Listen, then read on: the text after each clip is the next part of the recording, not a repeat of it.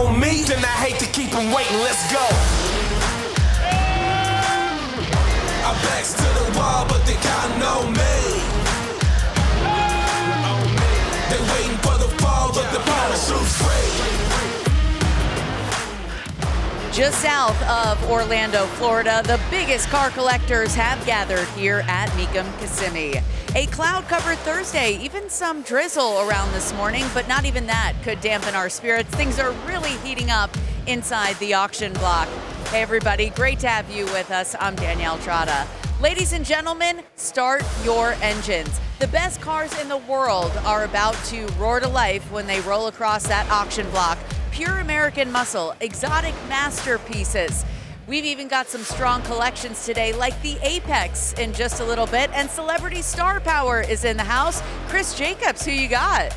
Oh yeah, Danielle, this car I'm standing right next to definitely fits the bill. This was the car that started the collection of Funkmaster Flex. 1969 L-Code Charger, powered by a 440, backed up by a 3-speed automatic on the column, copper over white. And you know what? As a very special treat, I got the man himself right now. Good to see you, my brother. Lovely to see you, man. So tough to see these cars going across the block today? Yeah, I brought a couple big block muscle cars out here that we're gonna move around. You know, I want people to check them out. Well, that's all happening today, so stick around for that. Rutledge Wood, can you top this? Chris, I don't know how you could top that, but I'll certainly try by showing you some of the incredible exotics that we've got here at Kissimmee. Take a look at this 2016 Lamborghini Aventador LP704, the all-wheel drive. This one is a Pirelli edition. They made less than 100 of these and only 30 of the roadsters for the U.S. This one's had sort of an Super Veloce Jota style update with vinyl wrap. You can see Pirelli all through the car. It was really celebrating their partnership of a Lamborghini Pirelli together. But this one is a stylish ride, Danielle. Cross the block a little bit later. Hey Rod, I see you right over there. That Lamborghini sure is sweet. Can't wait to see it cross the block. If y'all love cars, this is Mecum's Super Bowl. There's no better place on earth. So let's send it inside to our top two players who are calling all the action from the block. Hello, Scott Hoke and Bill Stevens. Well, hi, Danielle Trotta. Thank you very much. Thanks to Chris and Rut as well. Bill, we are going to kick it into a little bit higher gear today. You've already seen just a glimpse of what we have coming up. What's on my hit list today? For sure, a lot of Corvettes. That we know. We both love the Corvettes, and I know you're a Shelby guy. A little bit later on, we have a quartet of GT500s that are going to bring some big money potentially. And then even later today, we will see 3 Ford GTs in a row. One of them from 2022 that might end up being our top seller by the time the dust settles today. We're going to be hemorrhaging horsepower today, both domestic and imported. So if you're looking for something that gets you around 40 or 50 miles a gallon, maybe today's not your day around here. Yeah, good idea. You know, I mentioned kicking it into a higher gear. We're not going to hit the rev limiter quite yet. That's probably tomorrow and Saturday for sure. But tell me something that's on your radar today. Well, again, we're going to go back to the Funkmaster Flex collection. And he would probably say this car is dope. Yes, a 69 Z28, but no, that's not a 302. Au contraire. That is a 427 Rat motor that's been breathed on a bit. Edelbrock intake, a big Holly on it, MSD ignition, headers, dual exhaust, that TCI race-tuned automatic transmission, 12-volt rear end, and traction bars underneath to try to keep all that power under control. You see the Le Mans blue, and this automobile will terrorize your neighborhood if you are the top bidder. That's coming up in just about an hour or so, Scott. Okay, we'll be all over that one. By the way, I should tell you this. We haven't even gotten to the first car yet, and already we have 9 vehicles that have hit 100,000 or more as far as today's proceedings are concerned. So we're going to add to that total throughout the day today, I know. We'll start off with a 71, 1 year only, Boss 351, always, that's going to draw attention. Well, yeah, because this kind of brought the curtain down on those first-generation Mustangs with any horsepower. That Boss 351 with a 330 horsepower 351 in a great color palette, that bright blue metallic, and you can see the Magnum 500 wheels also adding to the appearance. That's got functional ram air. Yeah, that's not just for dress. That's the real deal. Traction lock rear end with those 391 gears we see in a lot of the high-performance Fords. Front disc brakes are power-operated. And this one, you can get the Deluxe Marty report with this automobile just to make sure that Kevin Marty did not overlook it. And, yeah, we're at $70,000. Yeah, this was just before Ford kind of deployed the drag chute as the heavy on the brakes. End of this era was it was off in the distance a little bit. $71,000 bid here. Yeah, the world changed in 1972, and we've talked about that how many times over the years. Compression ratios came down, emissions equipment started to strangle a lot of the high-performance engines, and Detroit, they could take a hint. They understood that the heyday of the horsepower was coming to an end. Not permanently, thank you very much, but for the next few years. And, of course, we know about the oil embargoes, gasoline, the prices really escalated. So this car represents kind of like the last chapter of Ford high performance for a while. 79 is bid. Yeah, Boss 351 with a 4-speed.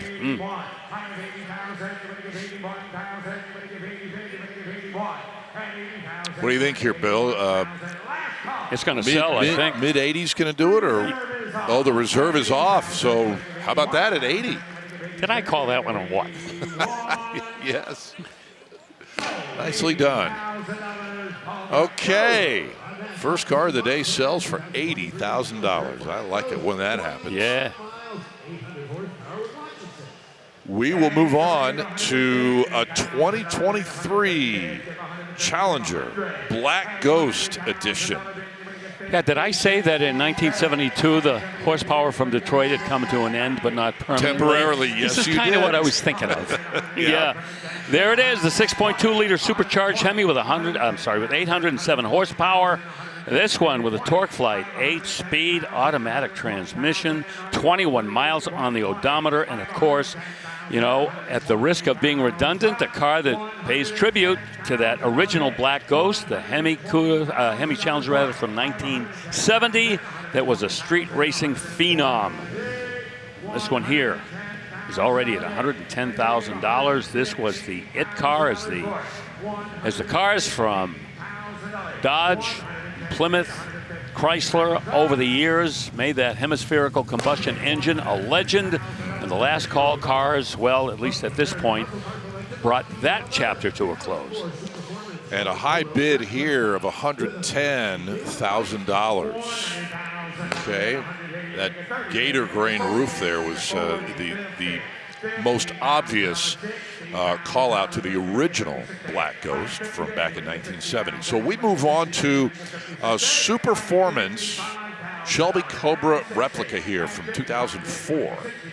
Superformance had the blessing of Carroll Shelby before he passed away, and that was a kind of a special thing because he did not do that with Cobra Replicas by and large. So this one definitely got his seal of approval. It's got a Roush fuel-injected 392. A 392, Bill? What are you saying? Is that a Hemi? Au contraire, that is a 351 stroker in there. So that's putting out plenty of horsepower. 8.8-inch independent rear end with limited slip and 373 gears. And the motor's been hot rodded too. Aluminum heads, MSD, Edelbrock intake. And a rather faithful reproduction of a 427 SC Cobra. You had one of these cars, right, back in the day? Didn't have a Superformance. I had an ERA, and I had a Shelby continuation car. Okay, right, okay. Right. All right. Moving on, 1964 Corvette. Almost I'm doing a double take at the color of the Cobra replica and the real Corvette here from 64, but it's not. Take me through this car here, Bill. It's going to take a couple of minutes to cover this, so just work with me, all right? Okay, they built Z06 Corvettes in 1963, 199 of them.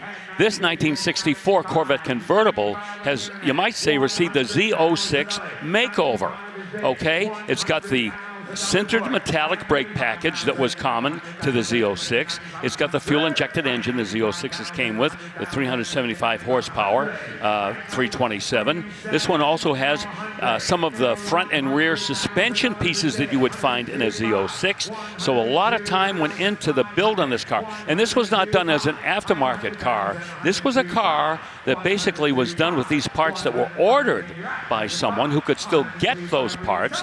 And I'll tell you how exacting this build was. Bloomington Gold certified, an NCRS Top Flight Award, a regional award. So this is not considered a hot-rodded Corvette.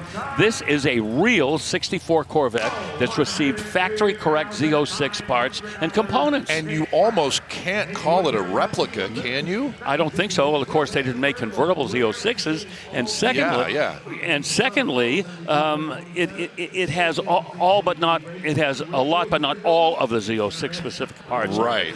So it's close. Wow. But yeah, that is an oh-wow car. That is very cool. It did sell for $102,500, so that makes it into our top 10, and everything in the top 10 is now six figures and above. Let's see what happens with this 1966 convertible. Guess what I was just going to say? This one will definitely go into six figures, and I didn't even have a chance to say that because we're already over that barrier. This is an L72 427. That was the big boy in 66, and this is the last 66 Corvette convertible that was built, and the last L72 427 in a Corvette that was built in July of 1966, the final day of 1966 Corvette production. And it has a lot of the special parts and pieces that were available, including the J56 heavy-duty brakes, has the radio and heater delete. It's been frame-off restored by my buddy Roger Gibson in Missouri, and CRS Top Flight, all kinds of awards and accolades for this Corvette, and ooh, it comes up short. Yep, NCRS car as well. 135,000. That's your mark right now. Going to take more than that to put that into your collection.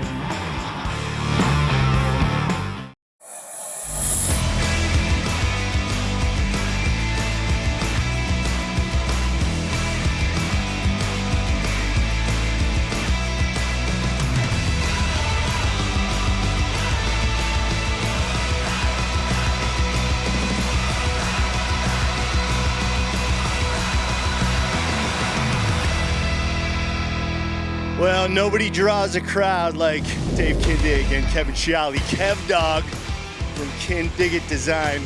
They've got three of their cars here at Mecum going across the block tomorrow on Friday.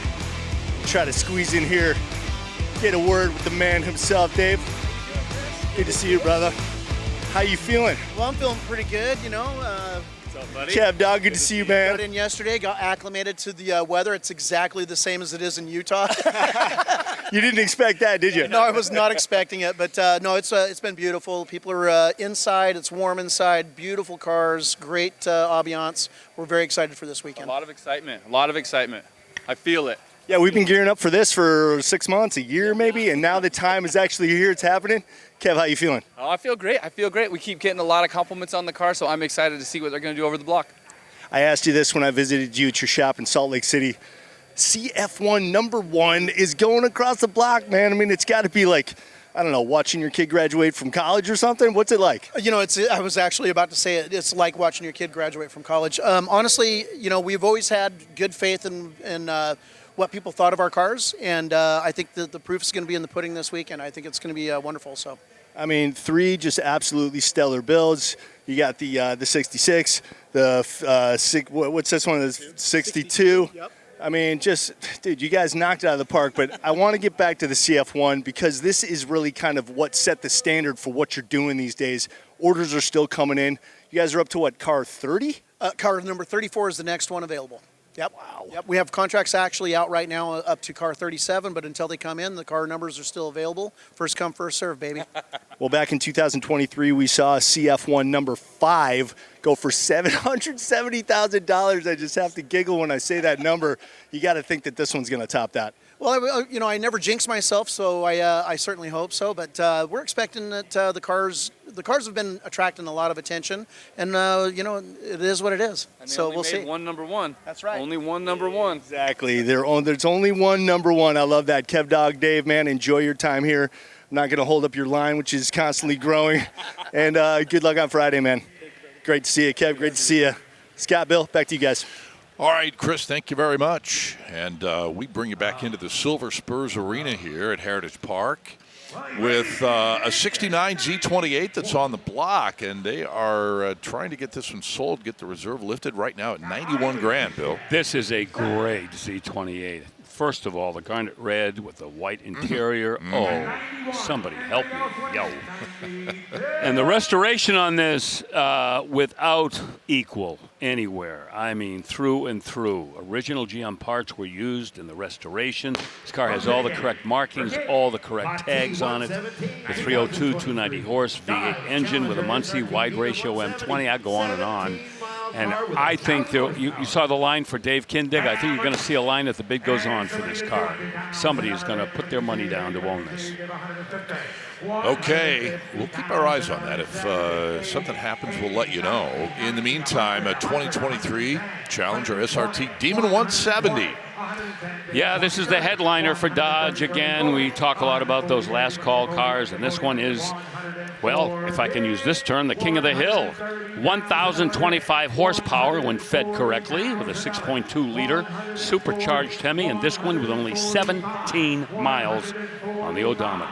It's Demon number 298 of the 300 for America, and this one has a few options, but again, the story here is the amount of horsepower that this car will put down, and boy, can it ever put it down. This has got the line lock, which drag racers will tell you is what they use to lock the front wheels when they preload the rear wheels so they can just jump off the starting line, and this one comes up a little bit short. 140,000, right. The bid goes on for that Demon 170.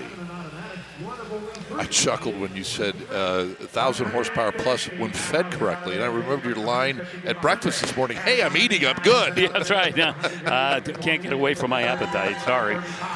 Hey, here's a 73 Pontiac Firebird Formula Super Duty. Two exceptional cars right in a row. We just had that Demon, and now we've got this Super Duty Firebird, 1973, 1974.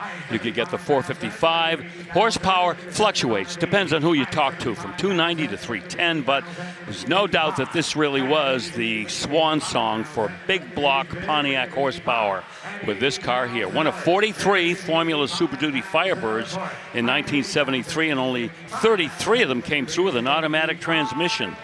Florentine red, burgundy interior, power brakes and steering.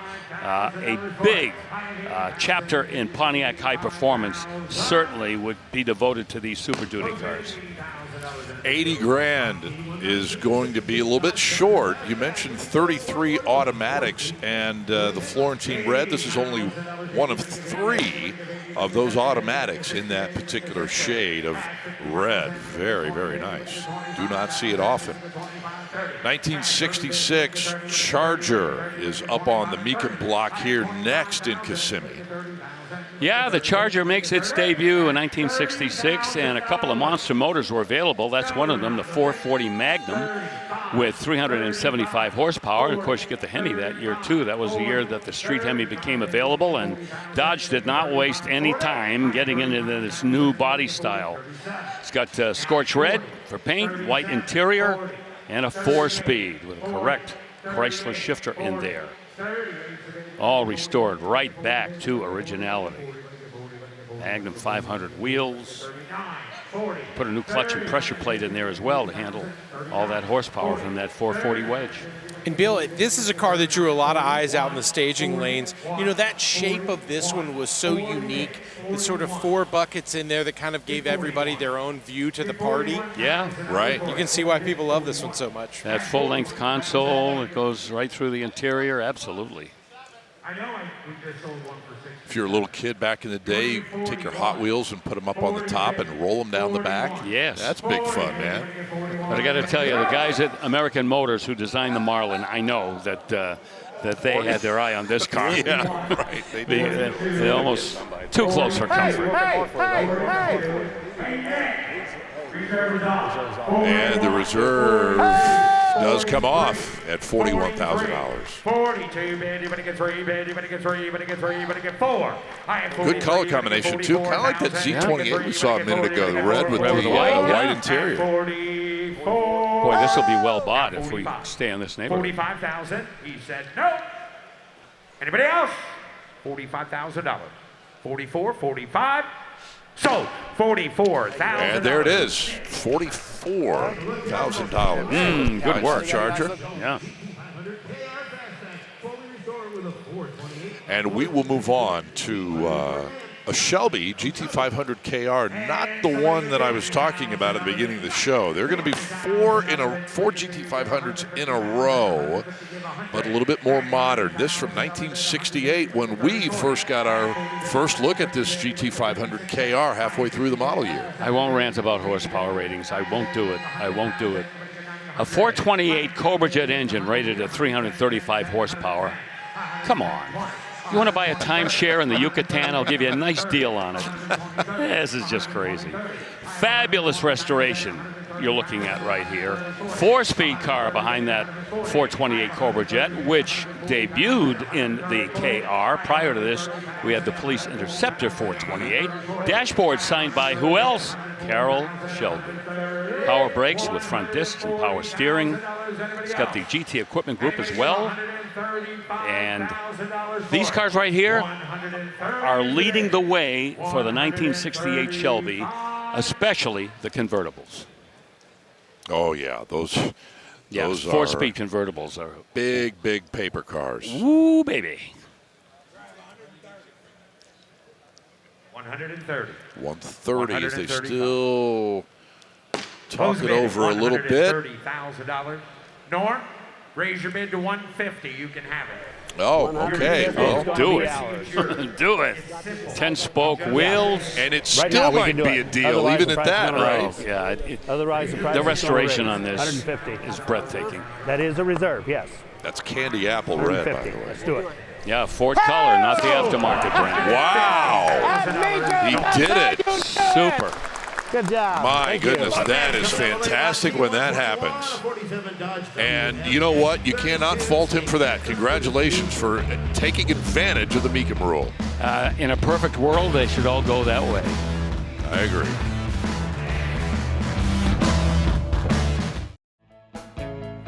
Welcome back to Mecum Kissimmee. And look inside the Bachmann Collection glass house. We'll see those cars coming up over the weekend.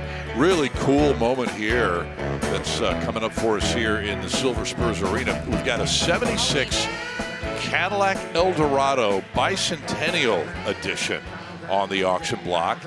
And a little bit of star power ownership here. This is a car that's owned by a guy named James Burton. And if you're an Elvis fan, you know that name. There he is. He is a member of the Rock and Roll Hall of Fame and the Country Music Hall of Fame, and played with many musicians over the years, including Elvis Presley. Yeah, the story goes that when Mr. Burton wanted to purchase this car, Elvis said to him, "Hey, don't worry, James, I'll buy it for you." And that was the way Elvis was a lot of times. Right. He would gift to a lot of the people that worked with him or in his circle. But you know what? James wound up buying the car himself because the dealer was near his house, and he was afraid that by the time the paperwork with Elvis got processed, the car would be sold. So he jumped in and he bought it himself. Rutledge, the Fender Telecaster in the back seat, the gentleman's holding, that goes with the car, right? It is also included. And guys, I've been all around this, 31 miles on this car. Whoa. It's gorgeous. Now, I saw the tweed case. You see that behind Mr. Burton there. Is that one of James Burton's own personal tellies? I believe it is. Okay. It looks like to me it had a little bit of a kind of a paisley finish on it.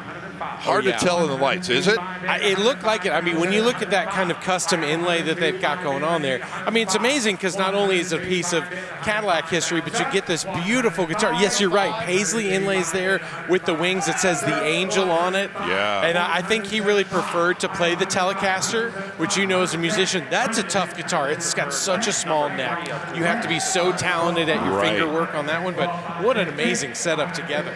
Well, by the way, this was one of the final convertibles from Cadillac. It's got the 500 cube engine with 190 horse. It's a final year for that engine, but blah, blah, blah, blah. Who cares about that? This is all about Elvis and his guitar player. $115,000 bid. 120. 115. By the way, I'm seeing this, that the Telly is one of 20 that was custom designed by James Burton. And again, as you mentioned, Rut, that goes with the car. Oh, that is not an inexpensive guitar, let me tell you. So the guitar was designed, not the Cadillac. Correct. Yes. Okay. Yes. I mean, it's got history. You know what I mean? It's a one-of-a-kind car with a story. 122.5 is the bid. 120 is the bid. 125. That's my friend Jerry there in that upper left-hand box who said he needed me to crawl around that car this morning. I did. It's super clean. I told him this is a great one to get. I wasn't sure how long he'd be interested. Wow.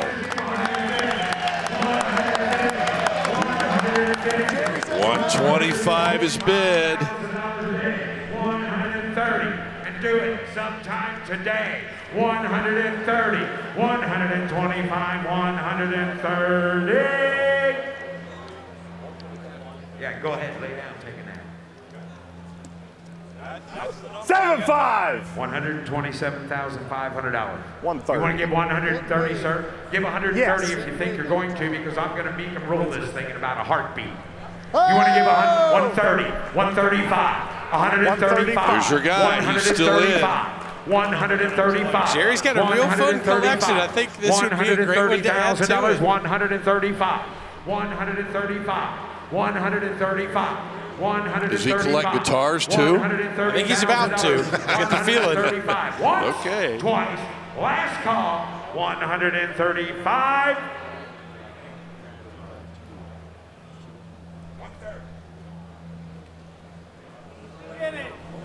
Well, Jimmy said he was going to bring out the Mecum rule. Yeah. I think we're probably better off staying here. Who do you work for? Who do you work for both sides? I want to get the car sold. 125. Yeah, we did a good job. We deserved to earn 125. Contemplating what's going to happen next. 125.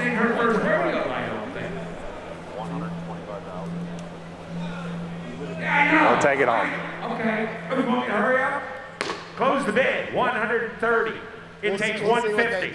You want to raise your bid to 150? Come on, hurry up, do it. Well, there it is. 150. You want to raise it Mecum rule to 140? That'd be beautiful. at 140. 150. Will you raise your bid to 140? Will you raise your bid to 135? See how long this is taking? Ma'am, we have $130,000.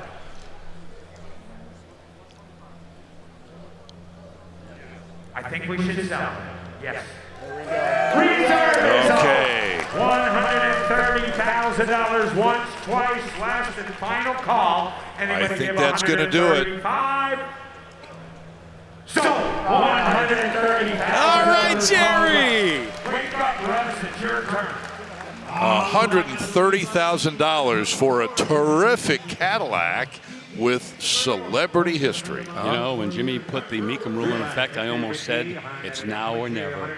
Oh, that's good. Yeah. That is good. You are on your game today, Bill Stevens. Hey, let's check in real quickly while we have some time with Danielle Trotta to tell us about a very special car, an event that's going to be coming up here in a bit.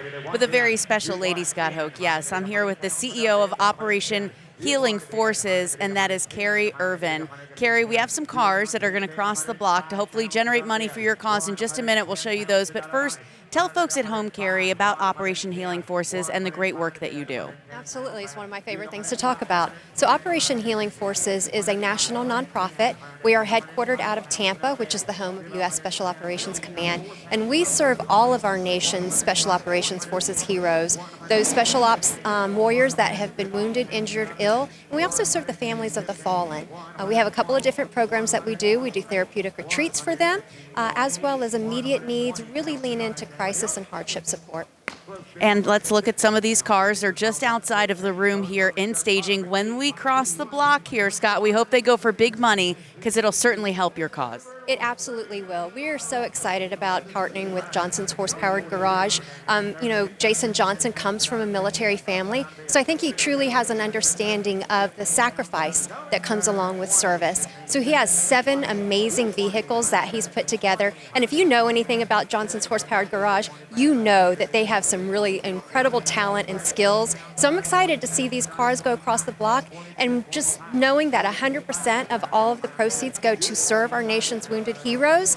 And with Operation Healing Forces, another plus is our board of directors covers all of our overhead. So literally every penny from the benefit of that goes directly to serve our nation's wounded Special Operations Forces heroes. So if you're watching at home, Scott, and the folks want to make a phone or internet bid, you know where the money's going on these cars. They're crossing the block in just a little bit. Carrie, thank you for all the work you do. Thank you so much. It's an honor to be here. And thank you for being here. Let's send it back to you, Scott.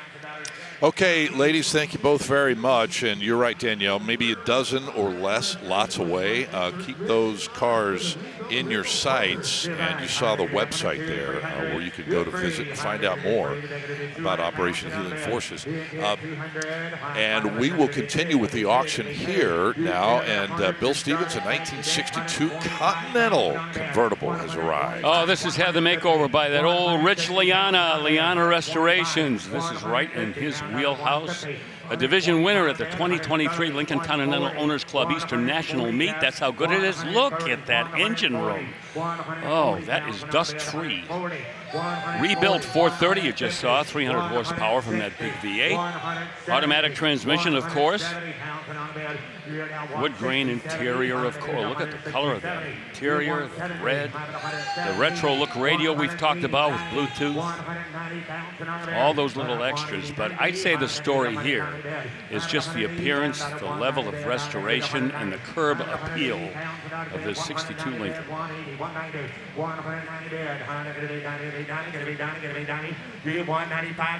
Very successful body style for Lincoln. They ran this pretty much the entire decade of the 1960s, of course, with those unforgettable quote-unquote suicide doors. I've had my people check, and there's no record of anyone actually committing suicide. Yeah, you those doors.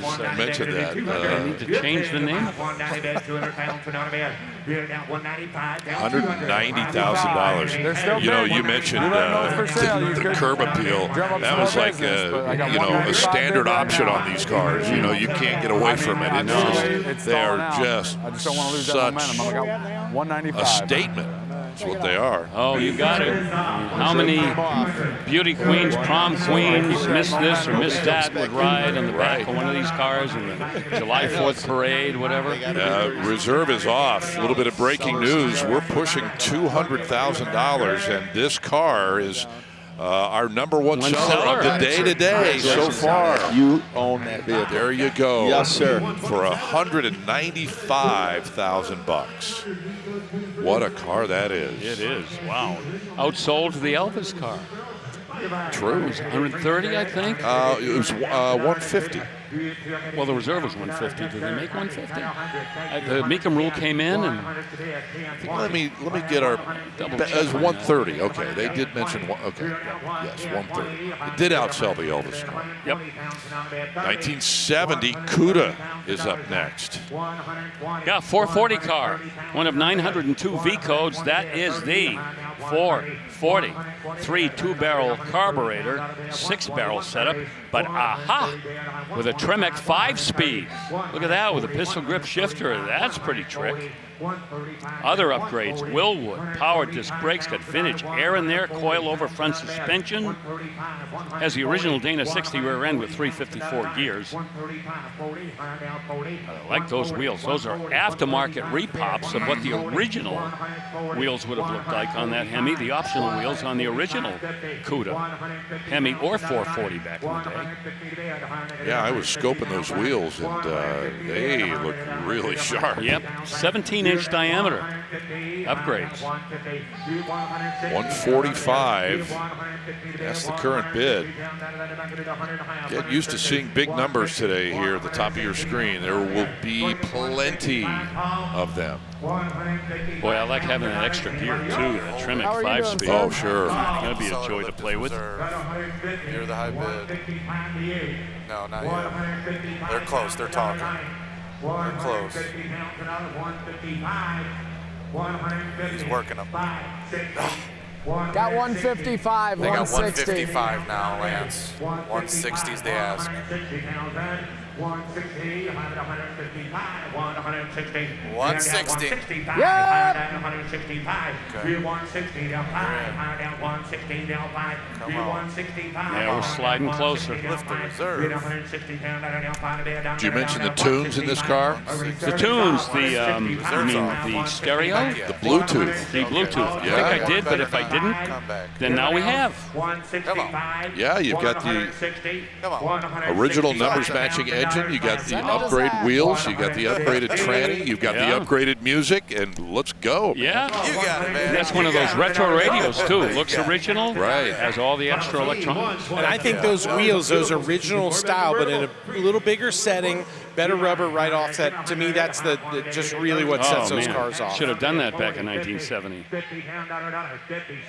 All right, put another one into the six-figure category here at Mecum Kissimmee today. Let's move on, shall we? 1962. By the way, the Cuda is now in the number 2 spot behind at Continental. Yep. That ran right before it. Let's check out a 62 Corvette now, if you don't mind. Okay, leaning over the fender here. That looks like an aluminum intake manifold with finned aluminum valve covers. That would be the 340 horse 327 sitting there. You had 4 different 327s you could have in 62, the last year of the C1s. It's a 4-speed car. There you go. You can see it right there. Sateen silver and a red interior. Oh boy, 62 Corvette went out with a bang. Last year for that solid rear end, so much changed. In 1963 with the Stingray. And Bill, don't yell. You got the job. Take it easy, son. Jeez. You know what? I think I'm going to put it in advance. I might go to Amazon or something and order an oxygen tank. Hopefully it'll get here by tomorrow so you can have it on Saturday, man, because you're going to need it. They may have one out at Mecum merchandise. I'll go snap that up right away. Oh, yeah. 62,000. 62 on a 62. There's some poetic poetry. 65 pounds, man. That's Russ Conklin, lower left corner, our auctioneer, up on the stand right now. Wow. How about a $5,000 jump there? 72. I think you're right. Yikes. Somebody wants it. Some late inning lightning. I've now looked at the Corvette. They got 69. You want 70,000? Last call. 70,000. Okay. Yes. No. 80. Okay, a little reset, very slight, $1,000 is all, and that's okay. That's okay. Because that car just sold. New ownership for that 62 Corvette. That was cool how it kind of stalled at 62, and then all of a sudden it went up. Boom, right. It was good. All right, here we go with a car that Rutledge previewed for us. We're going to hear from him on this car right now. It's a 2016 Lamborghini Aventador, a Pirelli edition, Rut. Rut, and I'm really glad to see you wearing shoelaces that almost match this car. Sometimes you get lucky, Scott. Today is one of those days. Yeah, beautiful LP 704, so about 700 horsepower, just under. All-wheel drive, that's what that 4 signifies. This car's been wrapped. It's got an SVJ-style fender set on here. It's one of only 30 roadsters they made for this Pirelli kind of celebration of their relationship with Lamborghini. You hear that exhaust sounds great on there. They powder coated the wheels gold, excuse me. But red underneath here. And for a 14,000 mile car, you know it's been driven, enjoyed. But I also appreciate that someone put miles on it. You know, that's a big one for me. Yes. And Bill, a beautiful setup on this car to see that bright green. And they call it the SVP, a Super Veloce Pirelli, which of course did not exist, but I think the styling what the owner did with it was a cool touch. Oh, no doubt about it. And you know, that is a great rolling billboard for Pirelli tires. They are kind of like the tire of choice for a lot of the major supercars. Those Pirelli Pilot Sport tires, you find them in a lot of those 200-mile-an-hour sports cars. And that exhaust note at idle is just like a symphony, man. I could listen to that for a long time.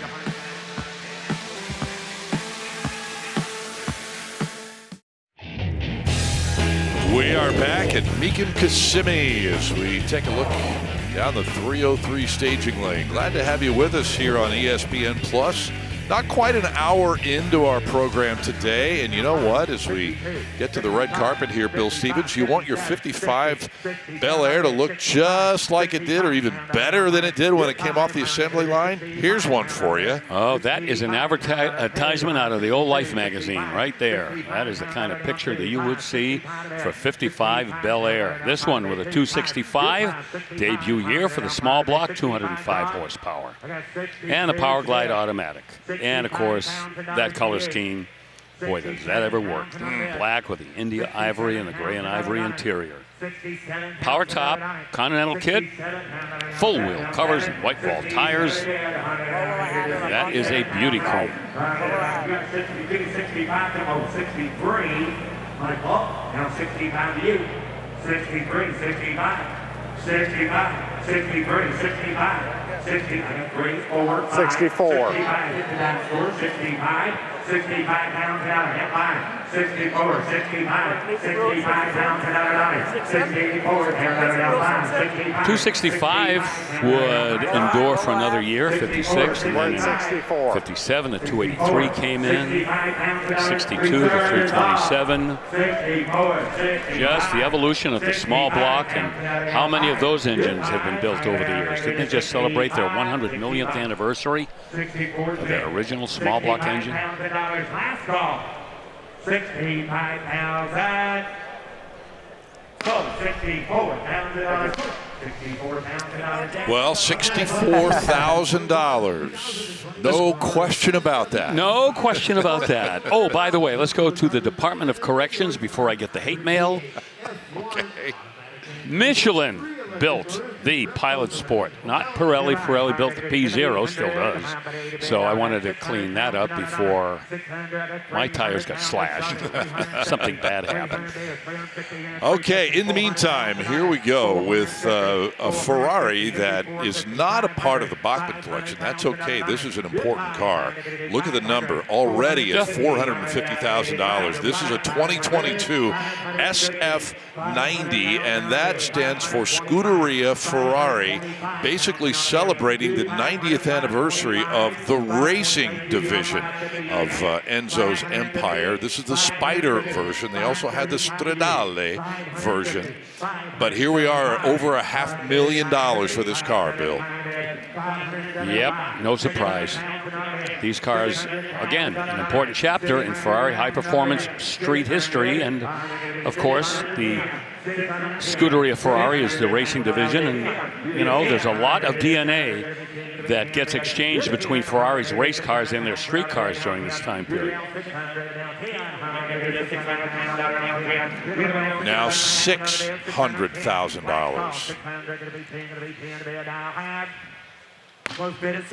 Yeah, we've talked about that when discussing the Phil and Martha Bachman collection, specifically the F50. I mean, it basically took an F1 engine and dropped it into a street car. Yep. And that's kind of been their MO over the years. $600,000 is the high bid, and that is just one of many Ferraris here on this campus outside of that incredible Bachman collection, which is 46 on its own.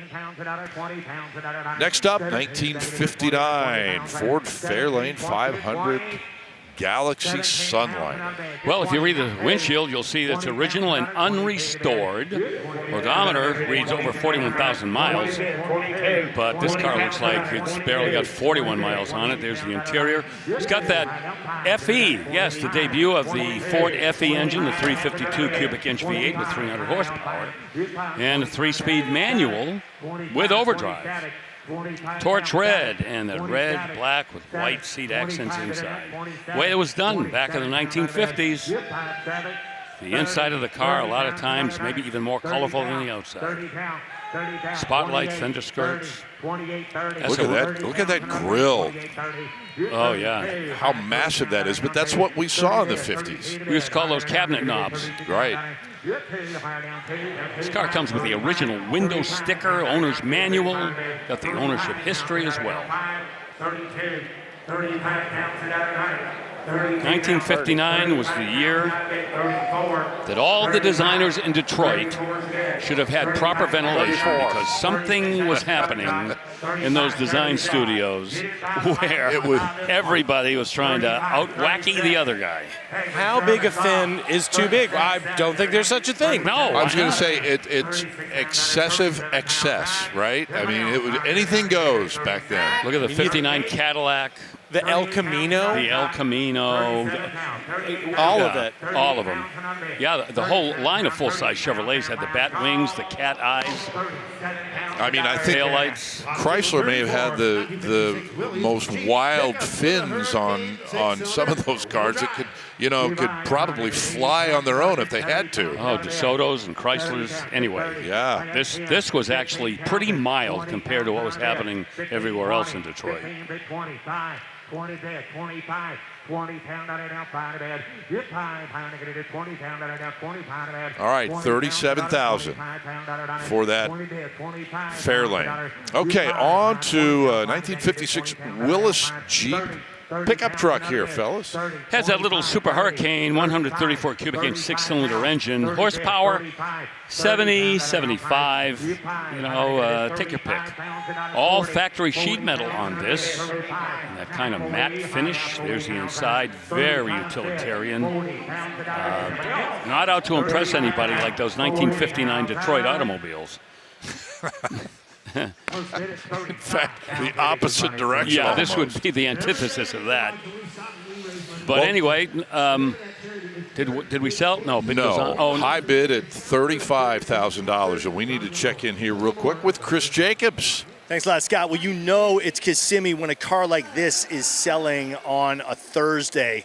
What a gorgeous 64 Corvette. This is a Fuelie powered by the 327, making 375 horsepower, backed up by a 4-speed manual transmission.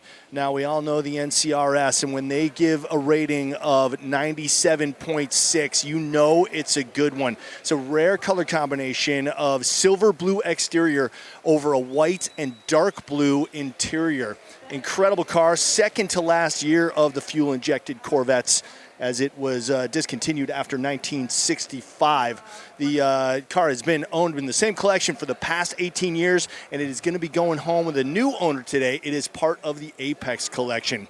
We got a ton more coming from Kissimmee on the other side of this break. Make sure to stick around, because coming up is the collection of Funkmaster flags.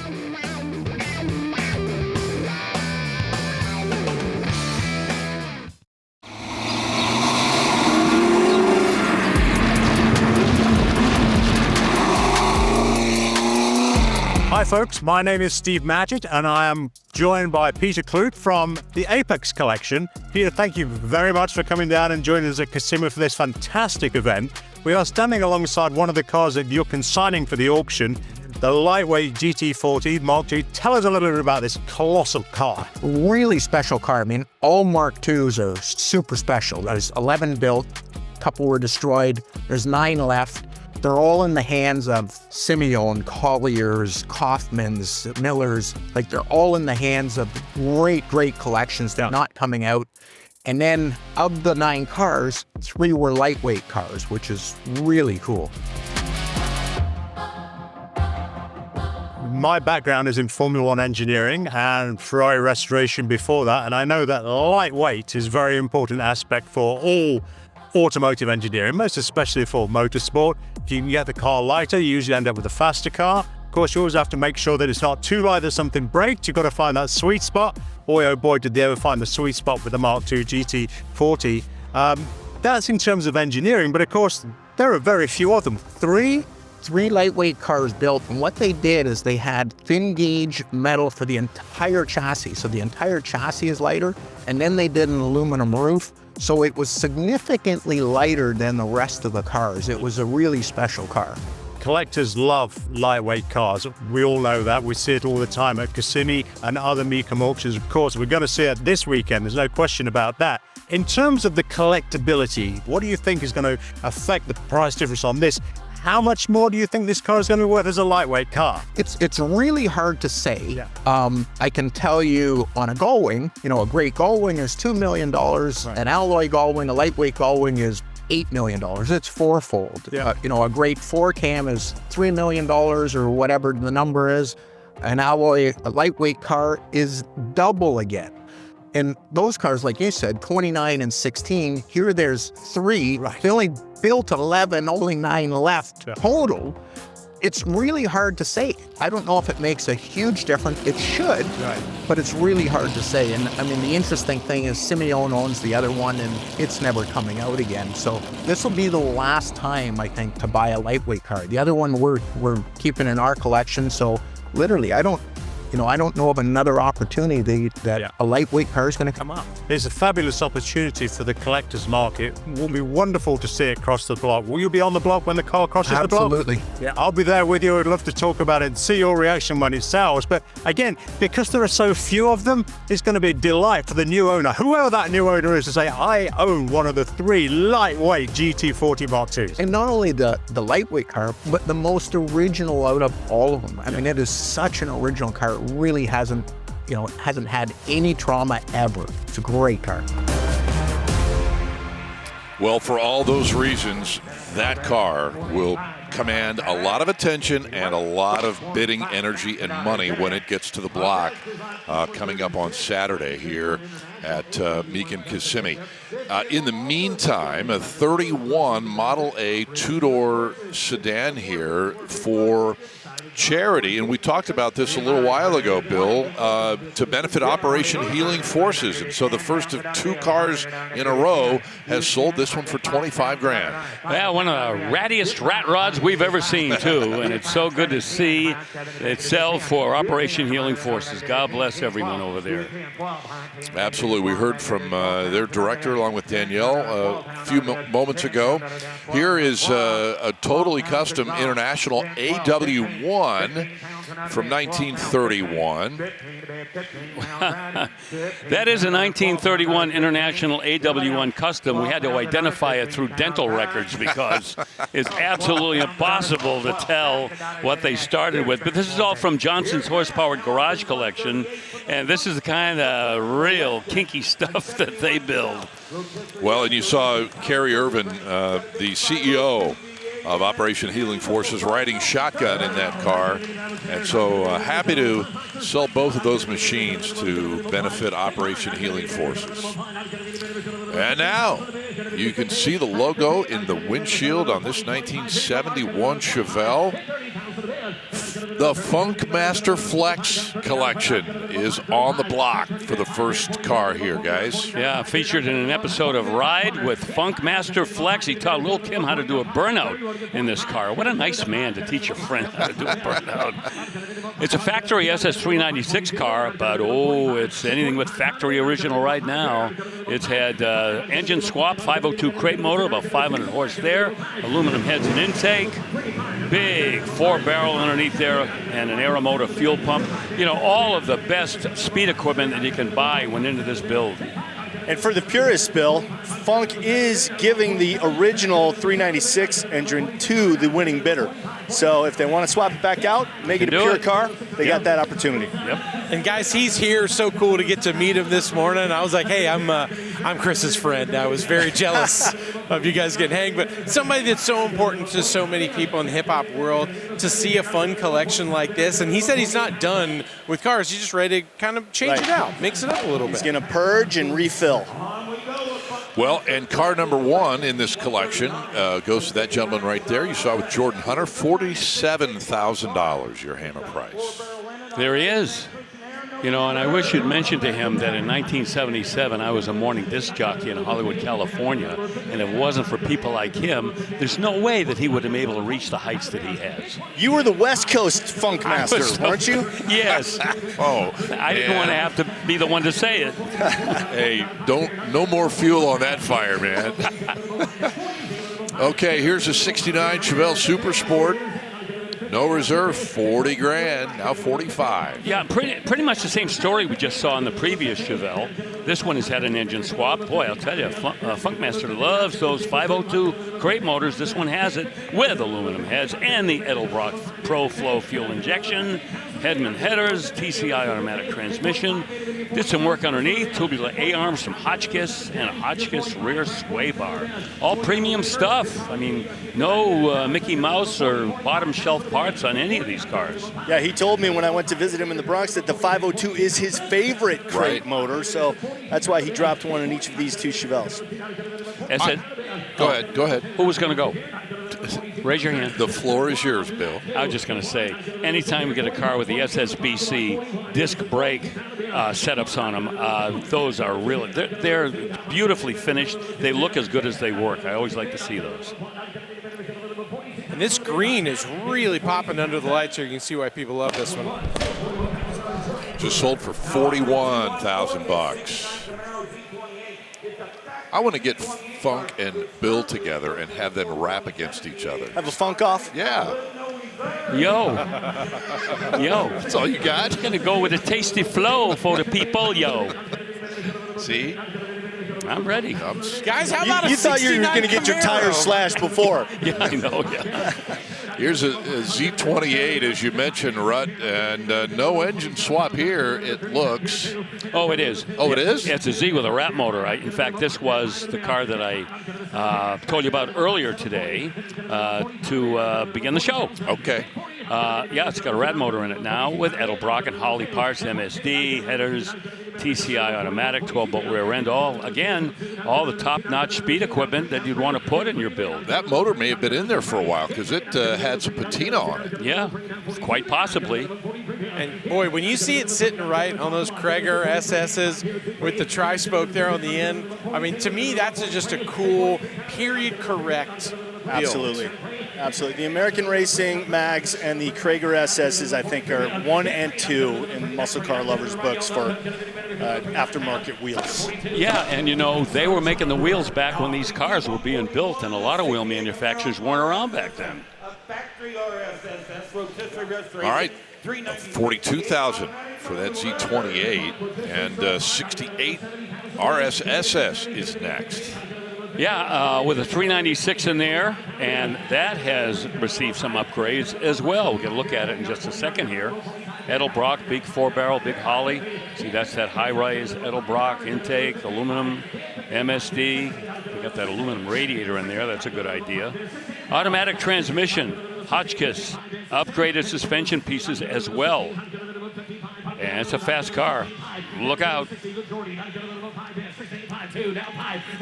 This one bringing a little bit more coin than the previous cars. We're at $62K here. Love the wheel choice. Yep.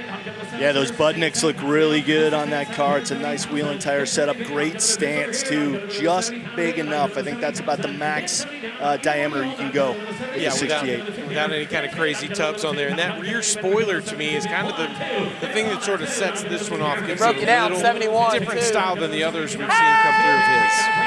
Yeah, rotisserie restored. Still has the original floors and quarter panels, which doesn't always happen with these older Camaros. 75K.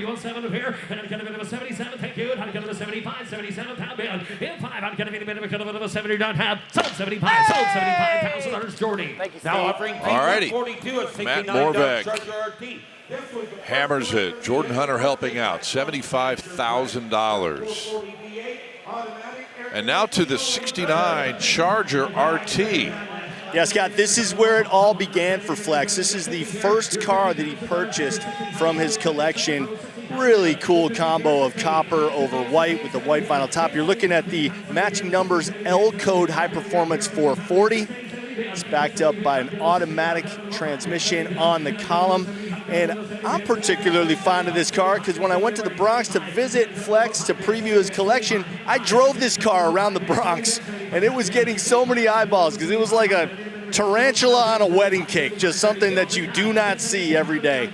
And a lot of fun, and again, with the Krager SS's on there, just a fantastic setup. And look at the money, 72 is the ask right now. And I think when he was a younger man, I think this was one of those cars he would see in New York and think, like, one day, this is going to be mine. And, this is how he started his collection. And I guess we're seeing Bill a little higher value. This one's a little closer to original than some of the others. Still has the Kragers on there. It looks great.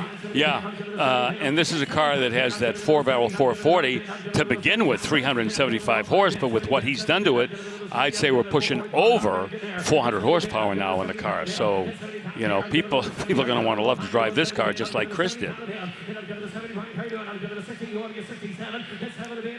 And it's a cool color combo, too, if we can give it a little credit. That kind of copper, brown it's doesn't, called. yeah, copper. Yeah. It's got a hint more brown than I think some of the other coppers of that era, but it really works with the white vinyl top and interior and the stripe. And that white stripe around the quarter is really set off, right? You're absolutely right.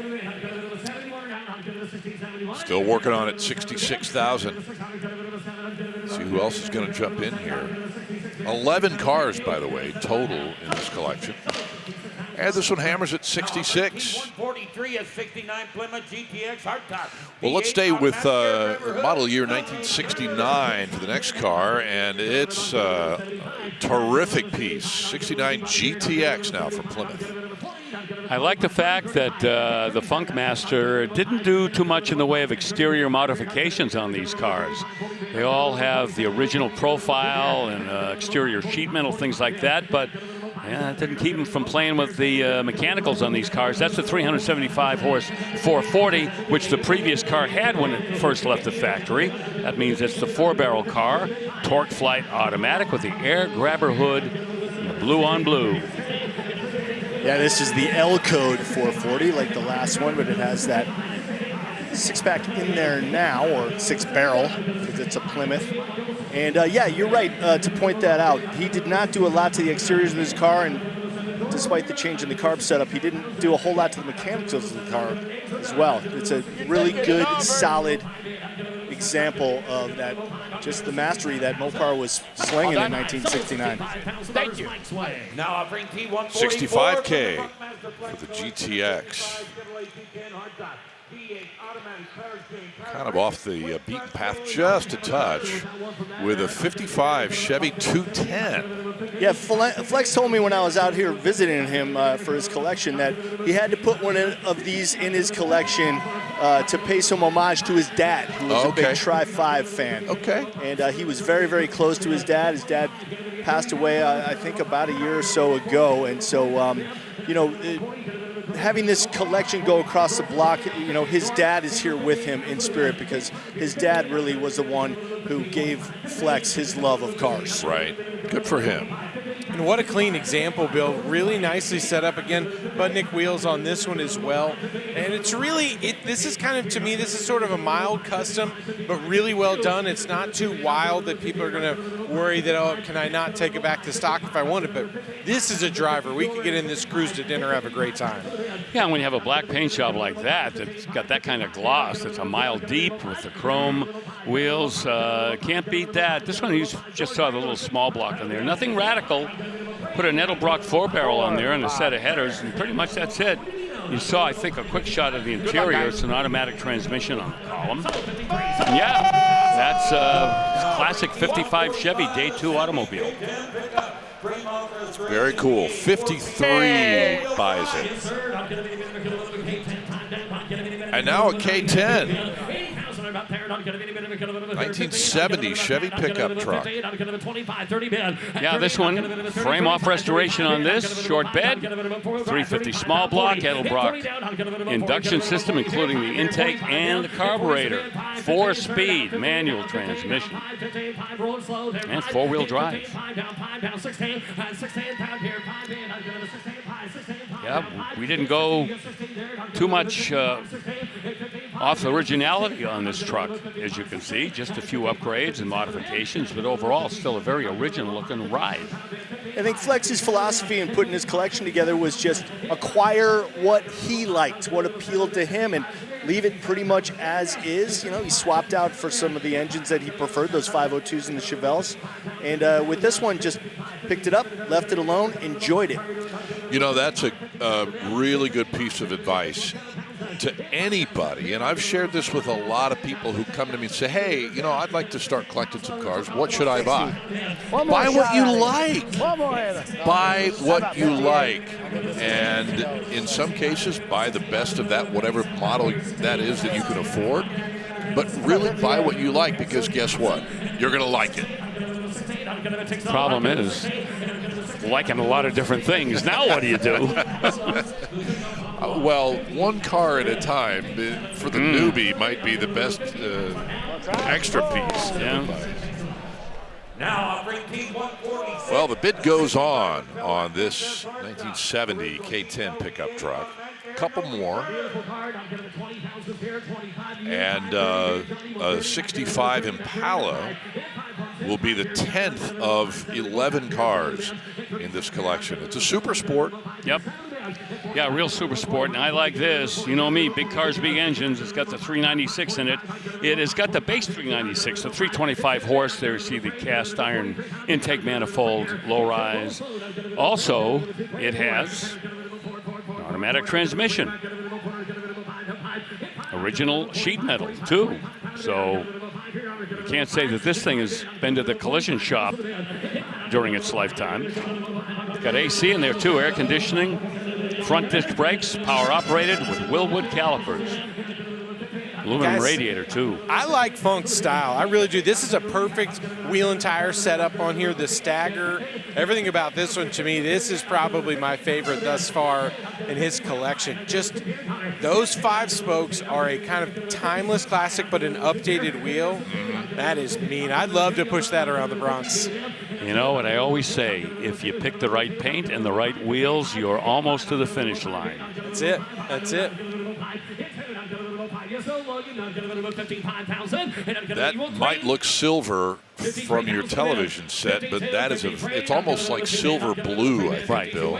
Yeah, very much like the color of the Corvette that Chris previewed for a while ago. Right. That's 64. 52,000 Now I'll bring team for the 140. Impala Super Sport. Okay, we're going to wrap up the Funkmaster Flex collection here with a 1965 Pontiac GTO. Boy, if that doesn't look original, huh? But wait a minute.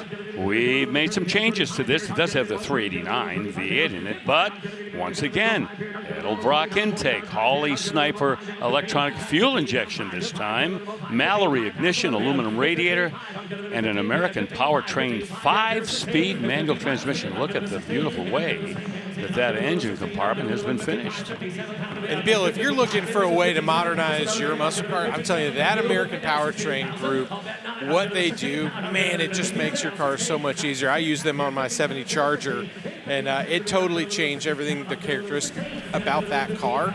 But also knowing you could easily swap it back at any time, make it more original if that's what your thing is. Yeah. They just do a great job. I think this is getting close. Oh, yes, sir. I did it again. You did it again, man.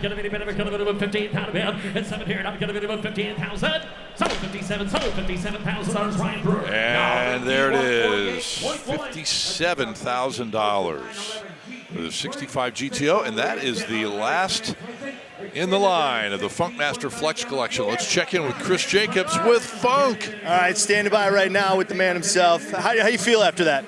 Amazing. First of all, the deals are not complete. I haven't met the people who are bidding on it yet. So I got to meet everyone, and we got to have a little talk. But very good. You know what? I had an amazing time here. Amazing people. Mecum is amazing. Such great car people that I've met while I've been here. Been super great. You are welcome back anytime, man. Great to see you. Congratulations, buddy. Scott, back to you. Thank you. All right. All right, guys, thank you very much. And as we mentioned, 10 out of the 11 cars sold, just a shade under $500,000. And my guess is the one pickup truck that went to the bid goes on. They're going to work something out on that one for sure. That's my prediction. Yes, sir. Yep. All right, the Funkmaster Flex Collection. Glad that he brought those cars here to us at Mecum Kissimmee. Now to a big car, and you can see the big number at the top of the screen. It is a 2018 Porsche 911 GT3. Yeah. I guarantee you will never fall asleep at the wheel of this Porsche with 500 horsepower underneath your right foot out of that 4-liter flat. 7-speed Porsche PDK, pretty darn quick. Oh, no, wait. Whatever. Do you want me to do it? Porsche Doppelkupplung. Doppelkupplung. I've been practicing on that, yes. This is a car that Chris and I saw the other day, and we've certainly seen plenty of GT3s. It's still, in that red, is so striking.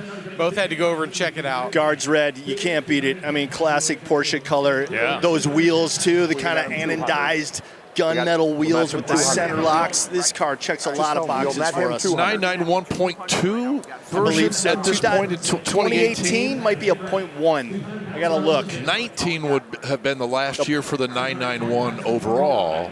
So that would have been a 0.2. So maybe this is a 0.2. Yeah, could be. I got to look at my my nomenclature. We'll get our people on that. But a GT3, nonetheless, that's the most important thing. Sure. By the way, 211 miles on the odometer. By the way, the reserve is off. And by the way, this is going to sell, and it will be our number one seller How did today. they resist such low mileage? I know. How do they resist? I can't fathom that.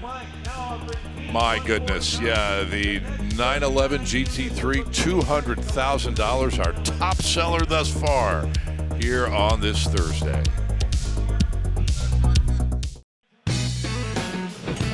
Oh, what a terrific crowd, and you expect that. You will not find an empty seat here come tomorrow or Saturday for sure. Not many of them today, in fact, as we get started with the Apex Collection. 39 rock-solid cars, a group of cars, the Apex Collection. We've seen cars from this group before.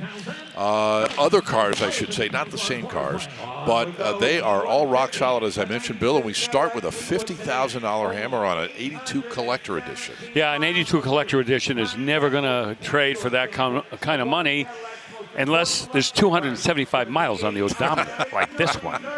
Yeah, Collector Editions popped up from the folks at Corvette a few times over the years, and that was the last one in the C3 generation. Okay, there's a theme developing with the first two cars here, Brother Bill. 96 Cadillac Fleetwood sedan with 817 miles from new. Yeah, this has got the 350 cubic inch, 260 horsepower engine, and that's not a Chevy, LT1 in this Cadillac. It's branded a Cadillac, but of course, it's the architecture is the LT1. So there's a little cross-pollination going on there between Caddy and Chevy. Final year for this large rear-wheel drive sedan. This has the original paint, top, and interior. Original bill of sale and owner's manuals and stuff like that. And this possibly could be the lowest mileage example of a 96 Fleetwood sedan. Shared a lot of the same parts as the Roadmaster, and people Buick, just love yeah. those sedans. But this thing would be cool is to, Chris, be able to have a brand new 96 Caddy Fleetwood. What is cooler than a black Cadillac, by the way, with that vinyl roof and the sunroof, too? Or, excuse me, moonroof. Yes, don't forget that. I bring back that nomenclature. I mean, you tint the windows and drive it. There's not another for sure. Just enjoy it. 2017 I'm on board, and that couple is as well. $48,000. Yeah, that's higher than the usual market on that. Right, and you said you get a brand new Cadillac, basically. Next up in this Apex collection is 2017 Chevy SS. Oh boy, they should have kept building these cars. These are so neat. 6.2 liter, 430 horsepower, LS3, 6-speed automatic transmission. These cars were quick, they could handle. They were kind of like BMW fighters for a lot of people, and you know, Chevy just kind of got out of the business of building these 4-door performance sedans. This is loaded with a lot of extras. It's got that moon roof, Brembo brakes, magnetic ride control, all kinds of neat stuff in this car, but love them. They were so cool, and I believe they did have an elusive 6-speed available. I've never seen one in person. I've heard they exist. You're right, they did have a manual. But these have a very rabid collector base, and these guys will share these cars around. This one's such a clean example, because I believe this is the Holden Commodore from Australia platform, that we got here. Uh-huh. Just, man, wish they had just kept building this and that Pontiac G8. I think Pontiac probably would have made it a few more years if they had kept pumping these out. That G8 was a stud. This one, by the way, let me quickly say, less than 3,000 miles, hence the hammer price on this. Another low mileage car from this Apex collection, and you are correct, sir. Brought $50,000. Next up, my buddy Tony the Golf Pro is all over this one. He loves these big Lincolns, man, whether it's a Continental or the town car version, whatever. He loves them. $30,000 to start off here. Oh, these cars are immense. This is a Lincoln Continental Nimitz class. 400 cube V8, 159 horsepower, which seems like an anomaly with that many cubes and that little horsepower. Yeah. But we're in 1979, so we remember how that went. Original white paint, original leather interior. White Landau roof, as you can see, factory air. There's an 8-track player. Does it have a tape in it? Yeah, it takes us good back. question. Bill, who is this car aimed at? Who would I have seen driving this car in '79? An older fellow with a white belt and white shoes. Somebody wanted to style and profile everywhere they went. Yep, heading for the country club. No dice. No tape. No cassette. Okay. All right, so we will move on to the next vehicle at no reserve, 2006 Cadillac DTS. Yes, it is the DeVille Touring Sedan, the DTS. Early production for the first model year. The VIN is number 51 with only about 1,900 miles on this. 4.6 liter V8 with an automatic. And all of the extras, all of those options and standard equipment is loaded into this caddy. Dual power seats, nav, park assist, moonroof, cruise control. Black on the outside, tan leather inside. This one, again, low mileage. And it is surpassing what this ordinarily would be selling for. Due to that. Still working its way up the leaderboard, 23.5. Yeah, ordinarily we'd see these upper teens, something like that. But a lot of those have got a whole lot more miles on them. Well, lest you think that the Continental suicide doors, Bill, were reserved for cars in the 60s, this will debunk that legend. It's a 2020 Continental Black Label car with suicide doors. Yep, look at that, huh? They are, once again, one of those trademarks for those big full-size Lincolns now in the year 2020. 3-liter, 400 horsepower V6, and this is one of only 150 that were built. It's a pretty rare car right here. Extras include the rear seat package, heated ventilated rear seat, center armrest, power recline. It's got the sun blinds. Original MSRP. Rutledge, you're down there. What are you seeing? Yeah, and it's got to be clear, this is a car that was manufactured with typically the standard opening doors, but these were a special edition where they made those kind of classic Continental suicide doors in the back. That's what makes this one so special, stands out, and it has the easy close. You just get it close, latch pulls right in for you. Well, I started to say the original MSRP on this is over $120,000. So that's why we're seeing six-figure bidding on it. Yeah, no doubt about it. And it has found a new home. We're going to continue with our coverage of the Apex collection and much more as we head down to the other end of the 303 staging lane. The fellas taking care of one of the other cars in this collection. Find out more about 303's terrific collection of products for your car at that website, 303mecum.com. Back here in Kissimmee, look at all of those Corvettes from every single generation, from C1 to C8, everything in between, and that's just part of the party down here in Kissimmee as we return to the block with another Cadillac. This is kind of like full-size o'clock here, Scott, as we've had just about everything, Lincolns and Cadillacs, and here's another Cadillac. And this one right here, 1992 Cadillac Brougham sedan. Low mileage, like a lot of them we're seeing recently, just over 12,000 miles. I'm going to try not to overly quote Outkast today, but this is a car that they've written a song about. Me and you, your mom and your cousin too, rolling down the strip on Vogues, those Vogue tires, coming up, slamming Cadillac doors. This car, to me, I would absolutely hop in and drive this home. And you can see the value it's bringing with only 12,000 miles, Chris. Well, for me, everything. it is all about the gold accents. Will got a nice shot of the gold hood ornament when it first rolled onto the block, and the gold striped tires. I mean, I love this car. I think for 91 and 92, definitely 92, the taillights have sort of a clear look with the red center. That front turn signal is a little more European inspired. It was before they made the jump to the next body style. But that, I think, was what made me love these cars so much. Just style everywhere you looked.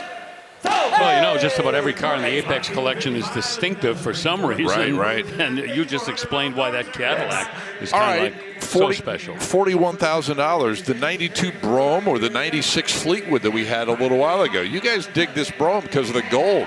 Oh, yeah. I mean, how do you not love it? The Vogue tires with the gold stripe, the gold lettering on there, it's amazing. Yes. All right, full-size o'clock continues, Bill. I love the way you described that. It's perfect. Think so, yeah. 2003 Crown Vic now. Crown Vic loaded with luxury right here. 4.6-liter V8. That's a single overhead cam V8, by the way.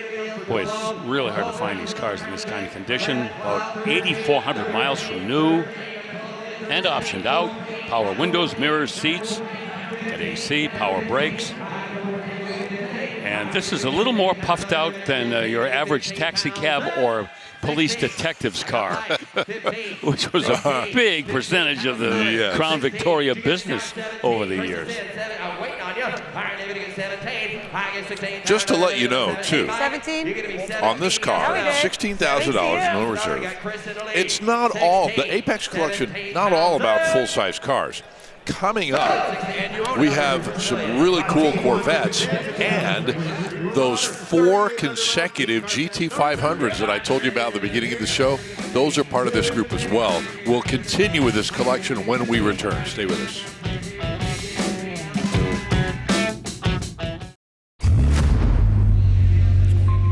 We are back in Kissimmee with a look at another quartet of significant cars that are coming to the block a little bit later on. The BMW Z collection, a Z1, a Z3, a Z4, and a Z8. All will be arriving in consecutive order a bit later in the day today, and we'll have that for you. Part of our live coverage here on ESPN+. I'm Scott Hoke with Bill Stevens, Chris Jacobs, Danielle Trotta, Rutledge Wood, and the Apex collection of 39 cars that continues with this 300 SE, Bill, from 1991. Yeah, and these cars right across the board with low mileage on the odometer. This one with almost 17,000 miles. That is it. It is a 3-liter inline 6-cylinder engine with a 4-speed automatic transmission. And you know, these cars, we see them coming through here, these used Mercedes, some of them, well, maybe not quite as old as this one, but we see just how affordable they have become, except when they've only got mileage like this. Look at this, $65,000 for, what are we looking at here? A 35-year-old right. Mercedes-Benz. Your math is still pretty good. Well, it's not going to hold up, trust me. But you're right, though. That is strong money for that car.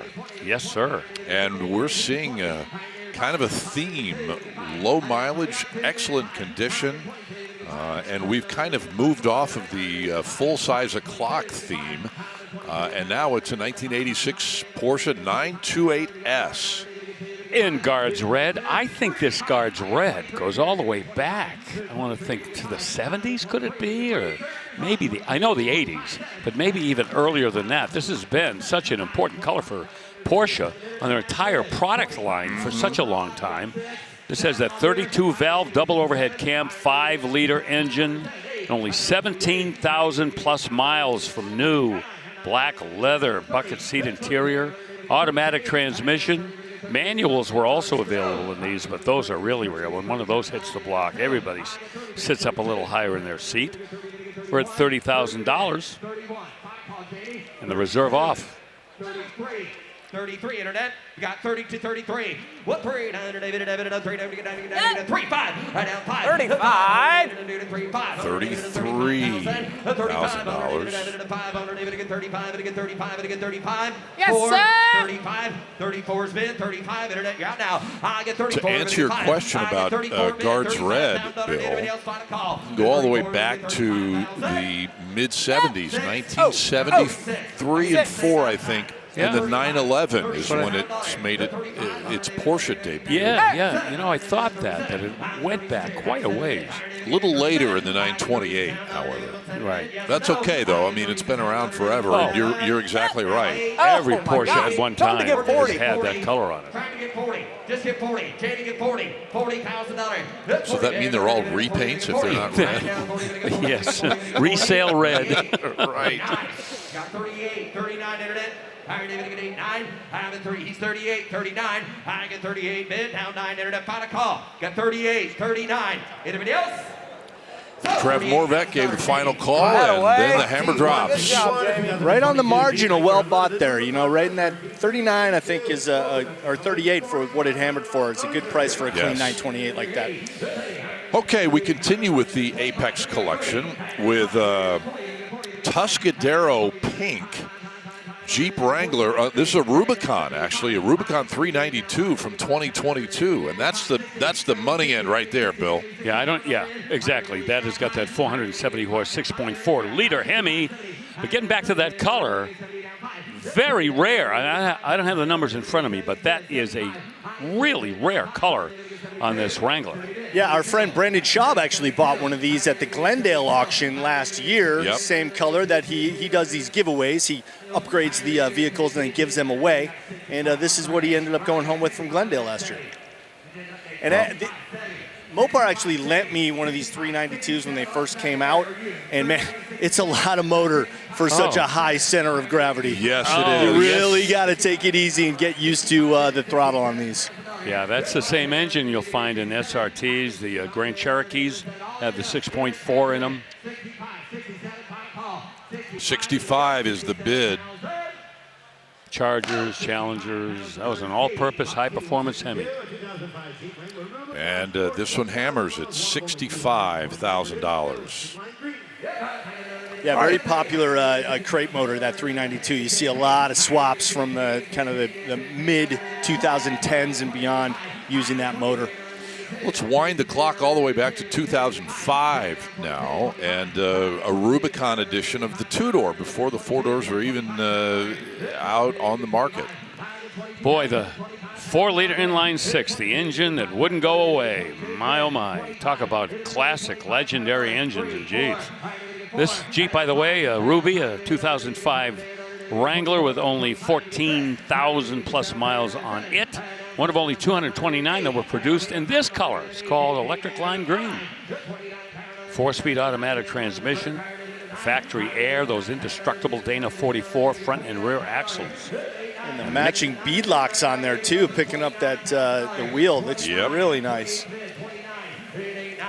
You mentioned only a shade over 14,000 miles, but that one looks like it may have 14 miles on it. The condition on this Wrangler is absolutely astounding. Yep. Carefully driven miles. Well, I was going to say not a lot of off-roading. I mean, it may look the part, but they've not done much off the pavement on this car. It's a Rubicon, but it did not do the Rubicon Trail. Correct. Sure of right. that. Got 28.5. You're out here, $29,000. Hey, reserves off. And there goes the reserve. So at this price, going home with a new bidder or a new owner, and they can certainly afford to take it off-road. That was well bought. That's where the bidding stops. Now we're still working on it. Well, at least it's open, and it will end at 28.5. Oh boy, high five to the top bidder on that Jeep. Good look overhead at it. And we'll move on to a 1980 GMC C10. Well, traditionally, pickup trucks get a lot of miles put on them. They are driven. Not this one, just over 3,300 miles. Short bed, square body pickup, small block 350 with an automatic. It's been lifted, you can see that. 4-wheel drive, power steering and power brakes, power buckets with a center console with air conditioning, and the dual fuel tanks. That exhaust rerouted just in front of the rear tire gives it a good sporty look too. This is a cool truck. Side exhaust like a Corvette. Yes, sir. Hey, that could be Scott Hoke blue. Yes, that is absolutely on the money. Guys, I like that one that they didn't go wild with the wheels. That's certainly a newer style, those fuels. But sometimes we see ones that are so wide, you kind of have to take a different approach to get to the door. Yeah. I want to be clear. A lot of people love that. But we seem to see the ones that sell better for a higher number with a little more setup close to this. Right. Yeah, those really wide wheels, everybody loves them, but the wheel bearings puts a lot of stress. They take a real beating, don't they? Yeah. The good news is, too, if the new owner wants to go bigger, he's got plenty of room in that wheel well to do so. Right. 34,000. Reserve comes off. The internet, Katie with the internet has the high bid over there. So $34,000, Katie. And that's where we will wind up at $34,000. Okay. Hang on to your seatbelts. This is one of the best 64 Corvettes, Bill, I think we have at this auction, and one of the best that I've seen in a long time. Yeah, the second one today, Scott, that is really exceptional. We saw that Z06 kind of makeover a little earlier. This one, Chris gave us a look at, and Steve Matchett would say this Corvette is smashing.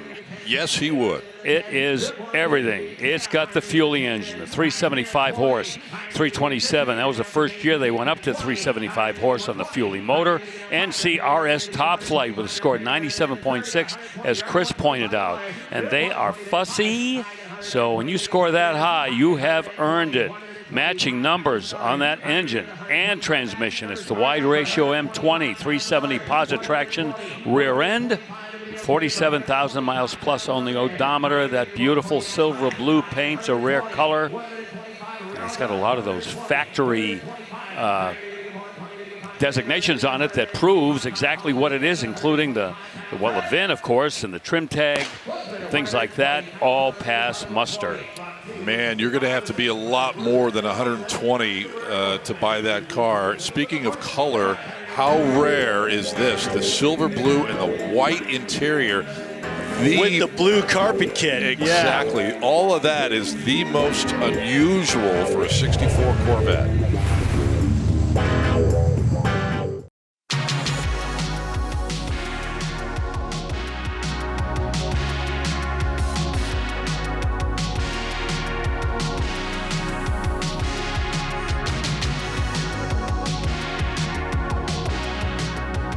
Just a look there at some of the most exquisite art, road art, that is all forms part of the Bachmann collection. All of the road art will be on sale on the 18th on Sunday. You can go online, mecum.com, find it on there and place your bid, but just beautiful. And talking about art, as I try and create a little segue, how about this?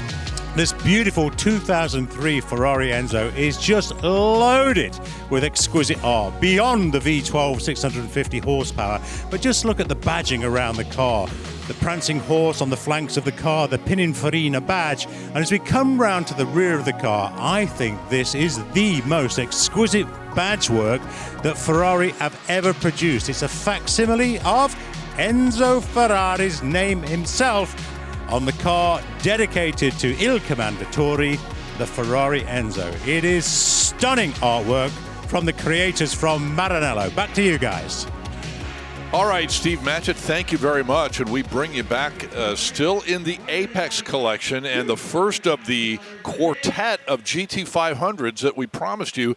This is a KR from 2020, and the bid here just wrapped up at $195,000, Bill. We're going to get into a real horsepower war here. This has the 900 horsepower Predator supercharged 5.2-liter V8, but they upgraded the supercharger. They went to a 3.8-liter Whipple, and so hence the 900 horsepower. And if you think that's a lot, hang on. I'm having a diaper fire right now. I'm sorry, I can't help you put that one out. Well, looks like they may still be working on it, too. They did flash bid goes on, but they went back to it now. I'd love to see it did. sell, yeah. Yeah, good catch, Chris. Thank you. We'll let that diaper fire simmer for a little while. Keep smolder. it going, yeah. Look, he's all done. 195. He ain't budging, so 210's what it takes. You do 210, I'll do 6%. The last one sold for 200. I'm not going to pay 210. Yep. I'll help you a little bit, and I'll do 6%. I'll do 200 at 6%. How's everyone having? Good time? Yeah, I do 210 at 6%. At 200, you got to stay at the full. I guess 8,000. I'll do 8% at 200. Jordy likes it. At 16, that only saves me 4,000. 8% at 200, I'll do. 8% at 200. 210. I've got 200. All right. 8. Still for sale. Don't work. That's it. So long and short is I get 200 bid under David at 205 pound under David at 200 bid 205. I believe we got good news coming. Hopefully, 200 is a bid. 205. Anybody else? He did raise the whole bid, so anybody else can play as well. That GT500 count. Anybody else? 205. 205. 205. Trying to get it worked out. 200 under David at 500 David at 205. I get 200 bid under David at 205. 200 under David at 205. Under David at here 200 bid 205,000. Oh man, they're so close, Bill. I know. 205. 200 bid 205. And it is. I believe we're going to close bid at $200,000. You, Ryan, stay tuned on that deal, ladies and gentlemen. Well, thank you. I'm just going to say this: $200,000, but stay tuned because there could be a deal even yet in this segment. We shall see. Yep, several $1,000s could be the tipping point. Yep. To sell the car. Okay, here is GT500 number 2, and to continue your theme about the horsepower war, Bill. Yeah. Oh, wait a minute. They just sold the last one. not even in this segment, but not before we get to the next car. So we'll call it 200 unless we hear differently. Yep. Yeah, we had a feeling. Anyway, well, you know that 5.2-liter engine that was in the previous Mustang that made 900 horsepower? Oh, that's not enough. Let's go to 1,204 horsepower in this Hennessy Venom 1200. 902 pound-feet of torque. By the way, is there any set of tires that can handle that? I hope so. One of only 66 1200 packages that were built worldwide. I mean, we could go into the facts and figures on this car, but I think I've given you the most important.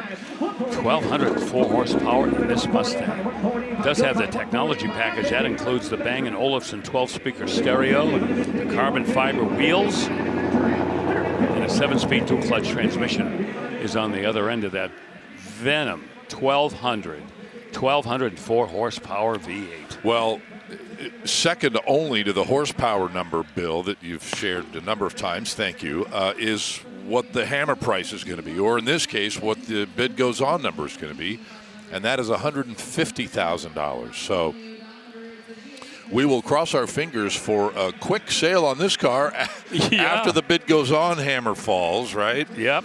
And now to the 2013 Shelby GT500, the third of 4 of these Shelbys, again, part of the Apex collection here at Mecum Kissimmee. With a paltry 662 horsepower. I'm kidding. Oh, yeah, these things, they will just scorch the pavement wherever you go. 1,611 miles from new. This has got that supercharged 5.8 in it, Tremec 6-speed manual. Yeah, 3-pedal manual here, 331 limited slip rear end with the SVT performance package and the track package. Those beautiful Recaro leather seats, just so comfortable, and they snug you right in when you're driving aggressively. And this one, believe it or not, I will predict this could hammer for less than $100,000. Okay. The way we're going, that seems reasonable right now. 70's the bid. Just makes you wonder, you know, did they lose the keys? What's going on here? 2013 car with 1,400 miles on it? I mean, come on. The only thing I can think is that this wasn't the only high horsepower car they owned, and maybe they had something else that they put more miles on. But you're right. How can you resist? Just getting out there with that. Yeah. Yeah, the reserve is off at 67. So 67,000. So 67. There you go. 67 it is. I'll tell you what, man, for that horsepower and that mileage, that's pretty good. I'm testing my math. It's got 662 horsepower. It sold for $67,000. So how much horsepower is that per dollar? Would it be 10? See, I pushed my luck. I should have left it alone. Chris, we're all three. Don't look at me. We're all three shaking our head. Okay, here is the last of the 4 consecutive GT500s, and for this one we go to 2020. Boy, this was the it car in 2020 for anybody who wanted a GT500. You couldn't even find them, and if you could, man, the dealers would love to take care of themselves because they were at a premium. The 760 horsepower Predator here with a Tremec 7-speed dual clutch automatic. You could not get the 3-pedal conventional manual transmission in these cars, but oh, they were hot items. 465 miles on the odometer. And this color right here, Grabber Lime Green, this is one of only 376 that was sprayed in that color. 92,000, 93,000. Anybody else? 92 here. Did you want $92,000, probably about $40,000 less than what they stick it for with the dealer market. And 92 it is. So a good little run of GT500s. Don't forget the 4 GTs, 3 in a row, coming up a little bit later on.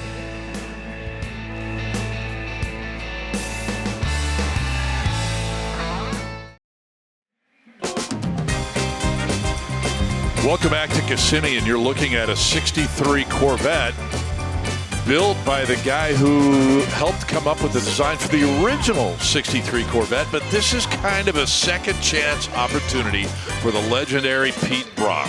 And we get to see this car on the auction block tomorrow here at Mecum Kissimmee.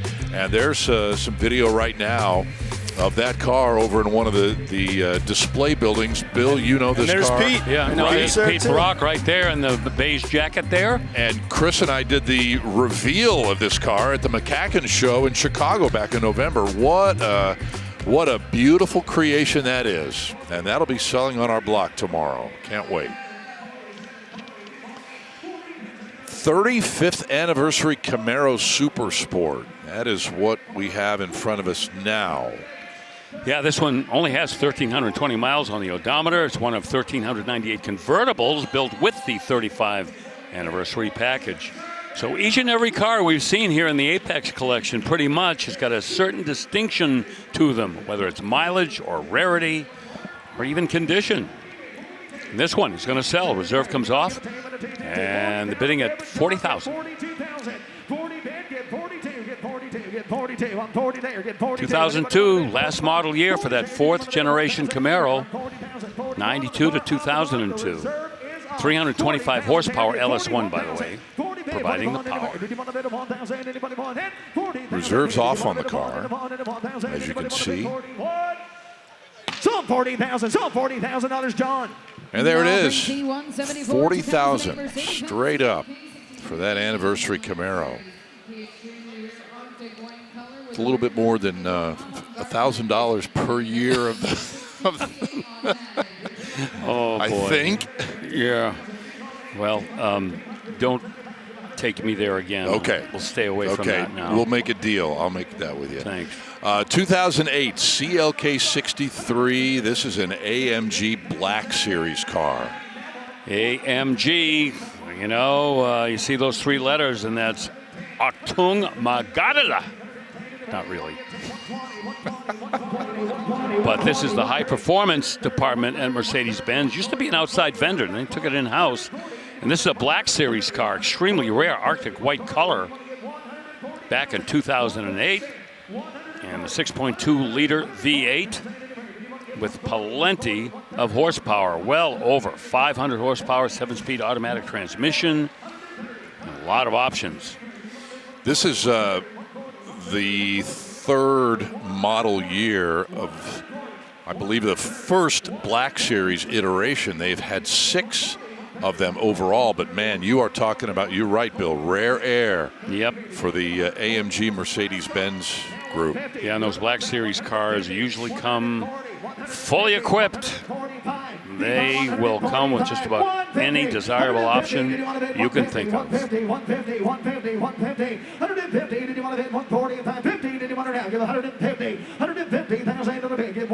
Almost 27,000 miles on this, so not the super low mileage that we have been seeing.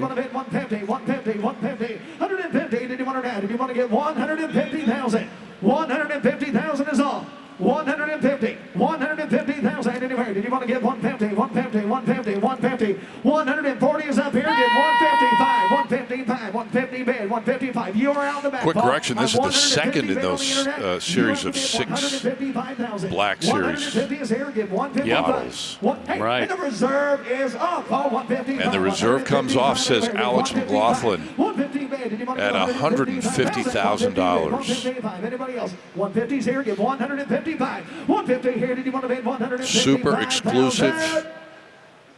Sold 150,000 on the internet. Here we go. And very rare. Wow. Top speed on that CLK 63, 186 miles an hour. Yep. That's amazing. I mean, that car doesn't look like it should be going 186 miles an hour, but. I know. Get that thing out on the Autobahn and look out, everyone. Here I come. Wow. Next up here is an E63S AMG. Yeah, this one of 2015. So we're getting a little bit newer here. This one with 577 horsepower out of the 5.5 liter twin turbo V8. That AMG speed shift, 7-speed automatic transmission. 280 miles on this Benz. Premium package, lane tracking package, lighting package, keyless go package. It's got a moonroof. And there's more stuff too. Harman Kardon, Logic 7 sound, cruise control. The infotainment system is state of the art. It's got nav. Yep. This is a 4-door sedan that almost has kind of like a luxurious condominium feel to it, with all those extras in there, creature comforts. A condominium that'll go extra fast. Fast condo, yeah. Now 60, 59 on the telephone, 60,000 to the net. Did you want to give 60? Now 60. Yeah, this was a pricey car when it was new, back in 2015. 4 players. And it's something we've seen time and time again. Some of these luxurious high performance European cars, BMWs, Mercedes, even Audis, Jags. Okay, no problem. This is a time when, after they've been driven a little bit, people that really couldn't afford to go into a dealer and get one new can still own one. 61, 62. Anybody else? 61 here. 2008 other now. Again, only 280 miles on the odometer here. That's it. So $61,000. And it sells for $61,000. Oh, there'll be some happy motoring with that new owner.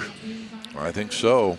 Autobahn or not, that's going to be a lot of fun.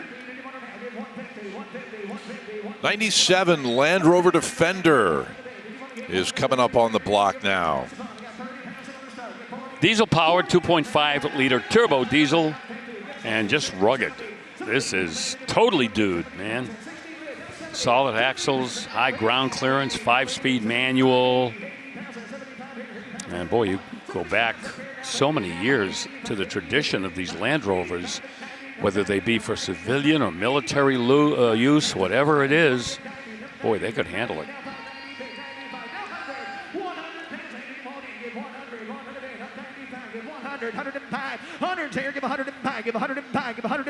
Yeah, we're getting close. This is about where they're trading for, low six figures.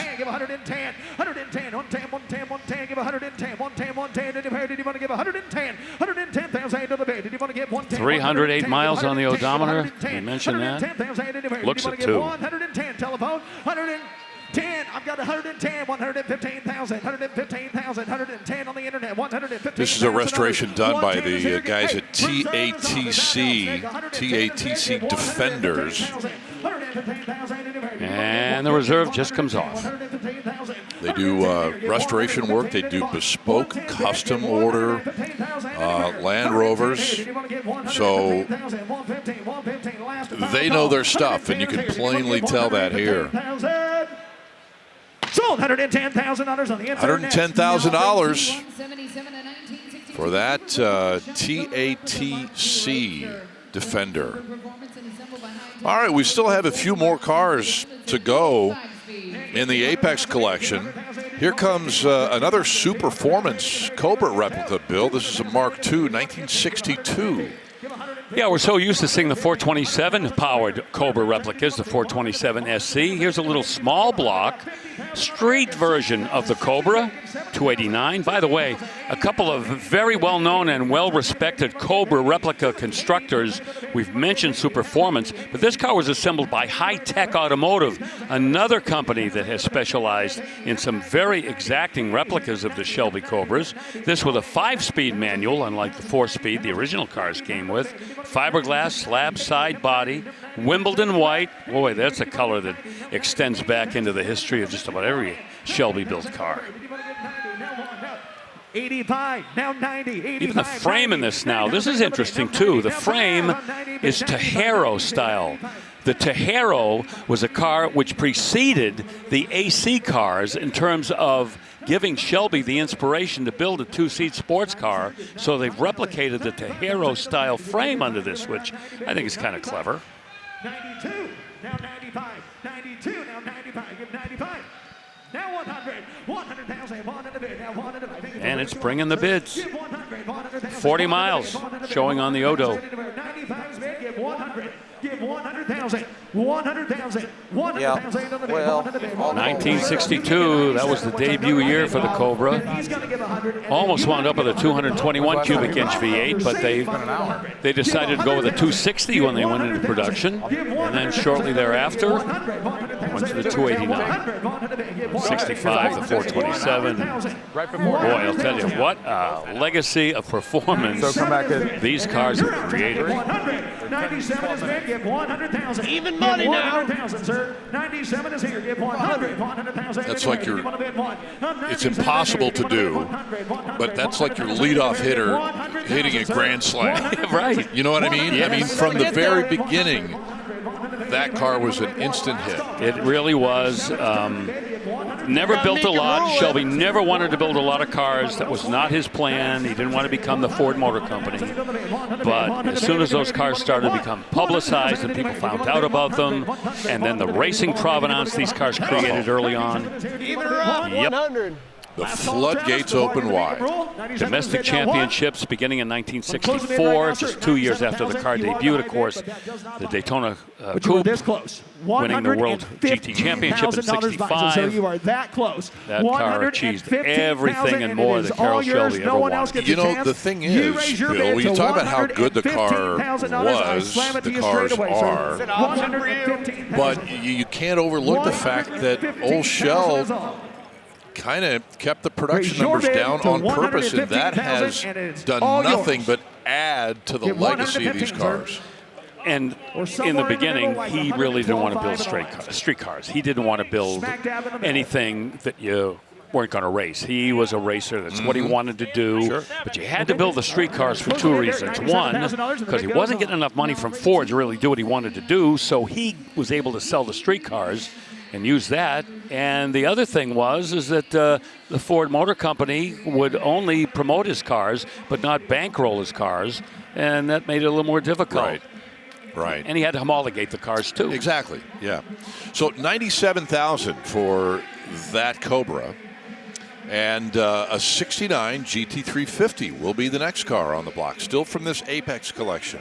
Yeah, the curtain was coming down on the Shelby Mustang the first time around, and 1969 and 1970 cars, pretty much identical. They changed them in 1970 and changed some of the trim and some of the cosmetics.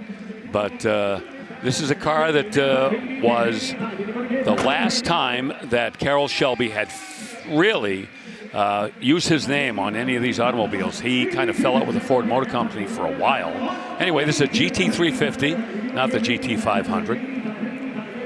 And he's had 351s in them. And this one done in the candy apple red with the 5-spoke Shelby wheels, raised white letter tires. And that Shelby look. Boy, oh boy, what a look it is. Oh boy. You know, that front end treatment, that was an acquired taste. I think it's great.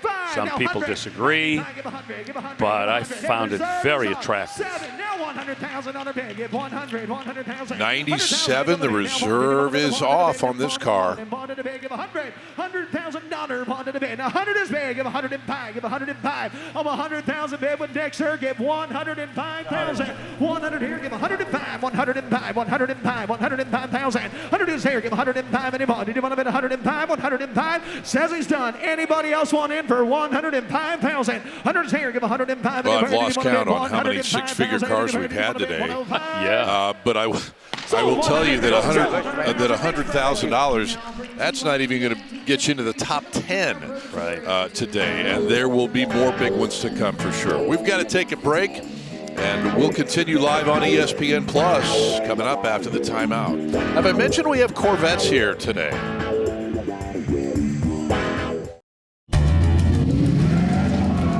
Welcome back to Kissimmee, Mecum Kissimmee 2026. As you take a look at the Dodge Thrill Ride, we're pleased once again this year to let you know that Dodge is the official motor vehicle manufacturer sponsor of Mecum Auctions. And couldn't be happier. That'll definitely get your adrenaline pumping a little bit. Hey, speaking of adrenaline pumping, look at this. We've got a 1966 GT40 Mark II replica here, Bill. The reserve has just come off at $250,000, and we've got a new entry for our top seller. Isn't that something? A replica trading at $250,000. There are several companies that do GT40 replicas, some pretty faithful, some actually have the blessing of Ford, and some of them, you know, they're a lower price replica. This one has 46 miles on it since the build, and this is one of those companies, CAV, that does it right, and that justifies the price that was just paid for this GT40 replica.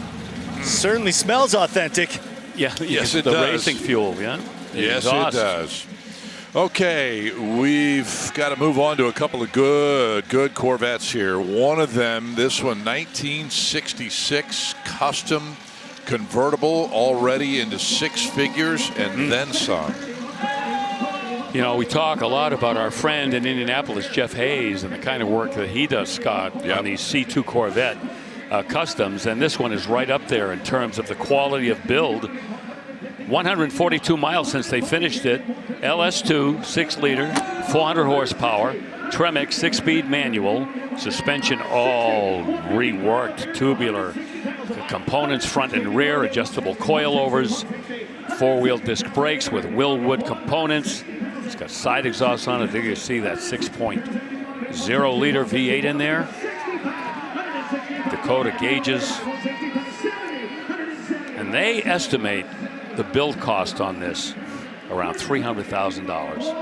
And that's what people are spending for cars like this kind of build quality and the exceptional finish work. Paint, interior, labor intensive. Big time.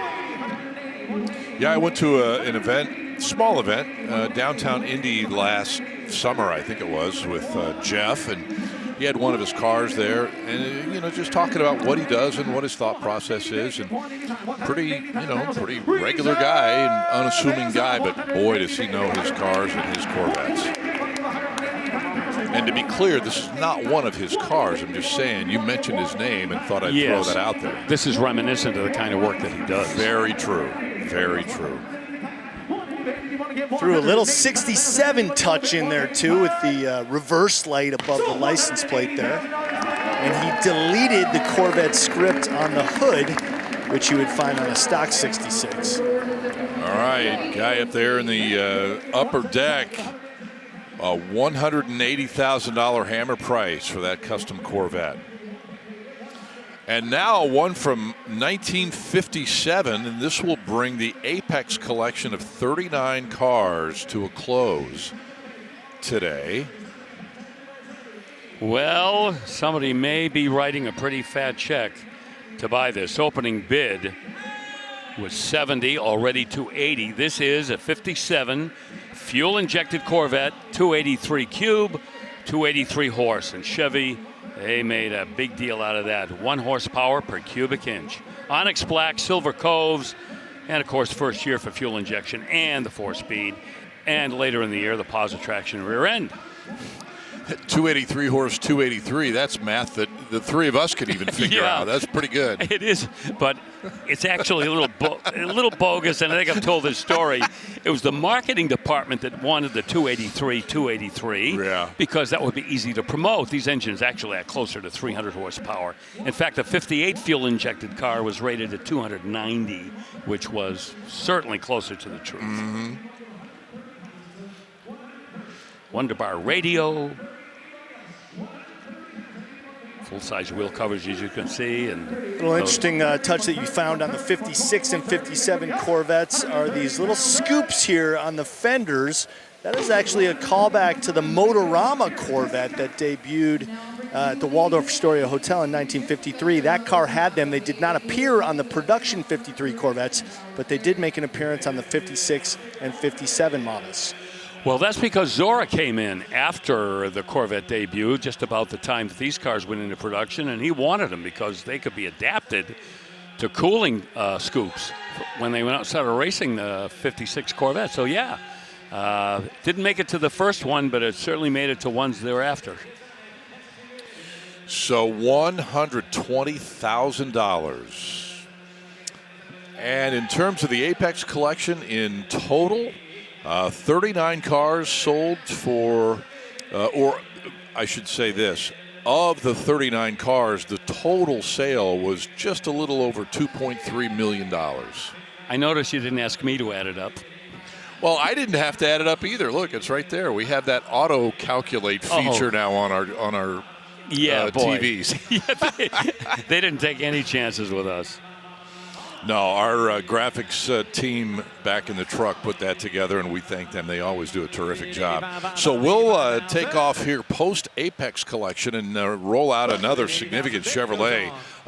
Red 62 Bel Air bubble top, man. Oh, boy. Okay, we're going back to 1962, year 2 for the 409. I look at this car, I think of Dino Don Nicholson and Hayden Proffitt, all the great racers that drag race these cars. And this hasn't sold right now, but it might later on at the bid goes on counter. And with that, we'll check out this Corvette. It is they're calling it a 1963/2011, and you'll see why here when we get close up to it. It's a Grand Sport custom, really, custom split window coupe. Yeah, it's Carl's custom. Carl Moyer, who has the late Carl Moyer, is going to have a bunch of cars here in Kissimmee that we'll see crossing the block. But this is one of his creations. He was building his operation out there in Iowa, was building these Corvette Customs with a late model platform and a classic style body on top. So this is a 63 split window coupe on the top with some obviously changes to the dimensions with a 2011 chassis and powertrain. Supercharged 6.2 liter, 600 horse V8, paddle shifted 6-speed, and a one-owner car with about 2,700 miles on it. And I got to tell you, the craftsmanship on these cars is so impressive. You can see just how much care and attention went into this build, outside, inside, underneath, everywhere. And that's why you see the bidding where it is. Yes, indeed. And the reserve is off at $185. Reserves off at selling 185, 190. That top, that transparent top is removable. There you go. Sold 185,000. Sold. That's pretty cool. Oh, it is very cool. All the way around. Yep. And $185,000. One of our Mecum Gold bidders there is going to take that Corvette home. And at 185, that is number 5 overall to this point. Here's a 2022 Audi RS7R ABT. Well, if you didn't know that Audi builds a muscle car, you're about to find out right here. Big twin turbo 4-liter V8 engine, 500 horsepower plus, 8-speed automatic with a heavy set of ceramic brakes all the way around. Got a body kit on it with all of these carbon fiber pieces.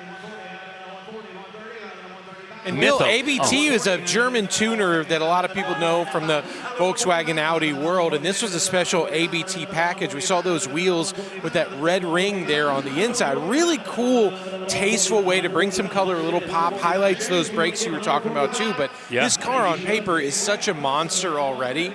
To hand it over to ABT, let them tune it, make some more changes, makes this one really special. Yeah, ABT, that is the opposite number for AMG and the M-Class cars at BMW. You know, these are the highest of the high-performance cars from those manufacturers. And this Audi right here, other than the R8, this is probably the fastest and most demonic automobile they build. 145. And as we wrap that up, man, that is a great look at the side. You talk about those red rings in there. That really does give it an extra little splash of color. A little pop, ABT style. Sure. Yeah. Agreed. All right, moving on. 1967 Corvette convertible now up on the block here. Okay, well, I didn't have a chance to say this is a 6-figure Corvette before it became a 6-figure Corvette. We're already at 130, and I knew it. How about Bloomington Gold Certified NCRS Top Flight? And I think I mentioned on previous telecasts, you know, that Top Flight Award, that's not a one and done. You've got to bring that car to NCRS events numerous times in order to get the necessary points to reach Top Flight. Right. And when these cars reach it, they have earned it. McCacken Gold Concours Award, McCacken Triple Diamond. This is a matching numbers, 435 horse, L71 427, close ratio, Muncie, M21 4-speed, Lindale Blue. I see Scott looking at the black book to find out how many were painted in this color. Yeah, a little under 1,400. Yep. Not super rare, but not at super the rare. top of the heap. Bolt-on wheels, side exhaust, black Stinger. Original VIN and trim tags go with the car. And known ownership, very important. And, of course, to protect the plate, too, which follows the car. Not all of them have it. You know, sometimes those get lost along the way, but you like to see that preserved with an automobile. 1967, that was the first year you get a tank sticker. I would have to believe that the tank sticker may still be in place, or it may have been ravaged, or maybe lost during the restoration. I don't know. No. But you always like to see that as well. Bid goes on. Good try. Excellent try, Bob. Thanks. Thank you very much for trying. We got more, so don't worry. Bid goes on. Okay, what's it take? One of the things that is, we talked about Lindale Blue. If I get 200 bid, will you sell One of the it? things that is very unusual here is that light blue top and the light blue interior. That three-way combination is exceptionally rare in a 67 Corvette. You set your reserves high so you can beat us up. We're well aware of that. Redline tires around those Kelsey Hayes wheels, and as we can see, no more spinners by this point. They have been outlawed by the National Highway Traffic Safety Association. A threat to pedestrians. Correct. Was the reason. Watch out, shins. Yep.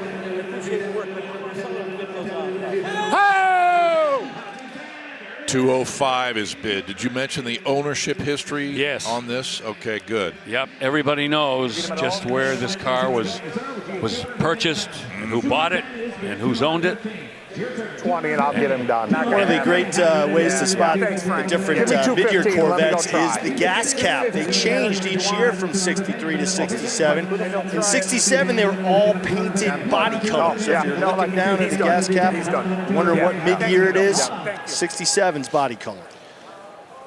Chevy could have built this car another year or two, too.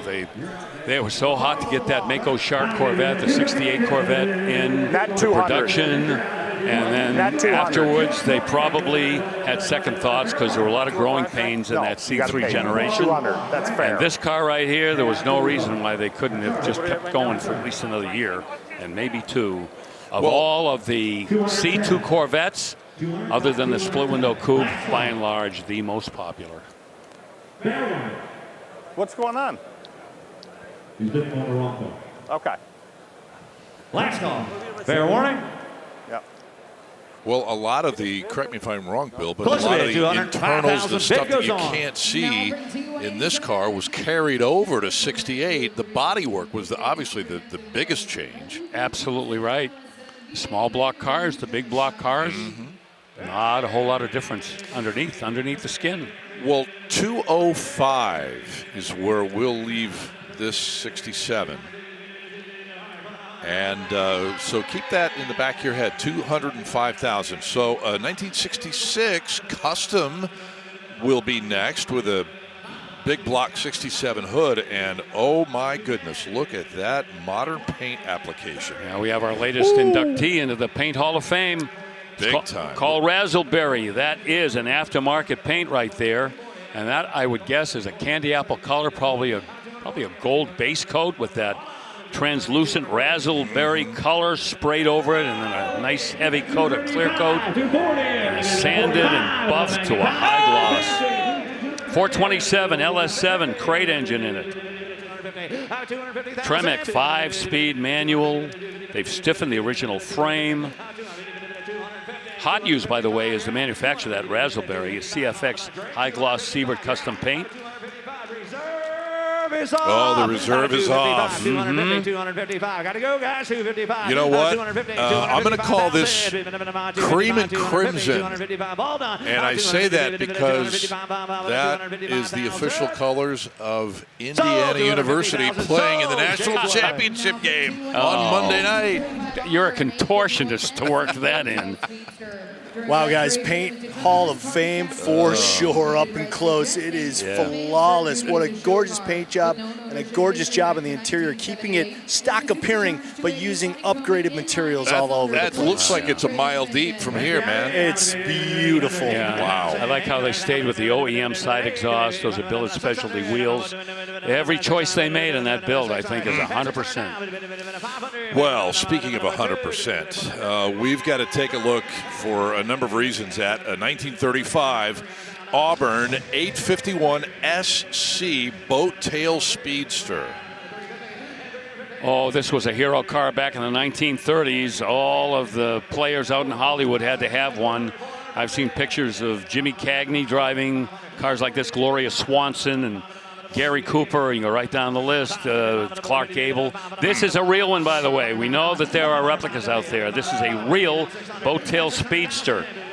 And the chassis numbers and the engine numbers, they jive completely. During the restoration, they determined the car's chassis was originally painted red, and they think maybe this served as a show car. Okay. And there you get a look at the supercharged call out on the hood. This car is pure Art Deco all the way around. Man, what a fabulous design. Yeah, the Lycoming engines in these cars, so much power, supercharged. And Gordon Bureau responsible for the styling. There's a guy that's in the Designer Hall of Fame without question. 3-speed synchronous transmission. Auburn, Cord, Duesenberg. They were the big three when it came to these low volume, high quality, high performance 1930 sports cars. And these were sports cars. Yep. Oh, yes. We're at $600,000. If you're wondering where they came up with the name Auburn, well, Auburn is a little tiny town in northeastern Indiana. My dad grew up there in Auburn, Indiana. Went to Garrett High School, in fact, and all these years later, still a legend. Cord, Ebbett, Lobbin, Cord, yeah, Duesenberg, the Duesenberg Fred and Augie brothers. Duesenberg. Yeah. I see a pattern developing here.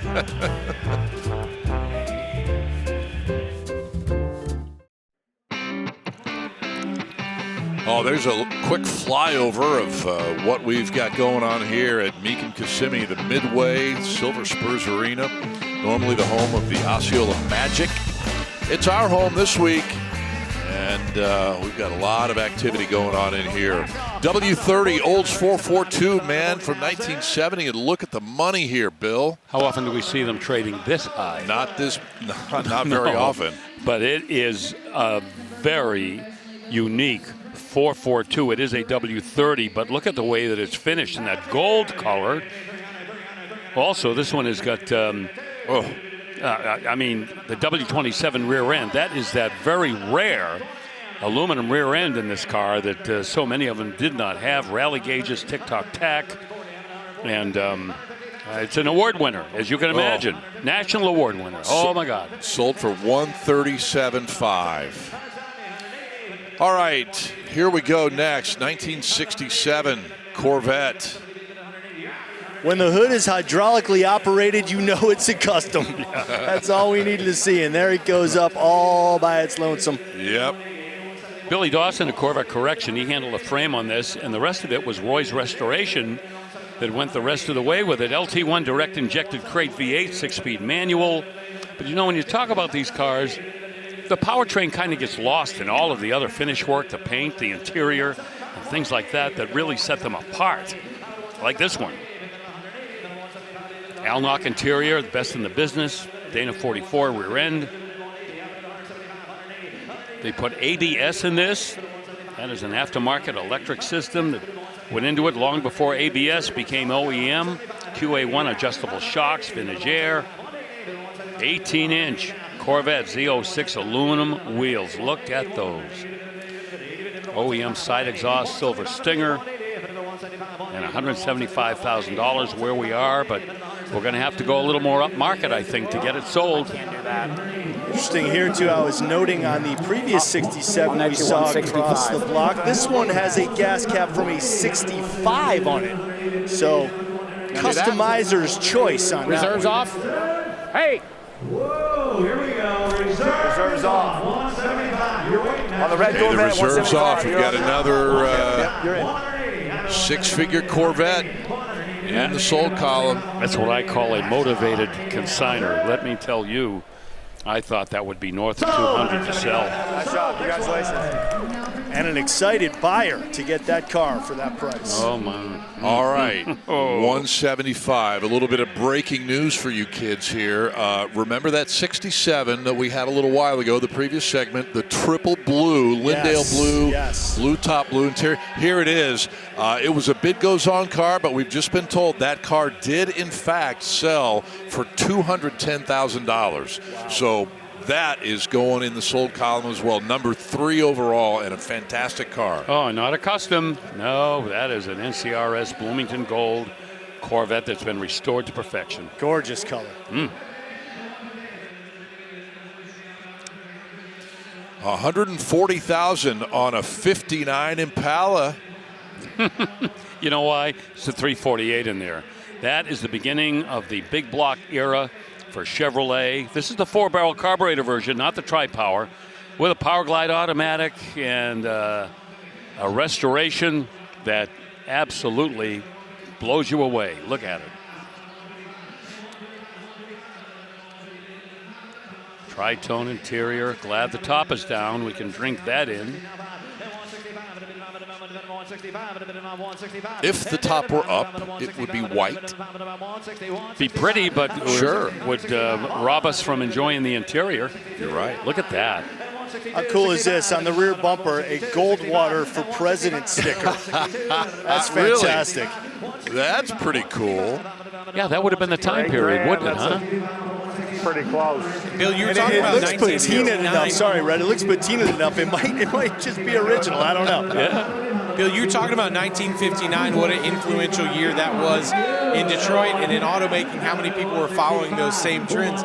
Those fins, so big, so perfectly stylistic for that year, right? Oh, absolutely. That's probably the most distinctive feature of a 59 Chevrolet.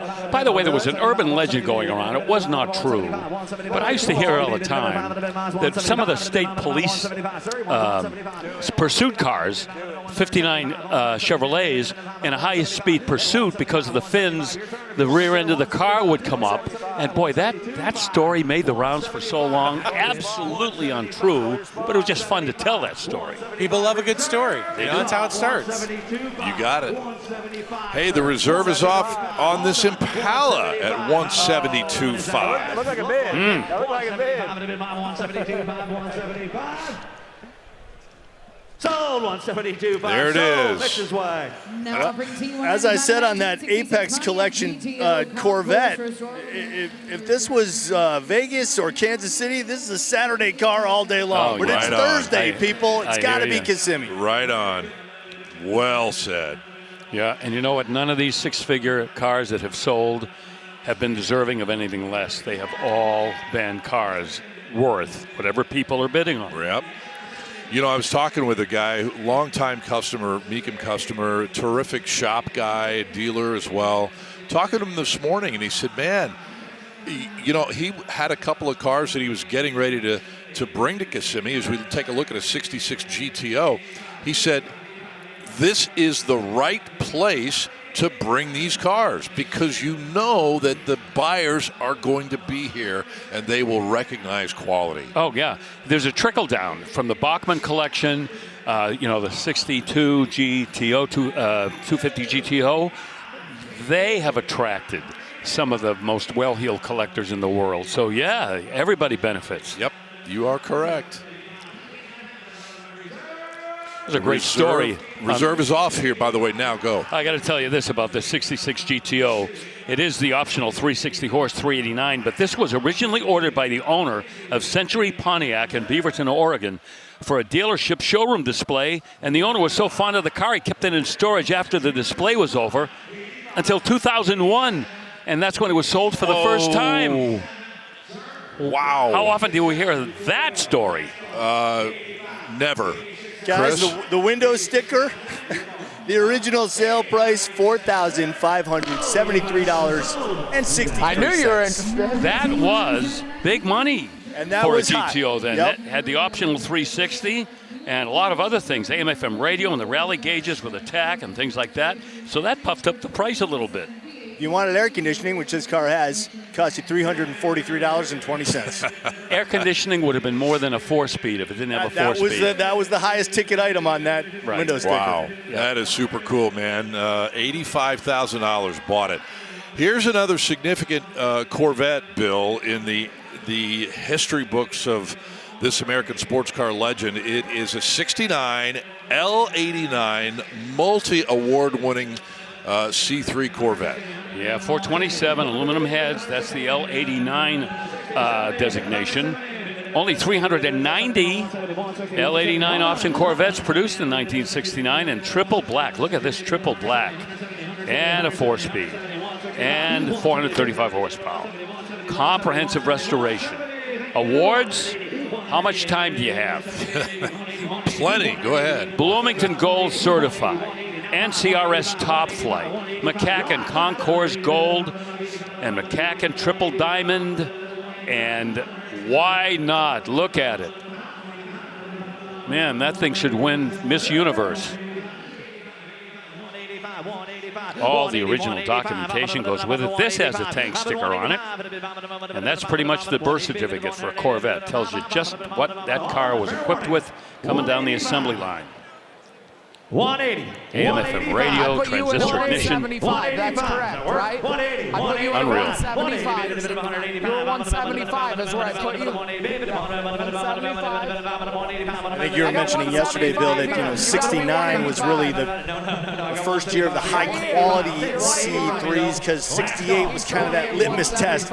What did we do right? What did we do wrong? They corrected a lot of the mistakes in the 69. It was also the return of the Stingray moniker, this time as one word instead of two. Yeah, quality control, much improved for 1969 for sure. All right, a high bid here on this L89 Corvette, $175,000. Drink that in.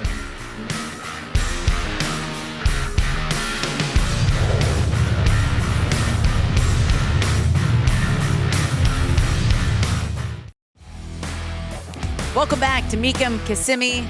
The sun is shining on this Thursday, a gorgeous Florida day. Things are heating up inside the auction block. We'll get you back there in just a minute because we are halfway through today's edition of the show. Still 3 hours left of live coverage here on ESPN+.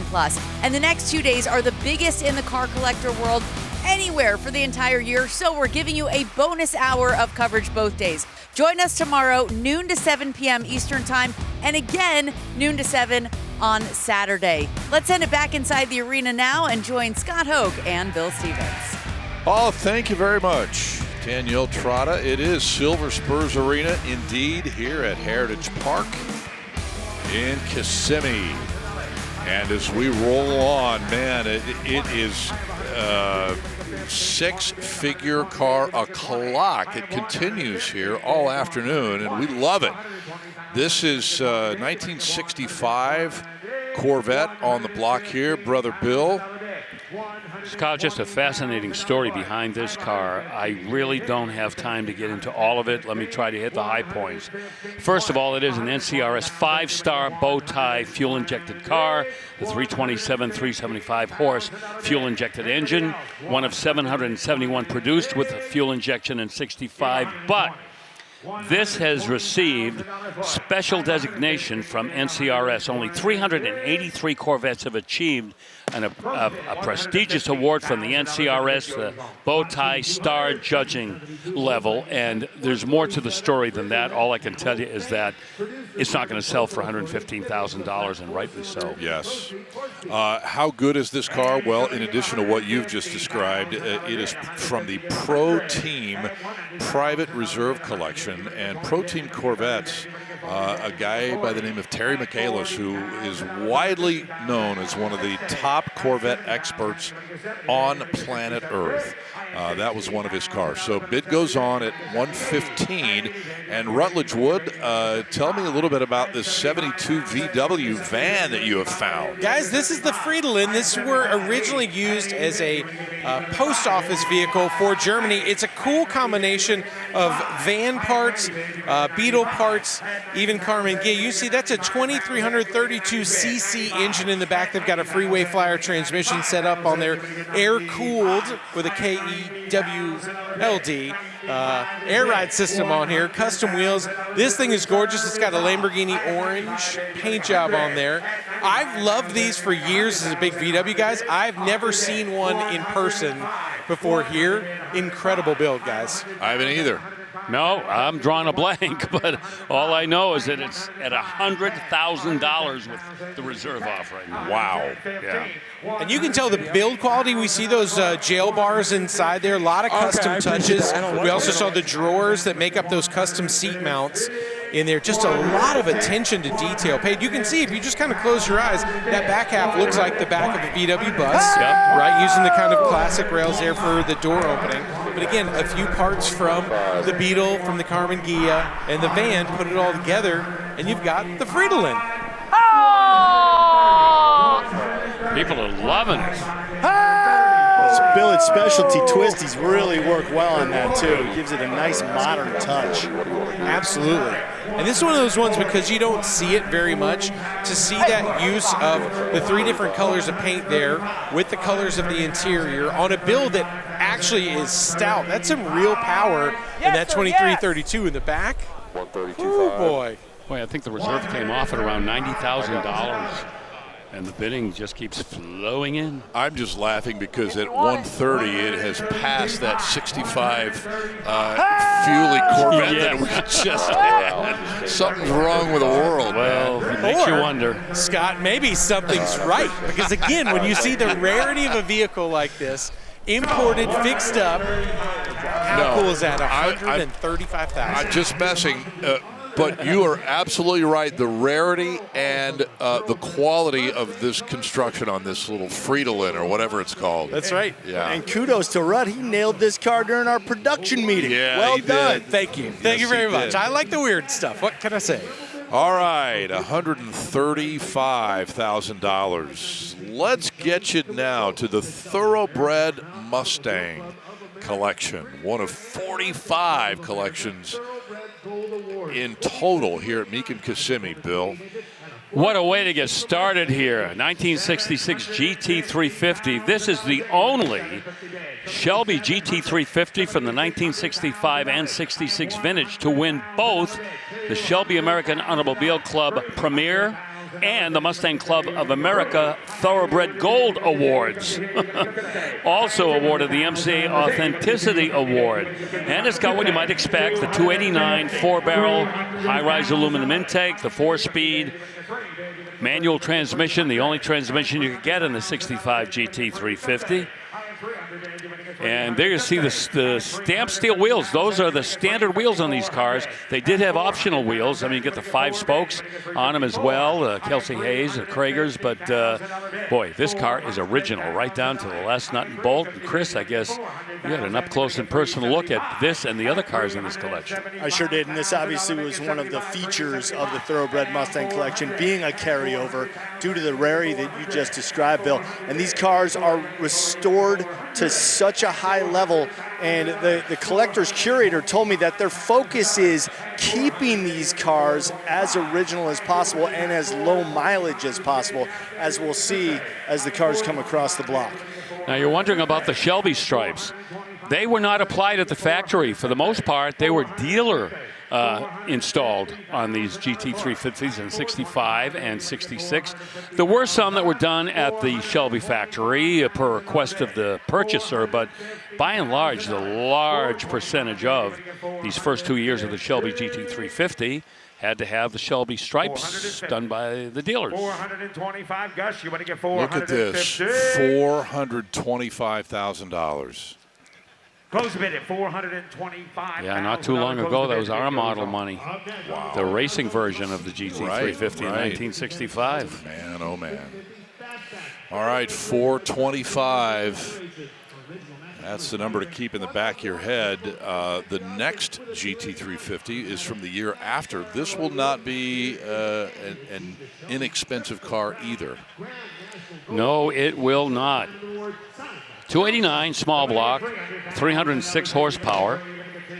That was pretty much what these small block 289s were putting out after Shelby got his hands on them. This with the automatic transmission. Magstar wheels, dark moss green, factory AC. And that's something by the time we get to this vintage of the Shelby Mustang became a little bit more common those first 2 years. Nobody was talking about air conditioning. They were talking about performance. A lot of them made the racetrack in 65 and 66. But by 1967, Shelby was slowly beginning to pull back from the production of these cars. And Ford was taking a stronger hand, and they were equipping these cars with the things that they felt that the normal consumer might be interested in buying. You know, you've seen lots and lots and lots of glove box doors autographed by Carroll Shelby, but how many times does it come with a personal salutation? He wrote "green with envy" on this glove box as well, and rightfully so. That's nice. 75, 160 is bid. Now this would be a later car in 67 Shelby production. You can tell by where the high beams are. First cars built off the assembly line at Shelby had those inboard high beams right next to each other in the middle of the grill. And then the government said, oh, by the way, those aren't legal. You got to move them out, separate them a little bit. So they moved them out to the outer regions of the front grill, as you can see right there. $190,000 for it. I 185. 190? 190. Whoa! I got 185. 190. $190,000. 190. 190. Car off the block. 190. And it will sell. $190,000. Last call. 190. 195. 195. 200. 200. $200. You better get two. I have 190 bid. You better get two bid. You better get two. You better get 200. We're gonna get to two. Almost. I have 195 bid. He ain't coming back, Jordy. $1,000 bid. You better get two bid. You better get 200. So 195. Awful close, but still 195 is no number to sneeze at. Wow. GT350 from 1967. Thoroughbred indeed. Oof. Okay, everyone, here next, as another part of this Thoroughbred Mustang collection, is a winter blue 69 Mach 1. Yeah, Scott, the curator of the Thoroughbred Mustang collection was most excited about this car right here because it is an MCA Thoroughbred award winner. In order to qualify for that award, the car has to be completely original. Any parts on the car that have been replaced have to be NOS parts that come directly from Ford. Nothing on this car is aftermarket in any sense of the word. In fact, after they replaced the gas tank on this car, it never had a drop of gas in it. When they want to start the car up just to make sure it doesn't atrophy, they just syringe some gas into the carburetor very carefully, make sure not to spill anything anywhere. Right. Start the car, run it for a little bit, then completely dry and clean that carburetor out as it goes back into its storage portion. But this car is off the charts, Bill. You can give us some stats. Well, it's a Q code car. This is not an R code, shaker hood, 428 Cobra Jet. It is a 428 Cobra Jet, but not the big R code car, which was more or less set up for drag racing. This has an automatic in it, the Cruise-O-Matic 3-speed, not a C6. It's got the handling, suspension, power steering, and brakes. It's a loaded car. $125,000, just bought it. That is beautiful. It is something else. So stay in the Thoroughbred collection. 65 Mustang GT convertible this time. Yeah, GT convertible, pretty rare. Factory A code, 225 horsepower, 289. And again, like all of these cars in the Thoroughbred Mustang collection, they at one point have been judged and have been awarded some prestigious prizes. This one, MCA National Gold Card Award winner in the Concourse trailered class. Original matching numbers drivetrain. Top loader 4-speed. Front disc brakes, rear drums, independent front suspension. Live rear axle, as they all had back in 1965. Finished in Arcadian blue. Top is power. Rally pack instruments inside with a wood grain steering wheel and a glove-mounted AM/FM CD unit. Look at those style steel wheels. Killer. Close bid at $80,000 and the bid goes on. Coming down the lane, lot T, 205. Well, there we go at $80,000. Not going to be enough, especially on that car. Unusual, but very cool. Here comes a K code, 1965. Yeah, a few things about this car, Scott. First of all, that's Guardsman Blue, the color that Shelby made so popular when he was out racing his Cobras. White convertible top. 289, it is a K code. That is the 271 horsepower solid lifter 289. That was the seed that was planted in the original GT 350s. And hang on a second. On the block now, Well, I'm just catching up. That is the previous car. Okay, and they just sold it for $75,000. I didn't even realize, as we were talking about the next car, that they had gone back to this one. So that one sold for $75,000. That would explain why things happen so fast. They do have a tendency to happen quickly. Yep. So let's pick it up with this K code, and you see on the board here 65. It's actually a 1964 and a half K code convertible, and that's going to add to the value. Right, but as we always point out, none of them were titled as 64 and a half. That was just something that indicated that it was an early car. But nonetheless, it is that 271 horsepower K code V8, 10.5 to 1 compression, all original parts, all of the stuff that has the Ford Motorcraft trademark on them. I mentioned the Guardsman Blue. This one also has the Rally Pack instruments. At 77, at 77. Put the top down, got a tonneau cover. It will snap right over it. You got to be 75. 72 is big. Yeah, this was featured in Motor Trend magazine back in 2017. Ultra rare hypo convertible. That's the name of that feature. Back to where we were. You want to get 76? And you can find it in the K code registry as well. It's the real deal. 5,600 miles on the odometer. Man. Yeah, everything points to a high dollar Mustang. Sold $76,000. Jordan. On the block now showing $76,000. And that is going to hammer. And that car has found new ownership as of right here and right now. Well, here's a 73 Mustang convertible next. Yeah, Scott, this was the most interesting car in the Thoroughbred Mustang collection because it has such low mileage. 193 miles on it, I think. So unusual to find a 73 Mustang. A previous owner was Bob Perkins, who is a higher up in the Mustang Club of America. He owned it for a long, long time. And the owner of the Thoroughbred Mustang collection and its curator concentrate on low mileage cars, and that's why this one is so important to the collection. Again, 193 miles on a 73 Mustang, not something you see every day, Bill. No, and he owned it for 30 years, as you mentioned, Chris. So he did not drive it a whole lot. He knew what he had. 351 Cleveland in there, 3-speed automatic. And options, power assisted front disc brakes and power steering. Alloy wheels, that's blue glow metallic. That's what they call that. And this one was all over the print media. This was featured in, well, let's see, Motor Trend magazine, featured in Mustang Monthly. $52,000 for it. Reserve is off. It sells today. 52. I really want 50 grand is the bid, and the reserve's 52. off.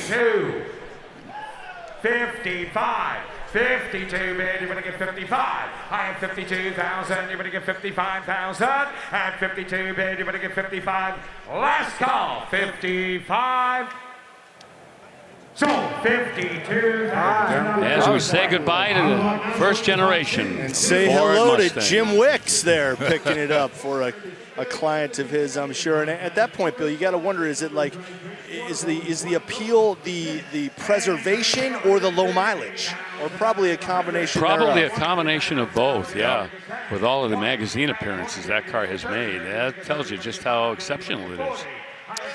All right, let's move ahead to the next car on the lineup for us, a 1965 Mustang Pace Car Edition. Yep. First time we saw that. Right. One of only 20 known to exist, according to the Pace Car Registry. 185 Indianapolis Pace Car Edition Mustangs were produced, but boy, there's been some attrition, I guess. Original matching numbers drivetrain, that would be that little 260 cube V8 with 164 horsepower and the C4 automatic transmission. 1965, was that Jim Clark? winning the Memorial Day Classic. 47. David, you want to get 47? This one has a little bit more mileage than we've been used to seeing here. Close a bit at 45. Over 81,000 on the odometer. So we will take a break here. More from the Mustang Thoroughbred collection coming up, and a trio of Ford GTs just around the corner. Welcome back to Kissimmee, to the Mecum auction here in this just stunning collection of cars. And I want to show you one of these as we welcome everyone back into Kissimmee Auction Arena, the 2019 Ferrari 488 Pista.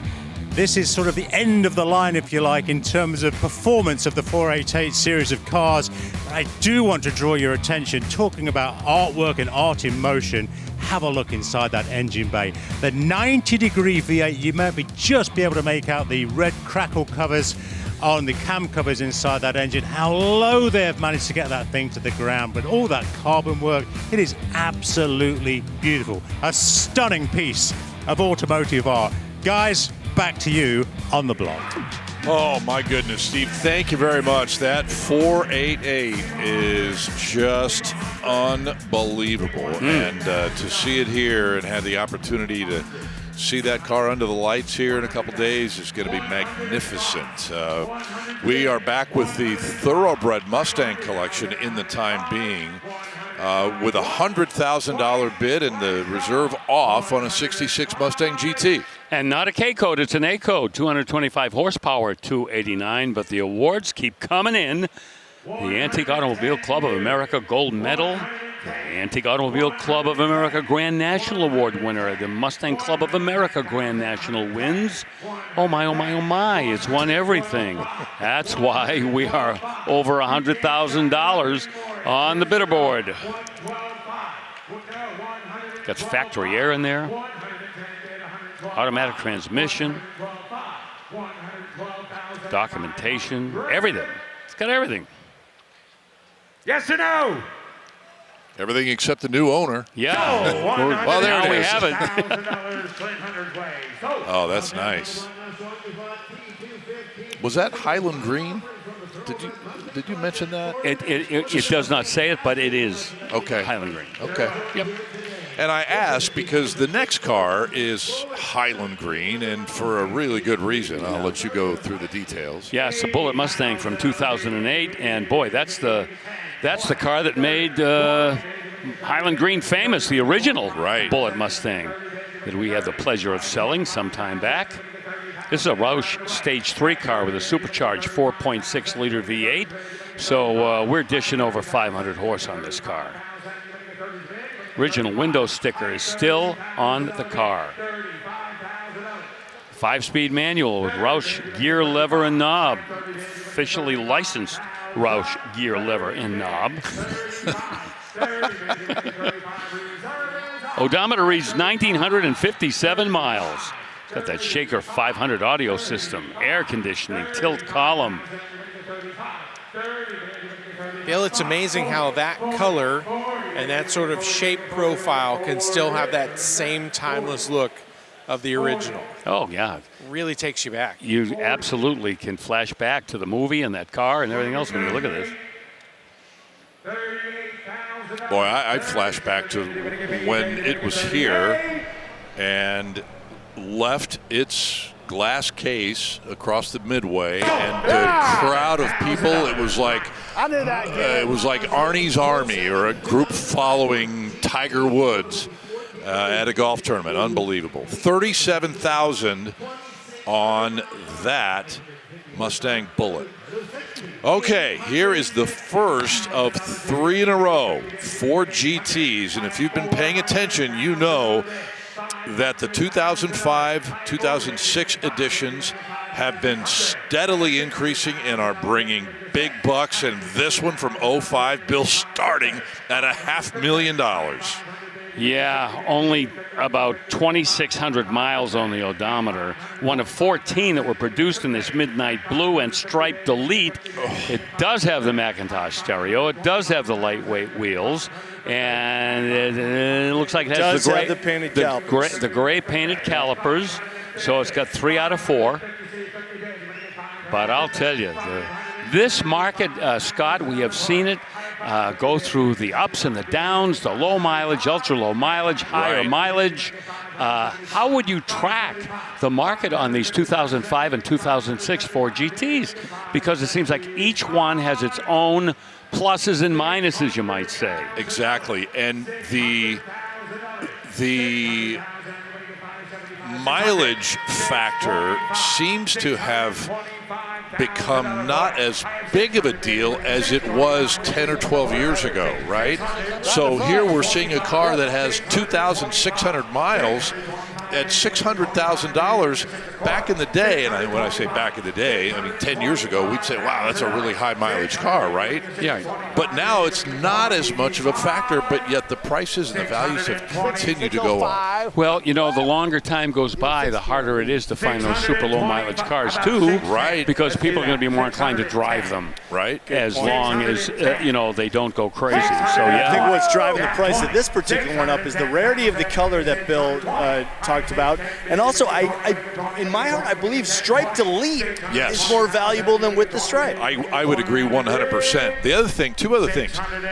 They're a finite commodity, right? There was only X number built. And this is the case. Oh, the reserve is off, guys. We've got a new number 1 car for a minute anyway. $610,000. Here's the other thing. The elite cars of whatever category you're talking about will still command a big dollar figure. So if you do find one of those that still has 3 or 10 or 20 miles, 610 might not even be close. Well, I'll tell you something else about this car in terms of rarity. You notice it does not have the rocker stripes. Those were standard. So when you go striped Elite, you're talking about the stripes that go the entire length of the car. To get a striped Elite and have the rocker stripes deleted as well, you're not going to find a lot of them that have that extra step taken. $610,000 for that one, and we step forward 1 year to 2006, and let's see what this one looks like. Well, this could go for even more. 1,100 miles on the odometer. And of course, we didn't mention on the last one, the powertrain on these make it a genuine American-built 200-mile-an-hour exotic at 5.4-liter double overhead cam, Whipple supercharged engine, 550 horse, the Ricardo 6-speed manual transaxle. And this one with the stripes. I see the lightweight wheels. We'll check and see here. I believe we've got the Macintosh stereo hiding in there. And the painted calipers. So I think we're 4 for 4 on this one. I think one thing that's kind of helping is people like Doug DeMuro, who's ended up with one and actually drives it, puts some miles on it. I think these cars have fared better than maybe similar supercars of the era as far as their longevity and reliability in a car that can sit and get used rarely. And I think that's the other thing that's kind of encouraging people to go, hey, you can actually drive it and it doesn't have to go to the shop every time you move it, because Ford was really smart how they put this thing together, the parts that they used. It just still is a really solid car that you can go and enjoy. Indeed. 3 option in a different way. This car does not have the Macintosh system in there, so 3 out of the 4. Okay. And Bill, one of the things that we have not discussed, which is blatantly obvious when you look at the car, is the nod to the history books that these 05 and 06 Ford GTs pay to the original versions of these cars. 460. Yeah, right. The configuration of these cars certainly mirror the original cars built in the 1960s, and then subsequent Ford GTs, they went off in their own styling language. 475. Yeah, that's why I think also that the 2005 and 6 versions with the liveries that pay homage to the Le Mans winners, like the Bruce McLaren number 2 car, those certainly fetch a little bit more too, based on that livery. Well, this is called Mark IV Red, which goes back to the car that won in 1967, and So, $475,000 does the trick. Really interesting compare and contrast between the 05 and the 06. The blue one brings big bucks, 610. This one, 475. But wait, there's more. I think that one was well bought. Let's see if this one is too. Yes. 2022 Allen Mann Heritage Edition here, Bill. This is commemorating the lightweight 1966 Ford GT, the experimental race cars that were constructed by Allen Mann Racing, and we have one of those original lightweights coming up later here at Mecum. Allen Mann, as we've talked about before, was the man that handled the 1965 Cobra campaign that won the World GT Championship. Carroll Shelby handed things over to him, and boy, did he ever deliver. These cars, ridiculously powerful, a little 3.5-liter, 24-valve EcoBoost V6 with 647 horsepower. Dual speed, dual clutch, automatic transmission. 13 miles, by the way. Yes, I was about to say, hardly driven at all. Come on, seven figures, show yourself. Yep, 30 of these were built in that Allen Mann Heritage Edition. $1 million is bid. Could this be the first of many seven-figure plus cars this week? Let's go reserve. Now we just need that reserve to come off, and we're in seven-figure territory. At $1,100,000. You got friends with you? How many people think he should give $1,000,001? We love based on the market, we are undervalued right now. Very true. $1,000,001. The crowd knows what they're looking at. $1,100,000. $1,000,001. Somebody grab a hold of that guy. Frank's coming. Look at all the people that are over there at the entrance to the block, man. It's standing room only, and it's only Thursday. $1,000,001. $1 million bid. Give $1,000,001. The guy had a heart attack. The guy had a heart attack earlier, so I don't have the reserves a lot higher. Give me $1,050,000 and we'll F it, but it's going to be a day. It'll probably be a day or two. $1,100,000. 1 million's bid. $1,000,001. 1 million bid. You're going to get $1,100,000. $1,100,000. Yeah, I think with the rarity of this livery and the low mileage, that it's going to take a lot more. $1,000,001.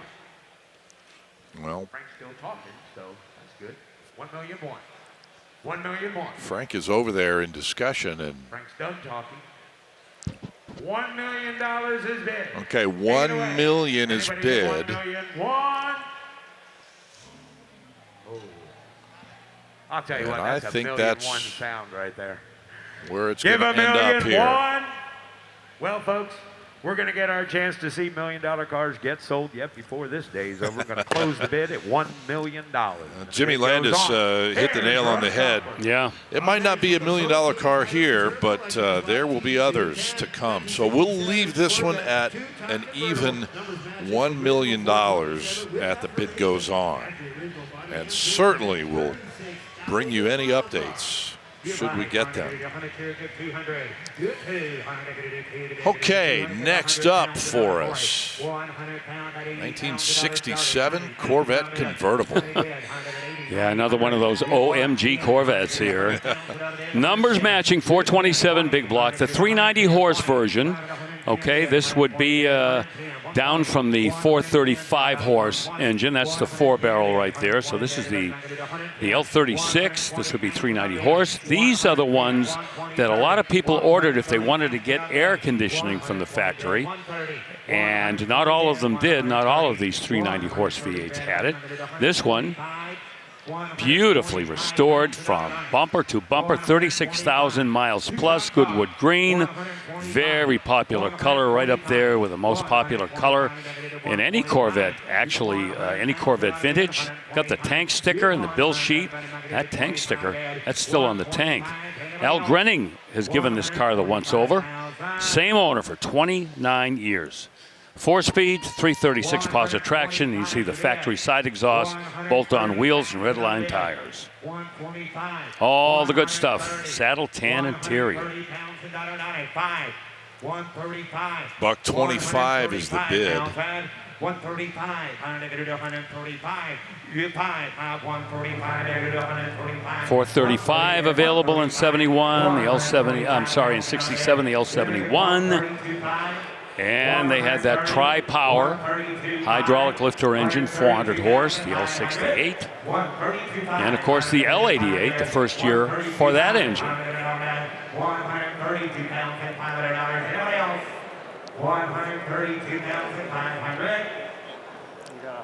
Obviously comes with that auxiliary hard top along with the soft top. All right, the high bid on this 67 Vet, $130,000. We're going to get you back to the lineup here just in a few minutes. But first, it is time for our Stay-Bill performance tip. Of course, Stay-Bill, long-term Mecum sponsor, and we are glad of that. Right now, we check in with Chris Jacobs for today's tip. Well, we love cars and we want to protect them and we want to get the most out of them. And that's where our friends at Stable come in with their protection.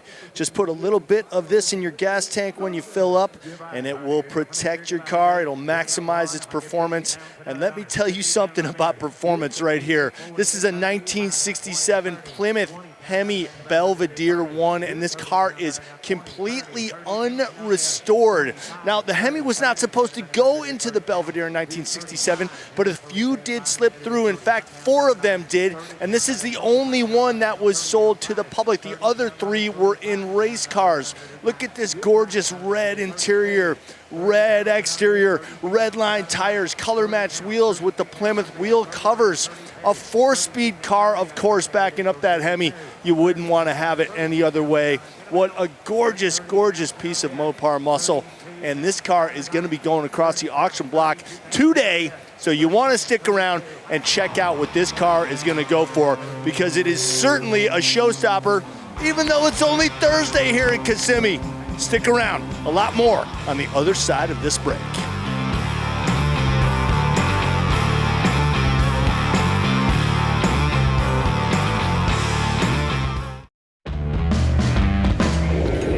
Oh, it is just a kind of a grab bag of amazing, significant, and expensive cars. Start at the top of the frame. There's the 250 GTO Bianco Speciale. Far left, there's that white Hemi Cuda from 1971. We could spend an hour. The GT40 lightweights back there, plenty of Corvettes. Yeah, narrow-hipped 427 Corvette, yes, right in the middle there. Absolutely. Oh, man. It goes on, and it is one of the reasons why when you say Mecum Kissimmee, you say a mouthful. That's right. Ford Fairlane GT, 1967 here, Bill. $67,000 and it just sold. Oh, it's so perfect. So perfect. 390 V8, around 320 horsepower. 4-speed manual, first place Concours Gold, Fairlane Nationals. Oh, I'm so glad it sold. That car is just right on the money. Here is a 1954 Corvette. Well, it's another one of those cars where you say it's unrestored, and it absolutely challenges your ability to believe it. There's the engine, that 235 cube, 150 horse, inline 6. You know, the old Blue Flame engine. Power Glide automatic like they all had. Polo white, red interior. Yeah, the top is up, giving you really the only difference between the 53 and the 54 was the going to the beige top from the black top. And there were 3 other colors available in 1954 besides the ermine white. You had the blue, the red, and the very rare black. Yeah, throughout the first generation of the Corvette, it seemed like every single year there were more colors, more interior choices, top, as you mentioned, the convertible tops. Once they knew that they were going to keep it in production, which wasn't always a given, that's when they started to roll out some extra choices for people. 1954, they didn't even have roll-up windows. Did they have roll-up windows by then? They were still the plastic windows. 1956, I want to say. Wow. They went to roll up. That is crazy. Okay, 1969 Copo Camaro. This is a legend. Wow, it's the first Copo we've had, isn't it? I think it is. Yeah. L72, 427, 4.25 horse, of course. Some were automatics. This one, the 4-speed. And in that Fathom green with a midnight green interior, 12-bolt rear end. I don't know what this has for gears. There are many choices there. It's got the bill of sale, the window sticker, the protective plate. And for a while there, these Copo Camaros, they were just priceless. I mean, you could just name a figure, and you'd wind up with one. And now, although they're anything but inexpensive, they are certainly cars that maybe some of the well-heeled collectors and not multimillionaires can, finally find a way to own. But not this one. Not this one. Not yet. Not yet. On this one. 180 is the high bid. So maybe 200, north of 200 would work. Yep. Perhaps. We'll see. In the meantime, a 69 Trans Am with Ram Air 3 power. 1969, the GTO Judge debuted. Remember that? And that had a Ram Air 3 in it. And that was 366 horsepower, but when it showed up in the Pontiac Trans Am, it came down a little bit. One of 520 Ram Air 3 Trans Ams that were built. Muncie, 4-speed. Factory deluxe interior. And of course, in 1969, the debut year of the Trans Am, this was the color scheme that everybody wound up with. Cameo. Go ahead. No, I was just going to say the cameo white, and there's a debate as to what that blue is called. It's been called a couple of different things over the years. And PHS has this car listed in their documentation. I think you're safe if you just call it blue. Yeah, because I don't want to get pulled into that whole debate. Oh, yeah, smart man. Stay off of that. But you could, correct me if I'm wrong, you could get any color interior, right? There was a bunch of different color interiors, yeah. You get a parchment interior with this and white, even too. green, I think, Green, we've right? seen a green one? Yeah. Kind of kooky there, but still $120,000. That will buy that 69 Trans Am. A Ram Air Trans Am. Right. Yep. Okay. Well, we mentioned a little while ago about Pro Team Corvette out of Napoleon, Ohio, and our good friend Terry Michaelis, one of the foremost Corvette experts in the country, and these next 7 cars, I believe, are from his collection. 327, 350 horse. That tells you the L79. Numbers matching all the way through engine, transmission, and rear end. Mentioned Terry. Al Grenning, of course, affirms Corvettes. He is another one of the foremost authorities on Corvettes, and he's given this one his affirmation. The engine stamp and the trim tag. Tuxedo black with a black interior. Can't beat that. A no-hit body. And the fiberglass right from General Motors. Bloomington Gold, NCRS. Yep. Well, I was just going to say, bid goes on at 95. This car is from the Pro Team Corvette collection. The next, we do have 7 in a row, but these are not his. Subsequently, they are still significant, however. And a 65 convertible will be next.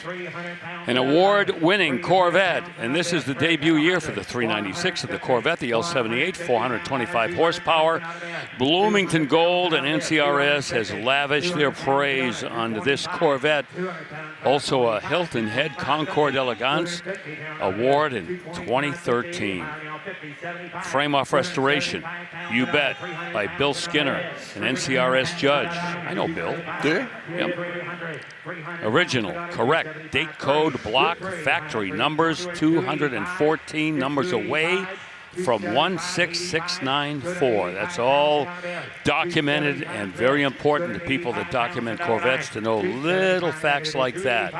One of the original 25 Muncie close ratio M22 cars, Nassau blue with a black interior, radio delete. You see the factory side exhaust, the knockoff wheels, gold striped tires, and again, not quite to the goal line.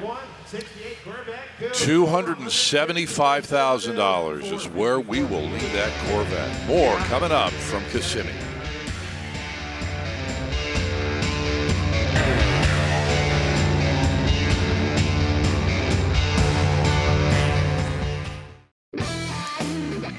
Welcome back to Mecum Kissimmee here just in time to catch the tail end of what's happening on this 68 L89 Corvette. Bill, a high bid of $170. Yeah, these aluminum head 427 cars are pretty rare, but this is the second one we've had. It is the 435 horse, L71, of course, the 427. Bloomington Gold benchmark. Whoa, baby. I'd love to see that. That is a very special award. And did we sell it? Nope, $170,000. Okay. Man, I wonder when the next time we'll see an L89 Corvette's going to be. Oh, it'll probably be a long, long time, Scott, because they're so rare. It's hardly ever. Oh, wait a minute. Yes. We got another one. Yep. You know, this Corvette has so many options. It looks like the original owner may have tried to check off every box. Oh, really? That many? We've got the L89, the aluminum heads. It is the 435 horse 427, but it's got everything else. It's got the F41 special purpose suspension, the transistor ignition, the side exhaust, the J50 power disc brakes, the 411 gears, tilt telescopic steering column, tinted glass, AM/FM push-button radio. It's got the auxiliary hardtop, and it's only got 11,889 miles on it. $240,000. And it's not enough. It's also a headrest car. Oh, it is. Little item, but those are that's a big deal. Little things like that. Yeah, Yes. man, $240,000. Okay, here's a 70 LT1. That's a significant option code in this year. Yeah, it is. LT1 1970. It was introduced in the Corvette with 370 horsepower in that 350 cubic inch V8 engine. And over the next couple of years, the horsepower output really dropped, especially in 72 when we saw the way they rated the horsepower changing. Bloomington Gold, Survivor, Benchmark certified. Benchmark basically means this car can be used to evaluate the originality of other cars of the same make, same model rather, and same powertrain. Highly original, Monza red paint, black interior, 4-speed, 370 posi in the back, tilt telescopic steering wheel as well. You know, as much as we hear about the LT1 engine, pretty unusual. Less than 1,300 were ordered in 1970. Right, because the 454 was the big news. That was the first year for that big block in the Corvette. And so, yeah, the LT1, the really educated Corvette buyer knew that the LT1 was an exceptional sports car. And there were some that were sold, but no, that 454, that kind of put the small blocks on the sidelines for a little while anyway. 87, 88, 86, 88, 86,000, 88,000. Boy, I would think we're sneaking up on the money on this. 88, 90, 90,000 on a bid, 90 bid, I'm going to do 90. Gotta be 90. Just keep 90. I'm going to do $90,000. Anybody else? Good $88,000 down. 90 going to be $90,000 bid, down, 90. You gonna be 89? Close bid at $88,000 bid. Well, I'm like you, man. I thought we'd be beyond this and already have that reserve off as we approach 90 grand, but apparently not. Yeah. Not for now, anyway. Yeah, they'll keep working it. Bid goes on, desk. Well, you mentioned the big block arriving in the Corvette during this time period. 1971, you could get the LS6, and here's one of those cars in a convertible, nonetheless. Yeah, the 1 year only, 425 horsepower, 454. in this Corvette. And this combination right here, you've got the LS6, you've got the 4-speed transmission in Steel Cities Gray. To so many Corvette lovers, this is the way they would want theirs. Aluminum cylinder heads on that engine, and only 188 of these were produced in 1971, and one of approximately maybe 50 in the convertible configuration. Rarity is scarcity, and we're at $100,000. 100 pounds, another 105 pounds, another. Anybody else? 105. Close bid, 100 pounds, another bid goes on for 100. Well, and even 100,000. That'll be the high bid on that Corvette, the LS6 equipped 1971 Corvette. 190 SL is up next from Mercedes-Benz 1957. Glittering like a black diamond, Rutledge. It's so pretty, Bill, and I'd love to know kind of your thoughts on these cars. Obviously, it's got the 1.9 liter 4-cylinder, hence the 190. But when I look at this car and I see the interior and I see how beautiful that gear shift is inside there, you know, it's almost like a chrome pencil with a white eraser cap on top. It's so small, but these cars were so sporty, so fun. What do you think of a car like this? Well, let's go back to 1957. The Gullwing Coupe was going out of production. The Roadster 300 SL was coming in, and they were too expensive for a lot of people.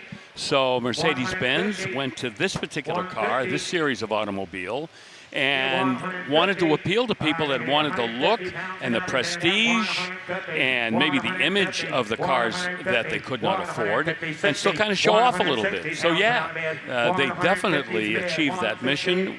No trouble at all. Even to this day, they are so well admired. Not particularly fast. They didn't have the performance of those previous 300 series cars with 104 horsepower, but once again, it wasn't about the power, it was the fact that they were the little brother to those big 300 cars. It's been a good run of Chevrolets and American-made cars. We'll go back to some European legends when we come back. You don't know where I've been.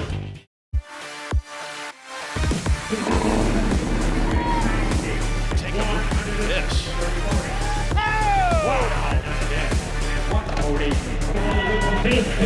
That was great. Hang on, brother. Oh, what a killer car this is. So, $610,000, Ryan Miller. Oh, man, it has been a collection of cars today, has it not? My goodness. We continue with our live coverage here on ESPN Plus. That car, by the way, just hit the bid goes on. 62 Impala Super Sport, 132.5. So we will move on to the next vehicle, which happens to be another 1954 Corvette convertible. And not unrestored. This has got the full Monty going, frame-off restoration, matching numbers, powertrain, the Blue Flame 6, 150 horse.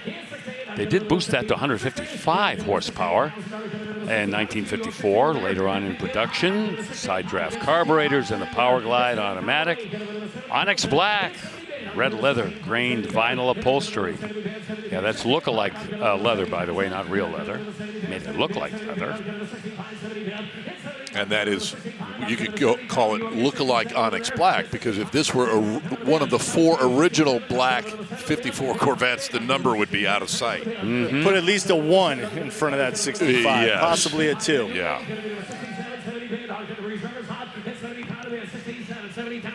67, the reserve comes off. Love that. Boy, this is a well-done build, too. Oh, yeah. You could see nothing was overlooked. Outside, paint, bodywork, interior. You saw underneath the hood how well-detailed that engine was and the surrounding engine compartment. Yeah. Okay, 67 is where it lands. New ownership right there, and they'll sign the paperwork and get set to either drive it out of here or put it on a Mecum transporter, perhaps. and get it to its new location. And while they do that, we check out this 2018 911 GT2 RS. Yeah, this is the 700 horsepower, 3.8 liter flat six. This is basically a car that Porsche built for unstable individuals. And it certainly fills that bill, I would say. I think so. Yeah. Yeah, this one built for cruising. It's got the extended range fuel tank in there. And one thing that this car shares with the turbo are those inlets just in front of the rear wheels to cool the rear brakes there. And probably aid in cooling the engine as well. And you can always spot the GT2 by those wide grills underneath the headlamps. A lot bigger than the GT3 openings there.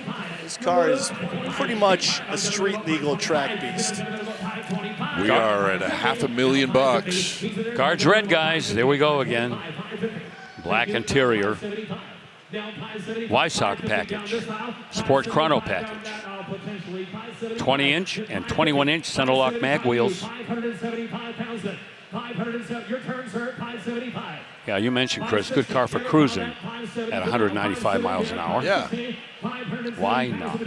Well, you mentioned it too. Unstable individuals, man. Yeah, and if it's street legal, I'd love to be on that street. 570. 580,000.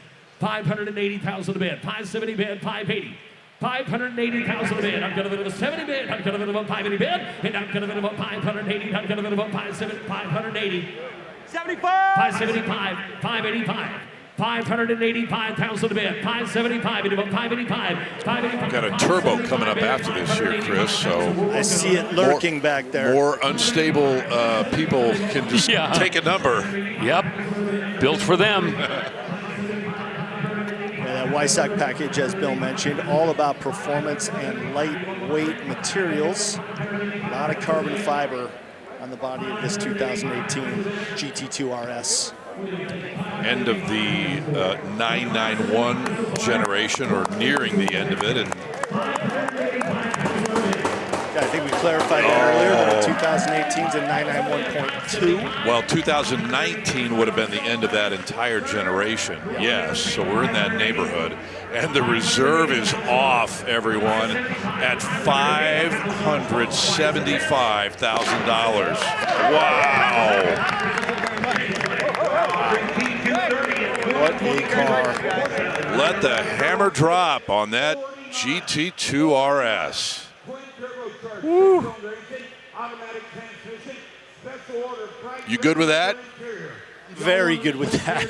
And I'm good with this one too, Scott. Oh man, you and me both. 2022 911 Turbo S. Yeah, this one also in guards red. This one has a red interior. And oh, by the way, boys, 40 miles on the odometer. 3.8 liter, 640 horse flat six on this. Twin turbo and the 8-speed PDK automatic transmission. Just kind of a perfectly engineered car. And as Porsche goes along from year to year, I mean, we see the difference between the GT2 RS that we just saw up here and the 2022 Porsche, just the small stylistic changes that they've done to make this car even more aerodynamic. Talking about, in fact, these fins right up here, and we see those, the evolution of those into the current ST model, where it's behind the rear wheel. That's on the GT3 as well.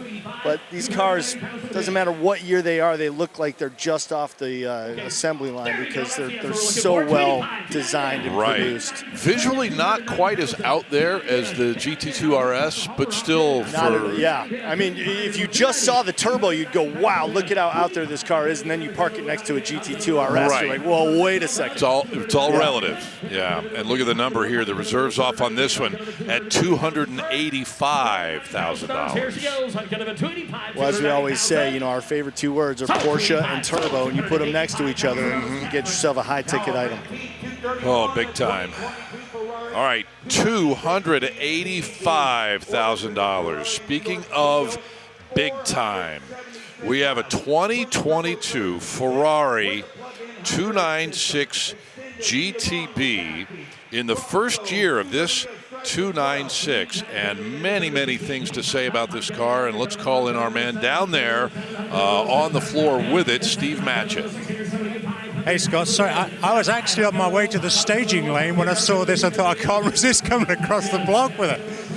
Yeah, beautiful piece of engineering. If you look down inside the engine cover, you'll notice that you can hardly see anything of the engine. It is a V6. It's a 120-degree angle, right, push far down to the floor, and the twin turbos sit inside the valley.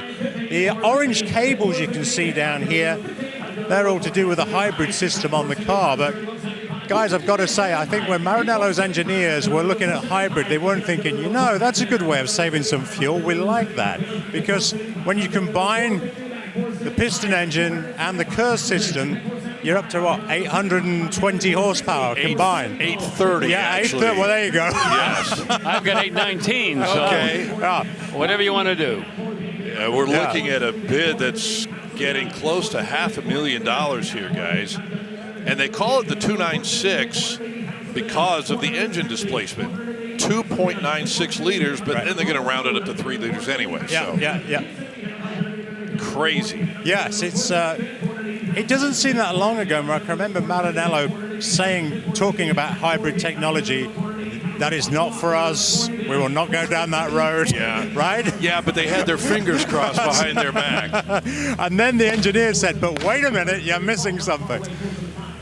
Interesting tidbit as we leave this car at $470,000. 0 to 60 on this car, 2.9 seconds, which is the identical number on the Bianco Speciale from 1962. I kid you not. Fabulous.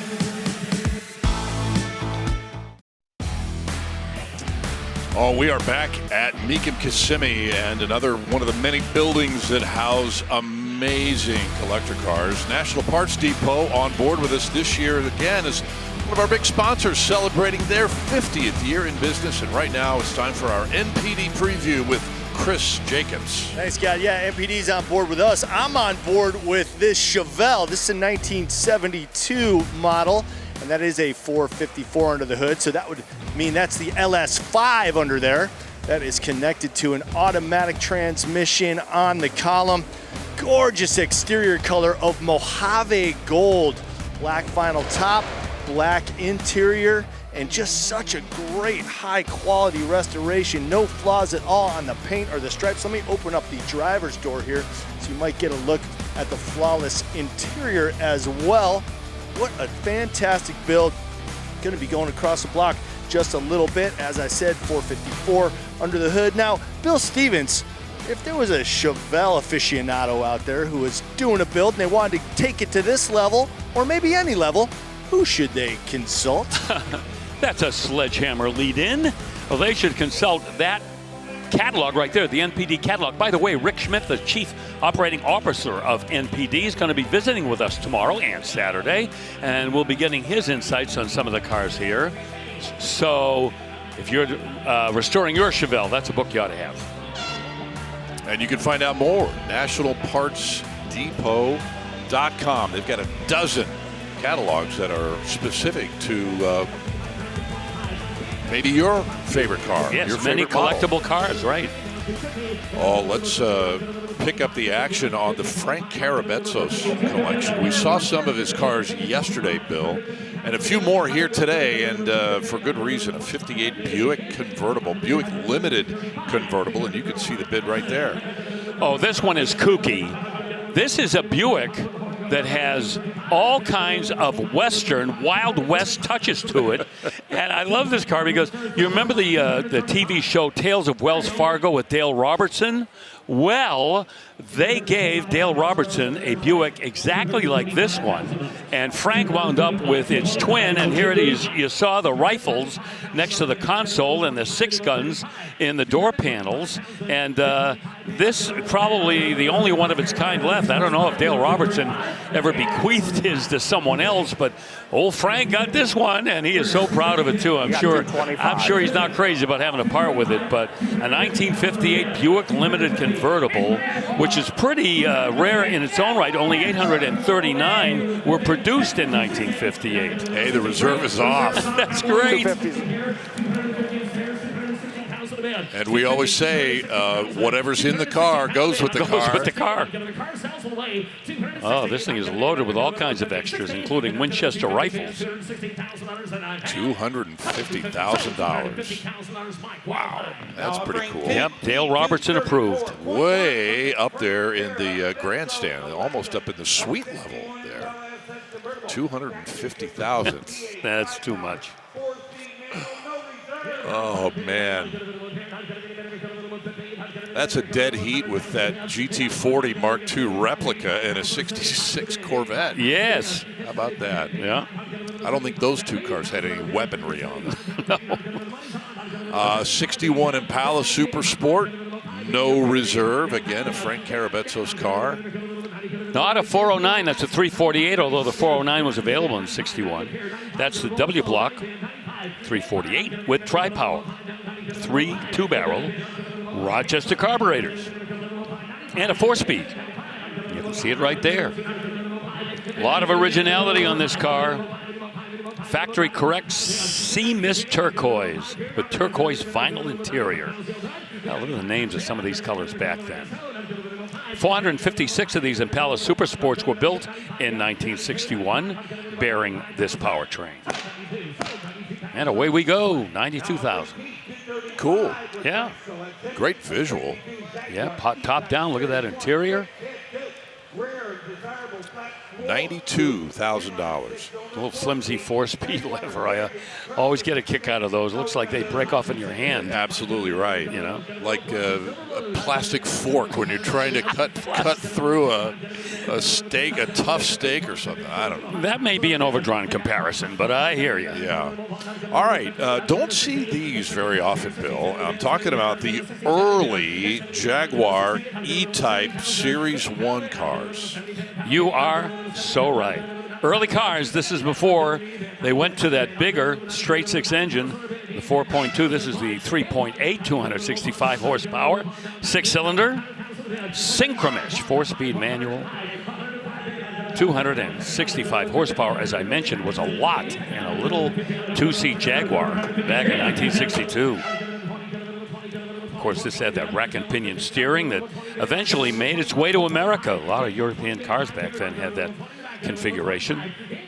4-wheel discs and a dual master cylinder setup as well. Reserves off. Yeah, $125,000, and that is not the open car. That is the fixed head coupe. 135. Looks like someone's chasing as much as yours. The open car would be called the drop. Oh, I'm sorry, they got 132. Why, that is correct. They have 132 asking. As Steve Matchett would probably concur. 135 asking 140. Yeah, why don't they just say convertible? You know? Oh, that's not Jaguar enough. That's a tacky American expression. On the phones and some they don't want to people use here, that. A lot of people on the. They got that. Now we got to be 160. 150 asking 160. Reserve is off, but the bidding hasn't stopped. No. I think reserve came off at 120. They have 155. Yeah. Okay, well, stay with me. They have 150. You want to try a bit of one? You want to try a bit of 150? You want to try a bit of 155? Did you ever drive one of these? I know you didn't own one, right? But did you drive one? Ridden in them, never drove them. Okay. Yep. Hey, they're cool either way. Oh, man, of course. The styling is the thing that knocks people out all over the world. So let's move forward now to a 1967 Hemi Belvedere. Yeah, this is our stay-built car, which Chris described for us, and Frank Carabezzo, he gave me a real, you might say, college degree on this car. He knows everything about it. Very rare, one of only 4 that were produced in red per the Chrysler historical documentation. It is a Hemi, 426 cubic inch, 425 horse, and they did not build many of these, and the other ones were race cars. This one wound up being a street car. 4-speed, sure grip, that's that Composite traction style rear end, limited slip. Got the original bill of sale, 4 build sheets, all the documentation that will corroborate exactly what Frank was happy to tell me and so many other people about it. Stored in a barn by the original owner's brother for 35 years, and somehow it found its way into Frank's collection. I'm going to call it triple red, Bill. Triple red? Well, actually, maybe even quadruple red. Red interior, red exterior, red wheels, and red line tires. And red tail. And red tail. Well, okay. I know, I'm stretching it. No, you're right. Everything's red. Boy, that is super cool, man. And look at the money that this is bringing. Wow. It's all because of the provenance of this car. A Yeah. car that originally was scheduled to be a drag racer, and somehow escaped the drag racers and became a street legal 426 Hemi 4-speed Belvedere 1. A typical Hemi Belvedere. I mean, what? 80, 100? Sure, or a GTX, right? A GTX, which would have been the same platform. Yeah, we don't see bidding like this. Right. I'd like to take home 250. That is so cool. It is. Well, he's gone. He was 245. 250, 260 pounds of it. 260. 260 pounds of it. 260. 260 pounds of it. Okay. Yeah, we had a chance to go out to Frank's facility, and his garage is just, beautifully appointed, neon signs, the whole thing, but he has a real 1950s era diner that is actually set up in his garage with the booths and the counter and all the old menus. Yeah. He's That was so wanting much fun to see. It 275. reminded me Give me of how hot dogs 255 were and I'll at go get it 15 figured cents out. back Oh, in yeah. the 1950s. They weren't serving there, were they? No, well, he had a little snack bar set up. Okay. Yeah, it wasn't a real diner. I wish it were. A little hot dog, chocolate shake, French fries, apple pie with ice cream for dessert. Oh, yeah. What's he saying, Ron, to get to sell it? 255, 216 pounds of the bid. 255, 260. See if Chris and Rutledge can come over here and take over the booth. We're going to head out and go to the drive-in or whatever. And what's that to me? Your commission's 4%, Frank. Yeah, okay. Sell it. Sell it. Well, I got the same reaction that I got before, but it worked though. 255. 255, and the reserve is off. You know Bruce Litton? Yeah, Oh, sure. Yeah. I've been in his shop, and he basically did that to kind of replicate his hometown. And he had the diner, the movie theater, the church, the shop, whatever. And it's so cool, right across the street from Raceway Park in Indy. And years ago, it burned to the ground, and he did it all over again. Yes. What a great story. Bruce is a terrific guy. Oh, good guy. Yeah, 255. Wow, you will never. That's the only one like it. Yep. You got rarity. Okay, 1967 Pontiac GTO convertible. Yeah, first year we went to the 400 cubic inch V8 in the GTO. This one with the base 335 horsepower, 4-barrel setup. Now the tri-power was gone. You got a bigger 4-barrel to get to 360 horsepower in 67. Turbo 400 automatic transmission. And excuse me, but it just sold right out from underneath me. Good money too, $75,000. But look at that goat. Regimental red, parchment interior, red lines, rally 2s. Oh, I take that all day long. You know, a little while ago, Bill, we had those 4 GT500s, including a KR, and you mentioned, I think, 2000, or rather a 68 non-convertible KR, but did mention the convertible to go along with it, and here we have one. And it's already at $150,000. No surprise, especially in Acapulco blue. Yow.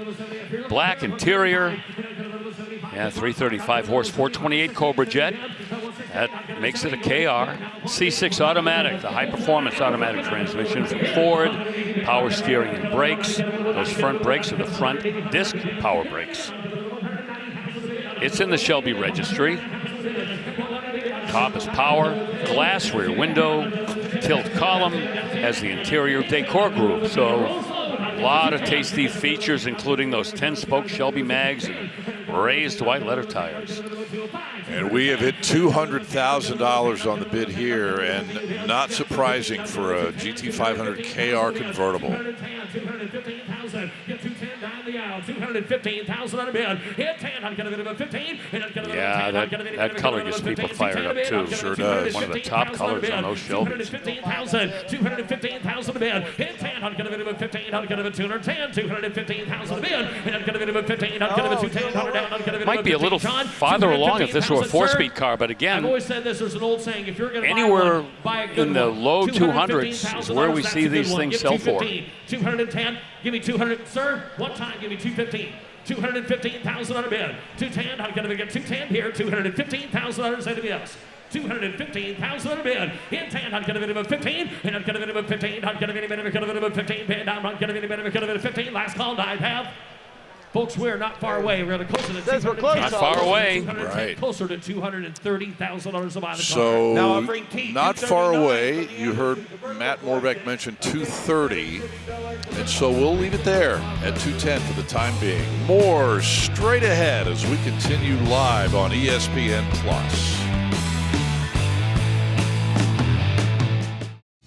Welcome back.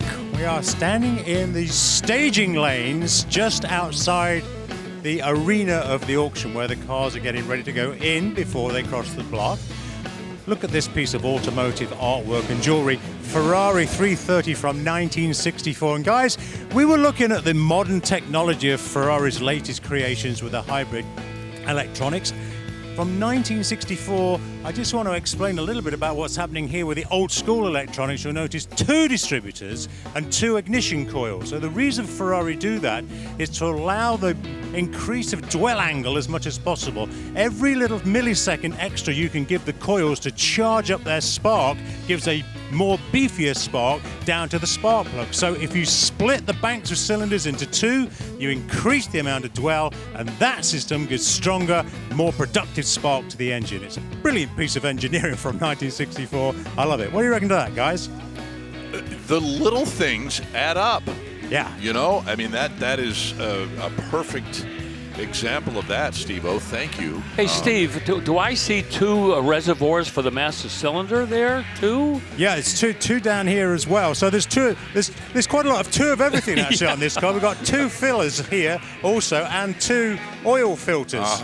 I'm not sure what that said about the reliability of the internals of the engine in 64 if we have 2 oil filters, but when it's working well, it's a fantastic piece of automotive jewelry. No argument there. I would presume that they're 1 per side, yes? Yes, 1 per side. And yesterday, you remember, Danielle was talking about the 1 carburetor on top of the plenum chamber on those early cars from the 50s. And you see here 3 Webers now that Maranello is starting to put on. And we know that in times to come, they would go to 6 carburetors. More fuel. Love all of that stuff. Back to the block. Oh, man, very nice. Yeah.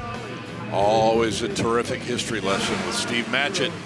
1960 Corvette custom here, Bill, is just sold for $205,000. Yeah, another C1 full tilt resto mod with a 6.2 LS3 and an automatic in it. And look at that thing shine. Woo-hoo. Yeah, that is good enough for the number 10 spot overall today. That gives you an idea of the strength of the cars.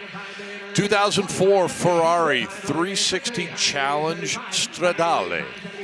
Stradale, isn't that street? I think that's how that is translated. The Challenge Series, of course, was a spec series for Ferrari where the 360s raced against each other. Highly original condition here. The Giallo Modena with Nero interior. Oh boy, my Italian's coming along, isn't it? It is. 3.6 liter, 4 1/4 horse, double overhead cam, alloy V8 with an F1 automatic gearbox. Just about this time, we're seeing those F1 paddle-shifted gearboxes coming in, and those old gated shifters were going the way of all flesh. And a lot of people still bemoan that. It was such a classic setup. Carbon fiber parts and pieces throughout. And not going to sell this time. $575,000. Might need another $25K or so. Mm-hmm. That would be at least somewhere to get you closer to the ballpark. All right, moving on. 1948 Allard K1.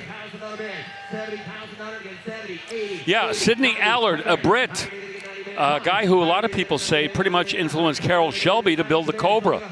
And Allard's whole idea was to take a lightweight European platform bodywork and put American power, American V8s in there. And he put all different kinds of V8s in these cars. There were Fords, there were Cadillacs, Oldsmobile, even Chrysler Hemis went in there. This one with a flathead, the 221 cube flathead with 85 horsepower. This was campaigned by Leonard Potter back in the 1940s. Some rallies, these were raced quite a bit. Rallies, road races, things like that. 3-speed manual transmission, independent suspension, live-rear axle with a transverse leaf spring. But once again, in fact, Carroll Shelby, for a short time, raced in Allards. Actually had some race time in these cars when he was racing in some of the amateur series. So that obviously influenced him as well. And you can see some of that Allard influence on what old Shell was designing. Yep. With the Cobra for sure. Okay, 95 Acura NSXT. That's right in the background there, and going to follow that Allard up on the auction block. I see our man Rutledge Wood down there, right next to the car. It's just hard not to love a car with this sort of shape, guys. This was really, you know, the first Japanese supercar that we saw make it over here to the U.S. This one with only 14,000 miles. It's got the correct wheels on here that really, the NSX crowd really loved these. They have sort of a Type R style that we saw on the Acura Integra Type R. Beautiful interior here. Big number on this car. My friend Gary Duncan guessed it was going to be $1.25. It's already exceeded that. But Bill, the numbers don't lie on a car like this. It's just a beautiful setup. That V6 in the back, 5-speed manual, really make it just an awesome car.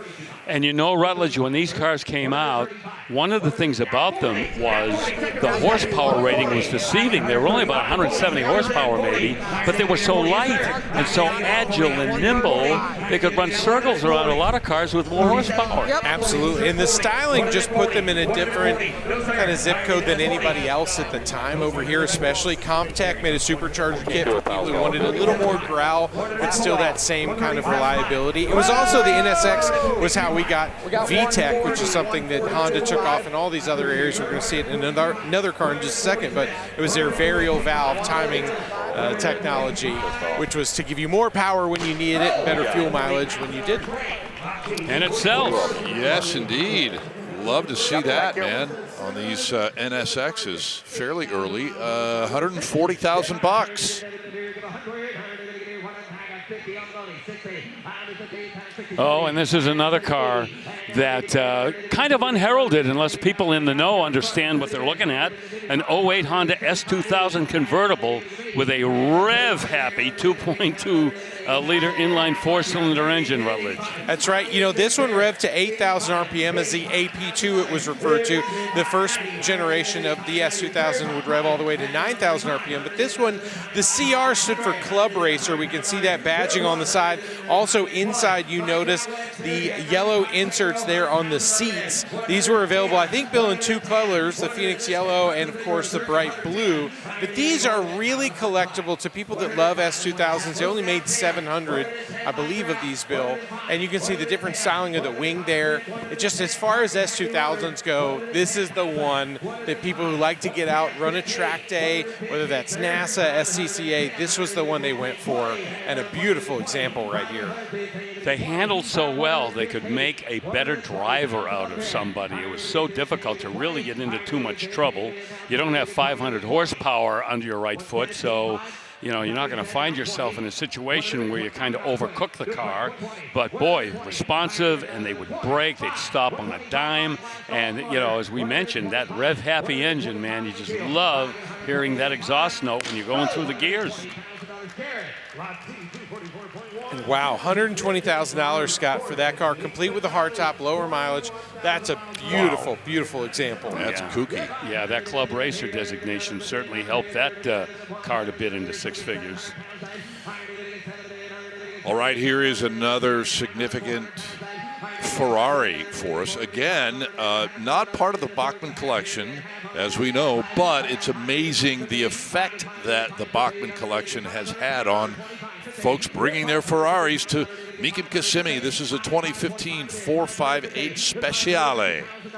With quite a color scheme, Argento Nürburgring is the exterior color with Nero or a black inside, but it's a powerhouse. 597 horsepower out of that 4.5 liter V8 engine and a 7-speed dual clutch automatic transmission. Odometer just over 21,000 miles, and a lot of race technology finding its way into this car.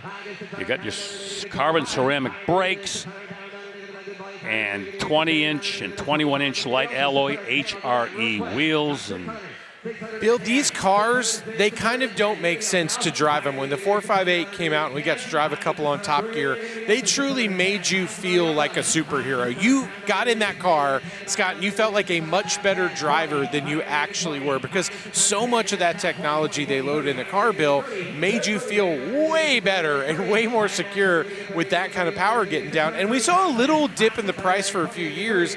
That 488 kind of ran the prices oddly back up because people were like, well, that one's even more expensive, so then we'll climb back up. Sure. What an incredible driving car these are. Yeah, you would have to be an accomplished driver to get all of the potential out of a Ferrari like this. This is a car that could get ahead of you, 597 horsepower. So somebody that really is used to handling that kind of horsepower could get a lot out of it, but for most people, no, you wouldn't be able to reach the limits with this. I mean, you'd back out before the car would even reach its limits. 625, Nat? Most people would. You probably would. Oh, well, if it were someone else's Ferrari, I wouldn't even drive it. Rule 660. 635. Last call for anybody else. Close bid at 625. Take $660,000. You're at the bid right now, $660,000. You raise your bid to $660,000. You're going to own it. You're the only guy that All right, the Mecum rule has been displayed. $660,000 bid. 660. 660. 660 is the Mecum rule. Yeah, I'll drop it.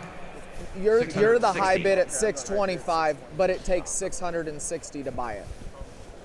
660. They're thinking about it, guys. $660,000. I tell you what, as good as this car, the 458 is, you mentioned the 488 its successor. Man, that was just another level up. Oh, yeah. It's hard to think you could take a car like this and say, hold my beer and let me come up with something even better, but that's what Ferrari does. Right. 660,000 it is. You on the counter? 660,000. And I remember when this car came out, a bunch of us thought, well, they've gone wild. This is a crazy design. Oh. You look at some of the other cars that we have here this weekend, you go, no, I was wrong. Yeah. This is not as wild as it would get. Tell you what, bidding's still open now. I've got 600 a quarter. Hey, reserve is off. Wow. 625 is the bid. Anybody else at 635? I've got 6 and a quarter. Well, how about that for a little turn of events? Yeah. What a change. Sat there for a minute, now boom, the gavel's going to hit. Sold $625,000. Mitchell. My goodness. Okay. That's him reaching for his phone, calling his friend back, saying, okay, you remember when we got off the phone a second ago? Yeah. Crazy thing happened. Yeah. $625,000 for the 458 Speciale, and that is enough to put that car at the top of our list today. That is pretty cool. 1967 Corvette, big block, Bill Stevens. Oh, Scott, I will never get tired of these 435 horsepower 67 Corvettes. I don't know how many we've had, but I hope we have a lot more. This one in Marina Blue. This one with 4-speed Muncie transmission, factory side exhaust. That's the M21, by the way, that 4-speed. 355 positive traction out back, stainless steel brake setup, AM/FM radio, tinted glass, and the red line tires. Oh, so much to love about these 67 Corvettes. Man, I tell you, blue interior. Yep, Marina Blue, right? Yep, black Stinger, red line tires. And then you just add everything else onto it, like the side exhaust and the two tops, et cetera, man. But that visually, okay, I would do that. I can't think of anything better than that. No, it checks off all my boxes. And the reserve comes off here at $150,000. What a restoration. So much new stuff they put in. Starter, horn relay, voltage regulator, wiper motor, headlight motors. Everything. Wowzers.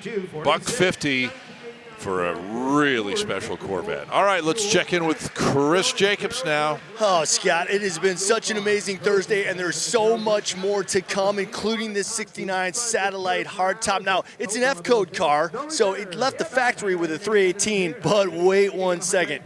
Oh, it has been upgraded in a major way. That is a 526 Hemi under the hood. Made it to a Tremec 5-speed transmission. Oh my goodness, I cannot get enough of this build. Beautiful silver exterior paint, just super, super low profile. The painted black wheels, poverty caps, the interior bench seat looking so good. Custom dash with the odometer gauges. I could go on and on about this car, and I know you guys are gonna have a ton more to say about it when it crosses the block. Consignor actually just started it up, and it was a symphony of muscle out here in the staging lanes. Stick around, we got more Mecum on the other side of this break.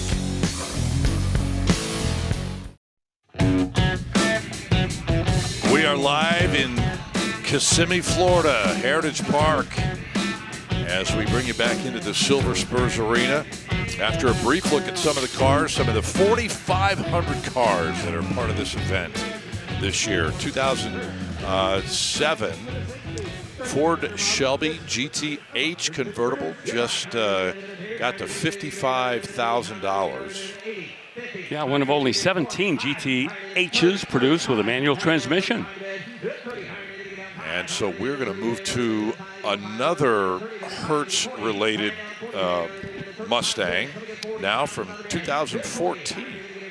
Yep, little newer. This is the Hertz Penske GT. You've heard of Penske rental cars. I mean, we've heard of Penske everything else. Yes. Indianapolis 500 and you name it. So this one, low mileage, about 1,300 miles on this one, according to the odometer. Number 9 of 150 that were built. And the first of 10 cars that were built with manual transmissions offered to Hertz executives, not rented to the general public, and signed by Roger Penske himself. Okay. Yeah. $35,000. High bid on that 2014 Mustang. Okay, here we go. Next, Bill, interesting. 2007 Mustang Celine Parnelli Jones edition. Oh, this is too good. Now, Oh, come it on, is. that's not an accident. Huh? The Penske car, now the Parnelli car. well, come yeah. on. Yeah. There's a method sometimes. Yeah, you're right. Yeah, this one, 400 horsepower, 5-point leader in this one of 500 Parnelli Jones editions that were produced in 2007. High compression, 5-liter V8 with that 400 horsepower, as I mentioned, and a lot of Celine speed equipment, forged aluminum pistons, and forged steel connecting rods from Celine, and so many other high-performance parts as well, pulling it up to 400 horse. 5-speed manual, close ratio shifter, lightweight aluminum flywheel. So that'll really help get that engine up into the sweet spot.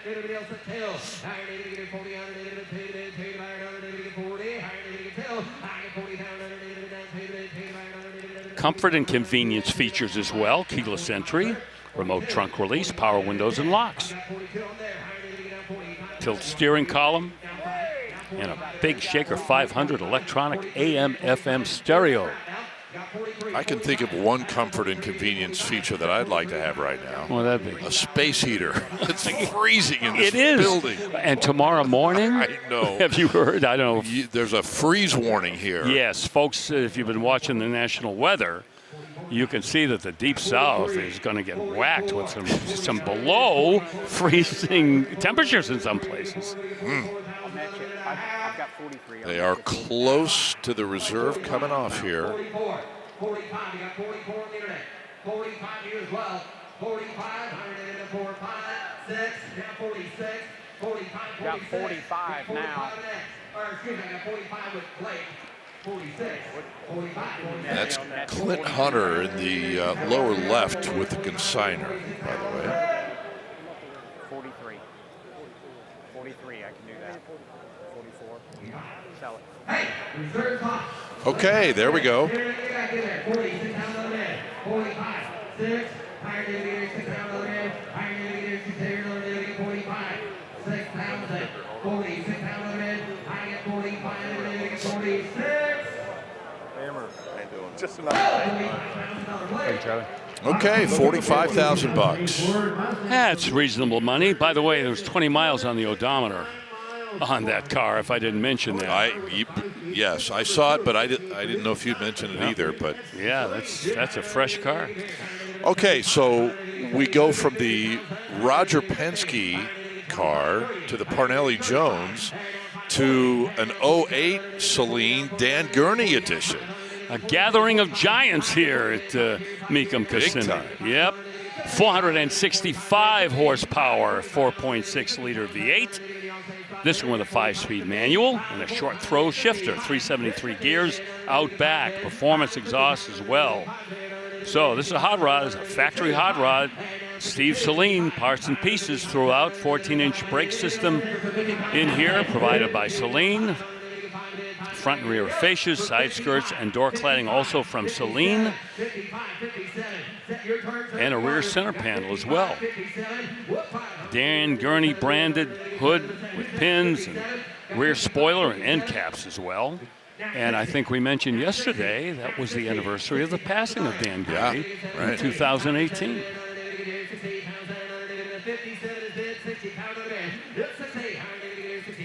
57 is the bid here. Boy, Dan Gurney, Parnelli Jones had some great duels on so many racetracks over the years. Yeah, two of America's greatest drivers. 58,000. 58 pounds on the red. Anybody else at 58? Anybody else at 57? Got good news. Reserves off. Anybody else want to get 57? Got 55 on that. Action 57. Got 55 in 57. Reserve is off here, as you saw at 57,000 bucks.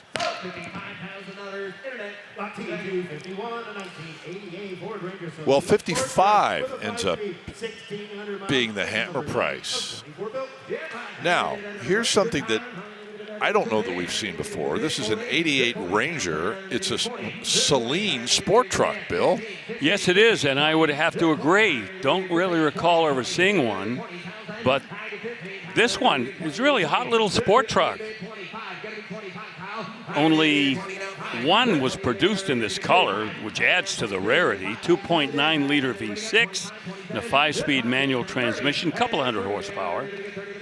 And Rutledge is right over there with the truck down. Bill, it's all about the touches on this one that really put Celine's name on it. When you look at the truck back here, you've got this integrated wing. The tailgate has this smooth piece that comes out. We see the roll pin here on the bumper with the plate cut out on one side, exhaust on the other.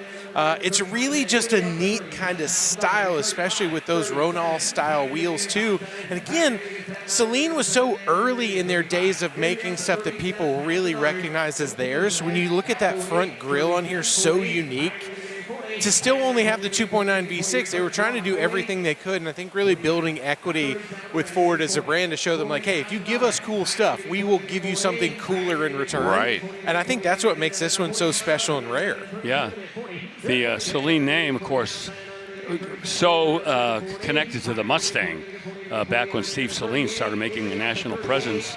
And he's a former racer, too, so he pretty much knew what a car needed to make it go fast and to handle and brake. We got to be 40. And look at that front grille there. We know that this wasn't a wild style of the Ranger back then, but to rethink the whole front grille and change what the vehicle looked like, Celine was way ahead of their time for this kind of a touch. Yeah, just wanted to make it a little more distinctive. And you think about how popular mini trucking was still in that era, you had to have been so cool on the streets if you had this. But this one, a little over 1,600 miles, barely driven. Yeah. Yeah, you're right. For a while, there was at least one little sport truck racing series, I guess. Oh, that was so fun to watch. Pickups, yeah. 45, 45, 45, 47, 45, 47. And I think that 2.9 might have been the biggest V6 because it was definitely the window sticker still on the truck. I think that might have been the biggest V6 you could get in the Ranger at the time. They hadn't, I don't believe, started using that 4-liter V6 that we knew in the later Rangers. So you got to imagine, for as light as the truck is, that kind of power, the seats inside, again, very period correct for 88. Just a cool setup all the way around.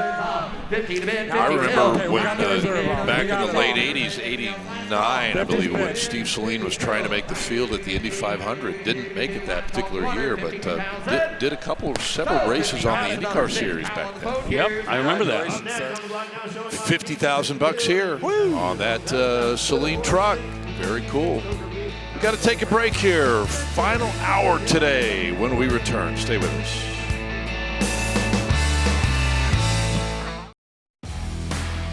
Oh, that's a look out of the 303 staging lane. And don't forget that as we are into our final hour today, we have 2 more days of coverage left, 7 hours each day, tomorrow and Saturday, noon to 7 p.m. Eastern. Man, we cannot wait, and I hope you will be able to be with us. Look at this, 1970 Plymouth GTX triple green, Bill. Oh, man, look at the number on this, $87,000. What's under the hood? Oh, this is Ace's matching numbers, 440. That would be the 4-barrel version, and that will give you 375 horsepower. Matching numbers, 727 torque flight, but the engine's been upgraded. They put a larger cam in it, roller rockers. Oh, this has had a lot of forethought put into this build, and it sells for, I would say, pretty heavy money for a 70 Plymouth GTX hardtop. Yeah, non-Hemi. 87,000. That is really sharp. 1957 Chevy 3100 is on the block now. Boy, talk about custom paint. The name of the paint on this is Sweet Chocolate Copperhead with a 2-tone tan interior. Oh, look at this. Yeah. Heck of a paint job. PPG paint, by the way. Custom fabricated bodywork by Bob Cardwell. And interior by Phelps. It's an alligator pattern in that tan.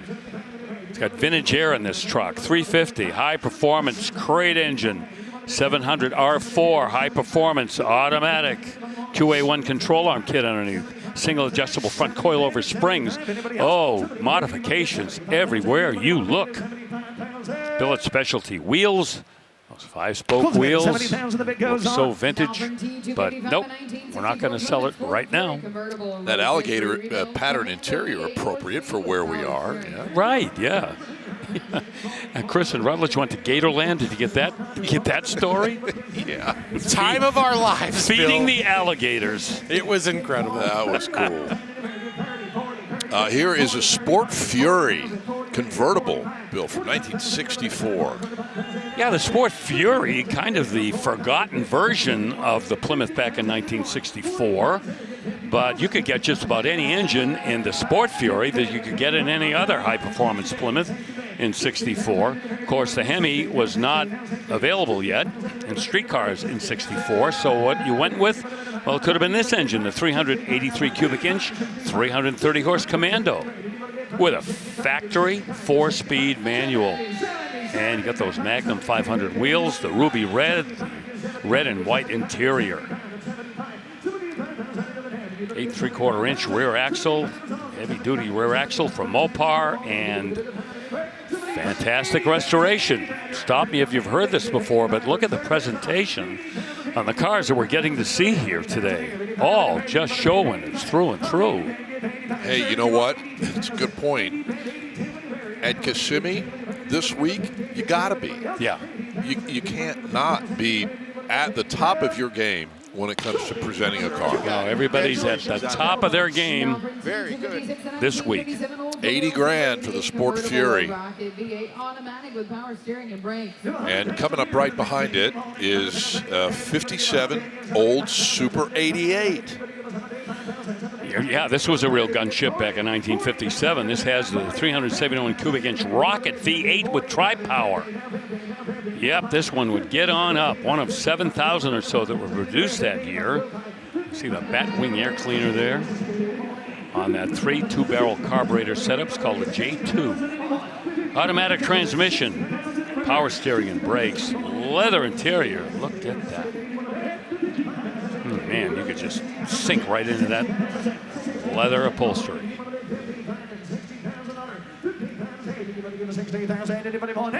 Yeah, these don't normally trade, you know, in the same area as some of the Chevrolets from that time period.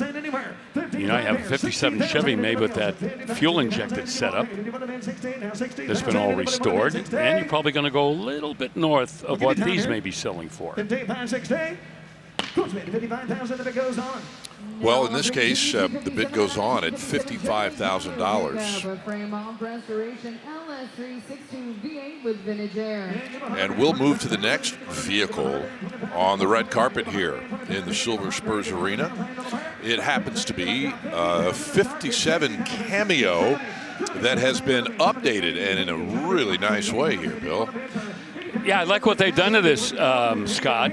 This is a customized 57 Cameo. A lot of the ones we see have been restored back to original, but every now and then someone will do a high-end custom job like this. That was the LS3, the 430 horse, 6.2 liter V8. 6L80, 6-speed automatic transmission, Willwood power disc brakes, vintage air 4-link suspension, and that Ride-Tech setup, the coil-over shocks a lot of builders go with, and the aluminum radiator. Meanwhile, outside on the body, you see that just perfectly applied black paint with the white contrasting accent along the side, also on the interior of the pickup bed as well. And around the cab, you see that with the 5-spoke billet specialty wheels. That's kind of an interesting bed with the white side panels and the dark wood on the bed. Dark hardwood, yeah. Kind of looks like it should be sponsored by Oreo or something, you know? Yes. Get that. 90,000, so not a slouch whatsoever. That's a really nicely done truck. Yeah, you like to see a custom like that get the kind of bidding that it deserves. Bingo. All right, break coming up for us. We'll see you on the other side in a couple of minutes. Stay with us.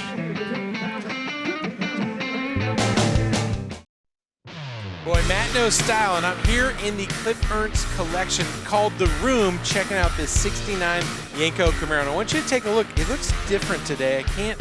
Wait a second. I know what it is. This is actually a photorealistic car cover. Models, do you mind helping me out a little bit? Guys, hiding underneath this is that, of course, the Olympic gold. Look at that. It's a beautiful photorealistic cover of the 69 Yenko that was made by Hero Covers. Now, this looks really special, but guess what? You can actually have that done to your own car. Let me take you to another one. The 69 Yenko Nova is over here, as is Cody from Hero Covers. Cody, this is incredible. We're looking at what looks like the 69 Nova, but it's the car cover for the 69 Yenko Nova. Hero Covers makes these photorealistic covers for everybody. How does this even work? Oh my gosh, it was a long time coming. We've nailed the process now, and it's a combination of some really sophisticated technology, photo vectoring, and a great team on board. So we're honored to be here at Mecum Kissimmee 2026. We're in the Yanko room. This right here is a 1 of 38 in a very special green color, and as you guys know, what's underneath looks exactly like the cover. And what's amazing, we're looking at one with the quilted top. This is an indoor cover. I've already started the process. I actually ordered a cover for my 94 Toyota pickup drift truck, which is hot pink. It's going to match that. But what's so cool is you get on the Hero Covers website, and whether you need seat covers, a golf cart cover, even an airplane cover, you can put in pictures of your ride and get a photorealistic image. You can also get a special Mecum cover, Hot Wheels, there's lots more. But it's so easy. Once you load the pictures up, basically the design team will say, hey, we got a question about dimensions, whatever it is, and then it goes into process and they make it, and then we have the finished product that looks this good. I mean, what a cool thing that you guys are doing to really help people show off their rides while still protecting them. Thank you so much, Rut. It's, for one, an honor to be such a beloved product in the industry. We're doing muscle cars, we do classic cars, we do high-end exotic cars, hypercars. We even have a cover for the 250 GTO that's here today, which is a true one of one. And like you said, we make the process as easy as possible. Enter your year, make, and model, upload a few photos. Our design and customer service teams are amazing. So within 48 hours, you get a render and you can see exactly what your Hero cover will look like. And then within about 3 or 4 weeks, you're delivered. Guys, this is incredible. Cody, thanks for being here. You know, Scott, if you're thinking about for the car lover that has everything, they don't have one of these if they don't have a Hero cover. This is incredible. We all got to get some, guys. All right, Rutledge, thank you guys all very much over there. HeroCovers.com for more. Glad to have them on board with us. Not only here at Mecum Kissimmee, but beyond. That's very cool.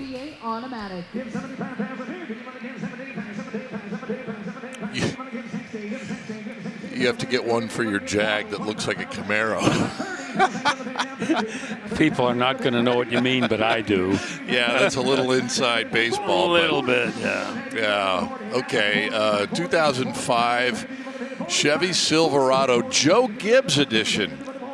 Yeah, how about that? We've had Penske, we had Parnelli, we had Dan Gurney, now the coach, Joe Gibbs, Super Bowl winning coach, and of course team owner in NASCAR. And here we go with one of his Chevy Silverado, Joe Gibbs edition, number 430. Frame-off restoration completed last year with a GM crate engine, the 6-liter V8 with a Whipple supercharger, the Air 8 cold air intake, Corsa exhaust, and MSD ignition. Transmissions in 4L80E, that's out of her crate as well. And a new 4-bolt Moser rear end. Nice all truck. Nice truck.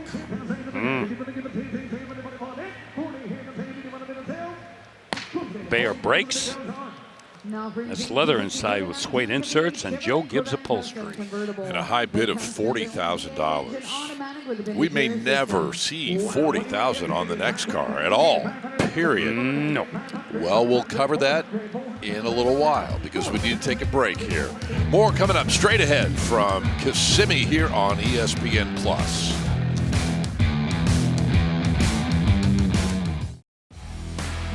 Well, it's time for one of the great moments of today. A lot of fun, and we're going to put this in our category of State Farm Moment of the Day. State Farm has coverage that'll meet your needs on a price that is super budget-friendly.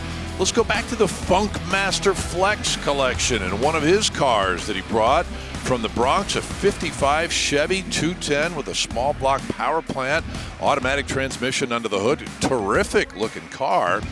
And it hammered a little earlier for $53,000. Part of his collection that was here at Mecum Kissimmee today, much to the delight of the new owner who picked it up right there. And she was over the moon for it.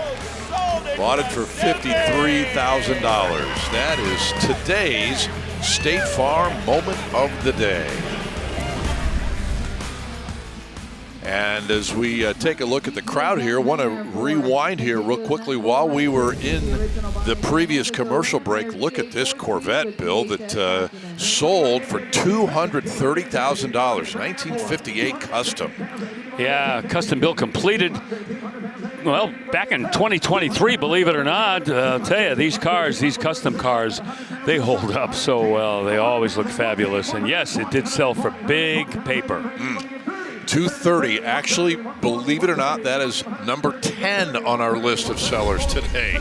Big money, yes, but man, the bigger money was ahead of it. Terrific car. Here's another one. 1969 Ram Air 4 Judge. Well, there's going to be a feeding frenzy on this car. I just have a feeling. A Ram Air 4, 370 horse. Pontiac GTO Judge. That's that 400 cube V8. M22 4-speed. So we're talking a Ram Air 4 and a 4-speed in a Judge. One of 239 Judge coupes produced with this engine and transmission that year. Of course, the carousel red, black interior, rally 2 wheels, and those Goodyear polyglass tires, period, correct. Is this the color for a 69 Judge? It seems to be, yes. We see, of course, we see them in other colors, but yes, when you see that carousel red on a Judge, it just seems to be the right combination. I like the dark blue myself, but again, this is nothing wrong with that. This is quintessential would be maybe the descriptor for it. Quintessential Judge. Starlight black, yeah. All right, we'll move on.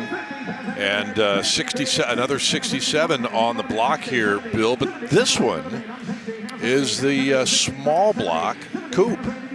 Yeah, this is the base 327, 300 horse. In 1966, the base engine, the 250 horse 327, was discontinued. So this was the lowest horsepower 327 available in 67. And again, this has all the documentation. You know, we've got all of the original documentation with this car. We'd love to see that. Al Grenning again has looked it over. Rebuilt engine and suspension, trailing arms, U-joints, all gone through. Goodwood green. Factory original trim tag. The odometer shows just over 29,000 miles. By the way, if you looked at that engine and said, wait a minute, that's not the 300, that's the 350 horse, well, they're making it look like the 350 horse. It's been dressed up as a 350. Yeah, you mentioned that 300 horse engine, and I looked it up just to make sure that it wasn't a 3-speed, because that 4-speed was an option, yeah? Yep. Yeah, the M20, the wide ratio 4-speed. Right. In this one. Right. Okay, let's move on, shall we? And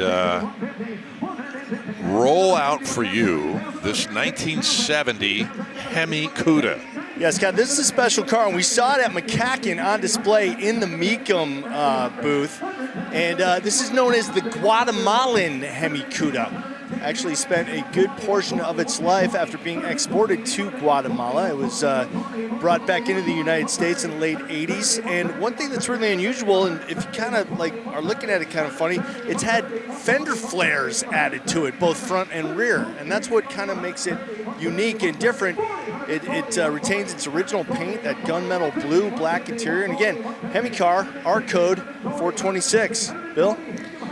Boy, and those wheels take you back in history. How about those slotted mags? And a couple of different companies made those. There was Anson, there was E.T., there was Dayton that made a similar style wheel right there. And they are strictly taking you back to the 1970s, maybe the early 80s as well. Cool to think you could have a car that's got such a storied history that when people see you go, you know what, it's been half its life in Guatemala. I think that's so neat. Yeah. Can you get like 93 octane gas in Guatemala to put in that? Great question. Yeah. 140 for the Cuda.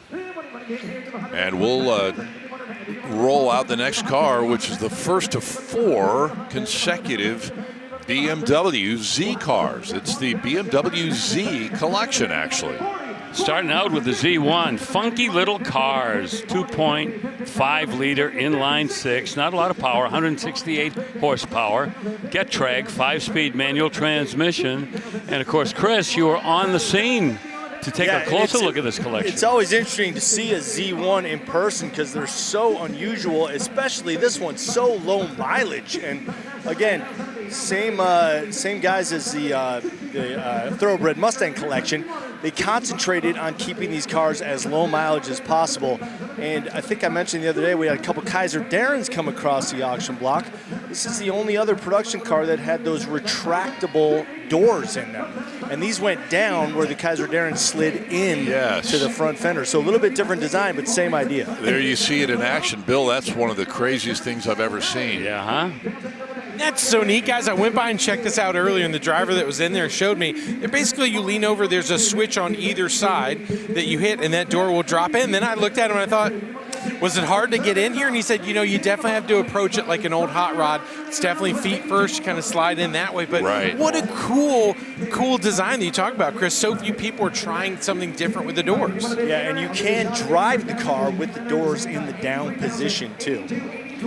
Yeah, those wide sills there at the bottom of the door opening, kind of like the gull wing coupe. You really had to, have a very deliberate strategy for getting in and out of those cars. And it reminds me almost of the Broncos and the Scouts that had those kind of doors that were the sort of fiberglass inlay. Yeah. It has that kind of a vibe that brings you out. Almost turns that car into a knuckle dragger at that point. Yeah, we just saw on the jib cam the operation of the door raising up. You saw how easily it came up and how smoothly. And about $86,000 right now. Good money for this car. Yeah, kind of kicky design, but it has a lot of that BMW engineering in it with a four-wheel independent suspension. Got a Z-axle multi-link rear suspension as well with four-wheel disc brakes. That's a composite plastic body, too, over a space frame. Galvanized steel. Those taillights on there kind of remind me of the 318 Ti, the hatchback we would see a few years later in the E36 generation. But again, never seen one of these in person, but wow to see those doors function like that. Well, they worked on this for a long time, and it paid off at $88,000. Yeah, that 318 Ti was kind of an offbeat little body style, wasn't Absolutely. it? About the same kind of footprint, if you think about it, as this car. Yeah. We continue with the Z collection. 1996 Z3 in Schwarz. Oh, that's black. It is. Okay. You are correct. Sehr gut. Yeah. Sehr gut, Herr Stevens. Jawohl.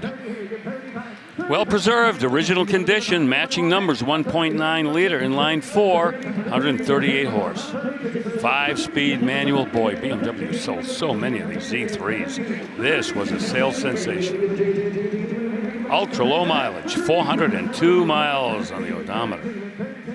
Yeah, that was really what was astonishing about visiting this collection in Florida was every single one of these Z cars, 4 in total, super low mileage. It's just unbelievable that, again, what happened? How did they resist? Because back in the day when these cars were new, they weren't that special that you're thinking I'm going to preserve it for the future. No.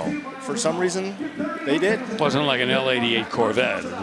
Z3 BMW. And it wasn't also the M version that had that S52 inline 6. This 4-cylinder was not as strong, not as powerful, but a still fun driving car. But again, how do you keep the miles off? That's a math equation I have not yet figured out. And there was an M Coupe too, right? That's right. The clown shoe, they called that one. Yeah. Still one of my favorites. All right. M40i Roadster, a one-owner car with 105 miles on the odometer. A turbocharged 3-liter rare 16.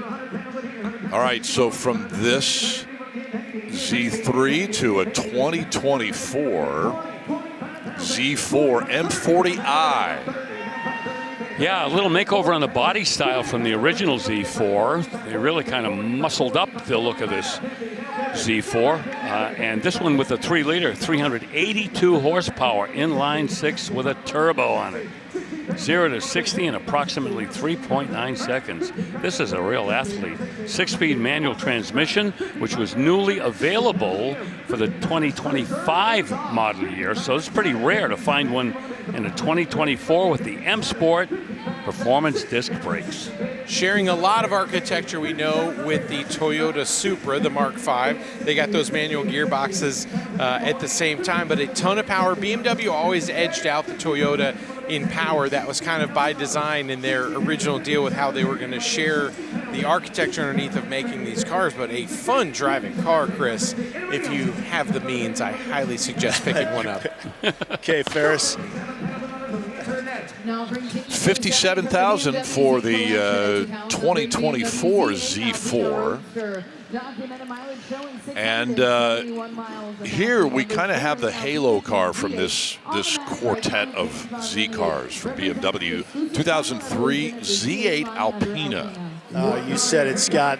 Alpina, obviously, kind of the legendary customizer performance aspect of BMW in its early days, and then was acquired by BMW, much like Mercedes acquired AMG as its in-house performance arm. And interesting to note that if you get a look at the center cap here, the center cap is a stack and a crank. Now those were the things that, actually it was a camshaft. The crank was the original logo, and then they turned it into the camshaft. It was the two things that Alpina were known for getting the max performance out of these BMWs, and high value, rarity, of course. I mean, these Alpina Z cars are in huge demand, Scott, and they're beautiful. Bill. Yeah, 671 miles on this one, too. So much about this car to like, really. So important to the BMW heritage. It was a tribute to the 507, one of the most memorable cars that BMW ever built. And this one right here, if it looks familiar to you moviegoers, it was in the James Bond film, The World Is Not Enough. Oh. Remember that? Yep. Well, they haven't left it yet, though. And guys, we've seen the value on the Z8s jump through the roof since they were made. But again, as Chris pointed out, these Alpinas even more rare. It really just turns it up, Chris. Yeah, and Alpina really shows its respect to BMW. There was a time where they were offered to make the BMW logo in an Alpina logo, but they said no. This car is a BMW. We're only going to put our logo on the wheel centers, and we'll put our name on the back, but the logo should be that classic BMW logo. With that hard top, I mean, that's a beautiful look. It really does change the look of what this car is like, hard top on or off. Guys, yeah, you know, the reserve is off, Bill. I was just going to say, there are some two-seat sports cars, the hardtops actually diminish the appeal, but not this one. That really does follow the contours of the entire car. Right now, this will put it in the top 5 today at 370. Not surprising to see the number on this car, considering the low mileage and the desirability in the collector car market of the Alpinas. Yep. You know what? I'll do it, Jordan. 372.5. Now 375. 375. Guys, if you've never had the chance to see one of these in person, it definitely has a AC Cobra sort of Shelby wide hip kind of vibe to it. You look at how wide the wheels are in the back, just really flowing lines to these wheels, but it has a real prowess about it. I cannot disagree with that. Now that I look at it, it does sort of have that rounded fender, kind of muscular, big block Cobra appearance to it. This car's got a pretty unique gauge cluster too, where it's in the center. The only thing really that's in front of the driver is an Alpina spec gear gauge. So it's on the Alpinas only. That's looking right through the steering wheel. And I think that went to the same guy who bought the 458. Yes, it did. Scott? Yeah, thank you. I was going to say the same thing, Rut. Appreciate that.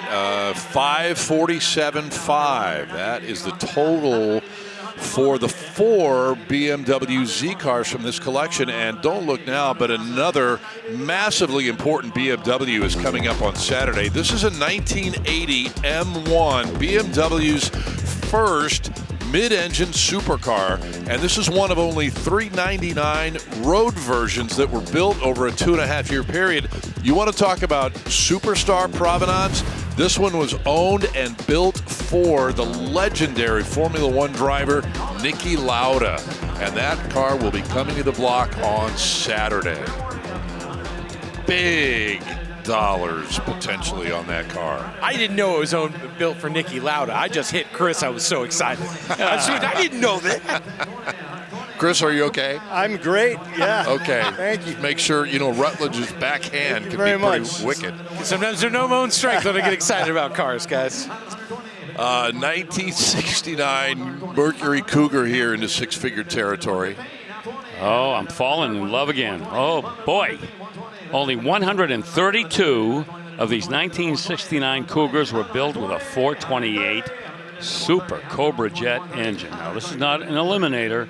No, this is just a run-of-the-mill, if I can use that expression, Mercury Cougar that's been optioned with that engine and a C6 automatic transmission with 430 gears and a traction lock differential. This thing will leap. Power steering, power brakes, and Magnum 500 wheels, and you just make a list of all the things on this that make it just so exceptional. What a great car. I like how you use the description. This will leap. After all, it is a Cougar. Oh, those gears. Oh. What if I netted you 125? You did it again. I can't sell it for less than 150. I'm just pointing out that your wordsmith abilities are on full display today. Well, that's the job of a good host. $125,000. Is that going to be it? 2-year rotisserie restoration. Wow. 150,000. Thank you. All the right Bid parts goes to on. OEM and NOS. Did not go out of house when they needed a part. Drag pack car, ram air induction. Oh man, everything. Okay, I think that's going to be the end of it for that car. So we're going to let that one ride down to the bid goes on desk and take a look as Dana Mecum is there on the screen at a Boss 429. 1969, first year, and any time you have one of these in your lineup, man, you know you're going to have a heavy hitter. Well, down the hall at Ford, while they were lavishing all that love on that 428 Cobra Jet Cougar, they had their own project going with the Boss 429 Mustang. Oh yeah, be still my heart. I love the Boss 9. Wimbledon white. All of the hood scoops in 1969 were color matched to the body. They became black in 1970. And of course, such a massive engine under the hood, they had to relocate the battery to the trunk on these cars. Swing around here, I'll show you a really easy way to tell if it's a real deal 429. Carcraft was the company that would put the finishing touches on these, and this badge right there lets you know that it is a real deal Boss 9.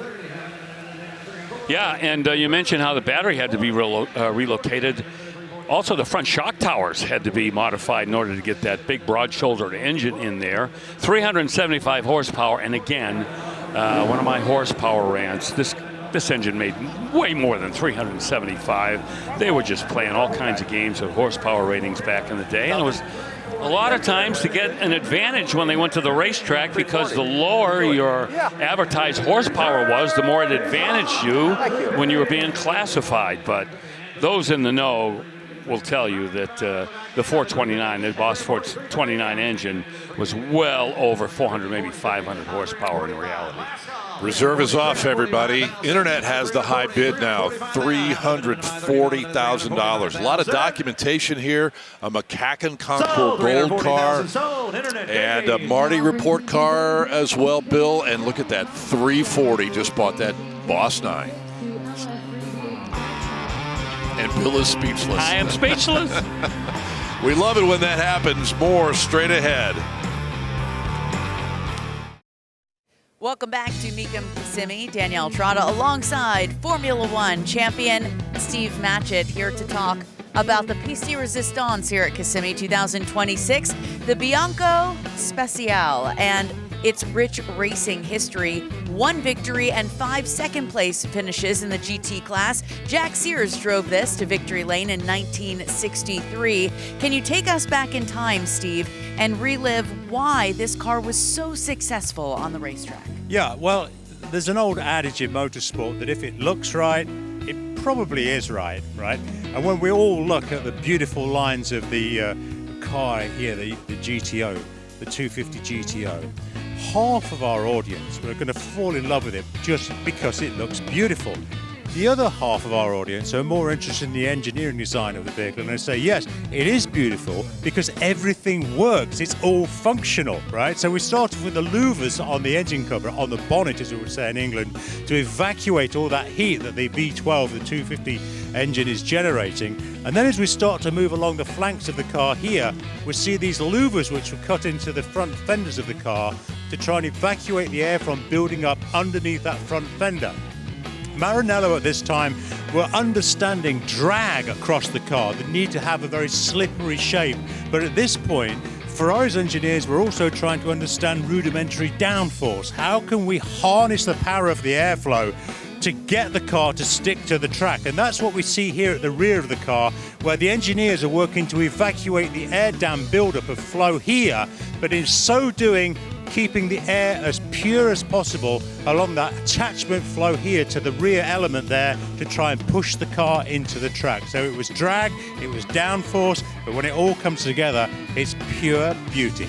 Beauty and function. Yeah. Just wind up to make this masterpiece, 1962 Ferrari 250 GTO. This is the showstopper for Mecum Kissimmee 2026. Could break a record, perhaps. We shall see when it crosses the block on Saturday. We are counting the hours down until she does. We're back in just a moment, live on ESPN+. We are rolling into our final segment on this Thursday, and it has been a day. Our top sellers looks like this. A 2018 911 GT2 RS, guards red, 3.8 liter, 700 horsepower, flat six, $575,000. Oh my goodness. This midnight blue, complete stripe delete 054 GT brought the big money. One of only 14 in midnight blue with the stripe delete, 610 grand. But our number one car today, not that long ago, a 2015 Ferrari 458 Speciale Argento Nürburgring. That is silver with Nero or black interior. Almost 600 horsepower, Bill, $625,000. And that Speciale truly is special on this day. It's our number one car thus far. And it kind of sets the table for what we have coming up over the weekend. This may be the last opportunity for American Muscle Car to make the top 5, because tomorrow and Saturday, I think we both know what might be happening here. Yes, sir. Yes, sir. It is going to be a couple of days to remember for certain. Let's go to the block now while we have an opportunity. And 1965 GT350 up on the block. Now, this is GT350 that began life as a street car, but boy, it does not resemble anything that you would see on any street in America. It is not an R model, one of those really rare 65 350 GT R models. The chassis number on this car, or the VIN, whatever you want to call it, is SFM5S146. That's Shelby Ford Mustang 5 for 1965, S for street version. 146 is the production sequence, and it is now converted into a race car, which is eligible for vintage racing. Boy, look at those flares, big rubber there and everything. That's ready to tackle any road course. A little homage to the Flying Mustang there, too. Those graphics. Right. Guys, the sound of this car as it thundered down the alley here across the block. I see why people love this thing. I think that did it. Yeah, I don't think we're talking about any mufflers here. We're talking about a straight exhaust system. 137. Those are definitely straight pipes coming out underneath the doors. Yeah, 1965, all of the GT350s had that exhaust system there.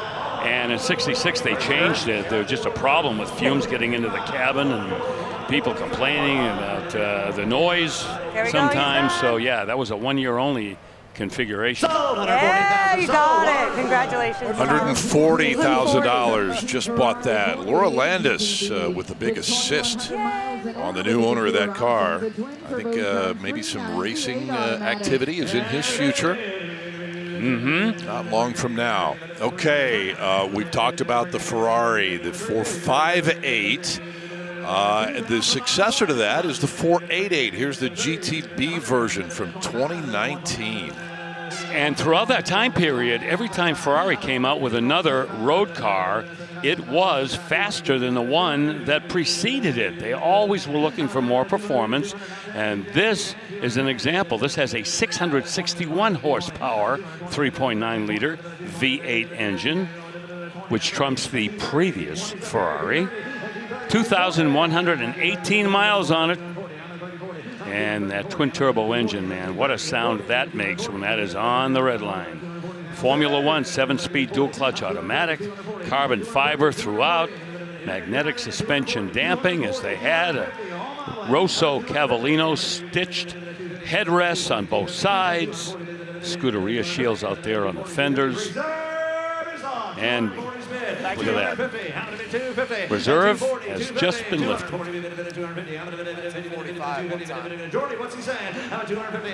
245! 250. I want to lose it. Aluminum body shell and chassis, a lightweight car, double wishbone front suspension and multi-link rear suspension, all trickling down from all of the things the Ferrari team learned at the racetrack, finding its way into the road cars. You mentioned that twin turbo, the first time that Ferrari used the turbo in a mid-engine car since the F40. Right. So that made it a landmark in and of itself. Yeah, that was the first one, the first twin turbo V8 in the F40. Right. I was just going to say F1 touches all over the car. Check out that rear diffuser with that flashing light in between the exhaust pipes. That's pure F1 right there. Very popular touch down here in Orlando as well. I've seen that on a lot of cars. A lot of F1 fans down here. $250,000 buys that 488 GTB. That's tied for 8th in our overall list today. Just saying. The money is flying out of here. Here's a 575M from 2004 now. Oh boy, I do love these cars, these front engine V12 GT cars. This one 508 horsepower with a 6-speed sequential transmission. Great styling, excellent performance. This one, leather inside, leather everywhere you look inside. The Magneti Marelli, responsible for that transmission. That is a high-tech powertrain, double overhead cam engine as well, 5.7 liters. Odometer reads over 19,000 miles. I think the M, 575M, I think that stands for Matchett, doesn't it? It does, yes. Yeah, okay. A tribute to Steve Matchett. Thanks for pointing that out. Get a look at the diamond stitching here in the interior of the rear. That is just beautiful. Oh, everything. So well done. Oh, you're right. Yeah, this was an uptick from the 550, and this was a front-engine V12 GT car that came out after the Daytona back in the early 1970s. So this was the first time that Ferrari went back to this configuration with a 550 Maranello, and man, this was a #1 with a bullet sports car. Sold 82,000. Sold Ryanswood. All right, 82,000. Actually, pretty reasonable for a Ferrari. You know what? I'm with you on that.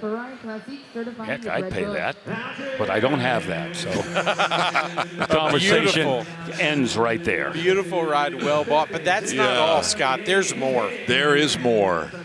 At least this one, an 88 328 GTS. Yep. As we move up from the 308, we get to the 328 with a bigger engine. This is a 3.2-liter V8 with a 5-speed manual transaxle. Limited slip rear end as well. Good performance car. Again, not following in the tradition of big horsepower, 200-mile-an-hour Ferraris, but this was a car that really banked on its styling and its reliability. This is a pretty reliable powertrain with the Bosch J-tronic fuel injection, the K-Jetronic fuel injection. You drive this car anywhere. Bill, can you think of a more iconic shifter than that gated shifter? No. Right inside there. Just everything about it. It looks so cool. I bemoan the fact that they got away from that. Now new Ferraris don't even have floor shifters. They got dials and paddles and buttons, and you know, they're like a pinball machine. 100,000. That's the bid. I mean, come on, Chris. That's a work of art right there. That shifter. Well, you know, it's the glory days of analog. There's such a difference between today's cars. You wouldn't get that if you got your reserve. The most wonderful way, favoring that era. Now, if you wanted to click off some really lightning fast shifts, probably not the best configuration. Correct. But I love the way they look. And the driving experience. So much different, more visceral. Sure. You can really bond with the car. Reserve is off. 100, 102, Reserve's off. Hang on, hang on. I've been hanging on. 1025. I guess I got a little more. 1025. Hold on. 1025. Sold 100,000. We're going to get to show you the next car, and that's because this one sells right now for $100,000. Strong money. Man. Yep. So let's go to perhaps our final car of the day. This is one that Steve Matchett was talking about earlier. A 1964 Ferrari 330 GT 2+2, and there is the piece de resistance, the V12 on board this little Ferrari. Unbelievable. Scott, I was talking to the consignor out in the staging lane. He told me that this was the car that Enzo Ferrari used as his daily driver. Not this particular car, but this model in this color configuration, black over the tan. Guys, look at the crowd that's surrounding this car right now while it's on the block. We don't see this very often like this. No, we don't see this particular Ferrari very often either. One of 503. These were built between 63 and 65. So a rather short run for these cars. And a flawless restoration. I gave it a good long look when it was out in staging. Just an incredible job done in the interior of this car. Yep. And exterior as well. Our camera operator, Eric Kohler, gave us a great look at the Borani wire wheels. Those are legit, man. Yep. 296 horsepower V12, 4-speed manual transmission with overdrive. 230 is bid. And as you continue to watch this, don't forget, as we get close to the top of the hour here, going to be a phenomenal Friday tomorrow here at Heritage Park. We've talked about it. We've convinced the bosses to add an extra hour of coverage for you from noon until 7 o'clock tomorrow and Saturday, actually, here on ESPN Plus. So just bear that in mind. 230 is the current bid. We're working on getting this one sold, man. It's such a traditional Ferrari design from the side and the rear, and then you swing around and see those headlights. And it's such a beautiful design, but really out of the box for Ferrari. Yeah, they got a little bit of pushback on those headlights when they were revealed at the Brussels Motor Show back in 1964, but eventually these cars won people over. A little touch of Citroen in that headline. Yeah. And no racing provenance or pretensions at all. This was a pure road car. Great offer. I know. I just got to do big goes on. Because you like the car. That's the consignor there with the black ball cap on. I'll give you the 235. Let's sell it.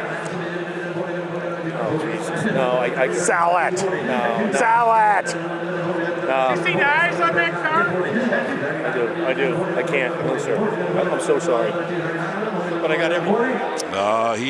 Mecum rule is 250. Super close. Yep. And you heard Frank throw 250 out there for a Mecum rule. $250,000, and you own it. It's done. It's yours. $250,000. They all think you should. At least half of them. How about the rest of you? 250, sir. 235 is bid. Will it be 250 to close out the show today? You came to buy it. You might not get another shot at a car like this. Yeah. Sir, how about if I ask you, please? Does that make it any better? 250, please? No? All right, we tried that. I think we're all out here. We're going to close the bid for now. That's Jesse Kopp, and he says we're all out. There you get a look at the front end of that 330 GT 2+2. The bid goes on at $235. I mentioned our coverage tomorrow. Don't forget it. Noon Eastern till 7 o'clock here on ESPN+. We certainly hope you'll be able to stop in for all or part of the proceedings tomorrow. And until we reconvene then, we thank you so much for watching today. For Bill Stevens, for Chris Jacobs, Danielle, Trotta, Rutledge Wood, I'm Scott Hoke for the entire gang here in Kissimmee. Thanks for watching, and good night. See you tomorrow.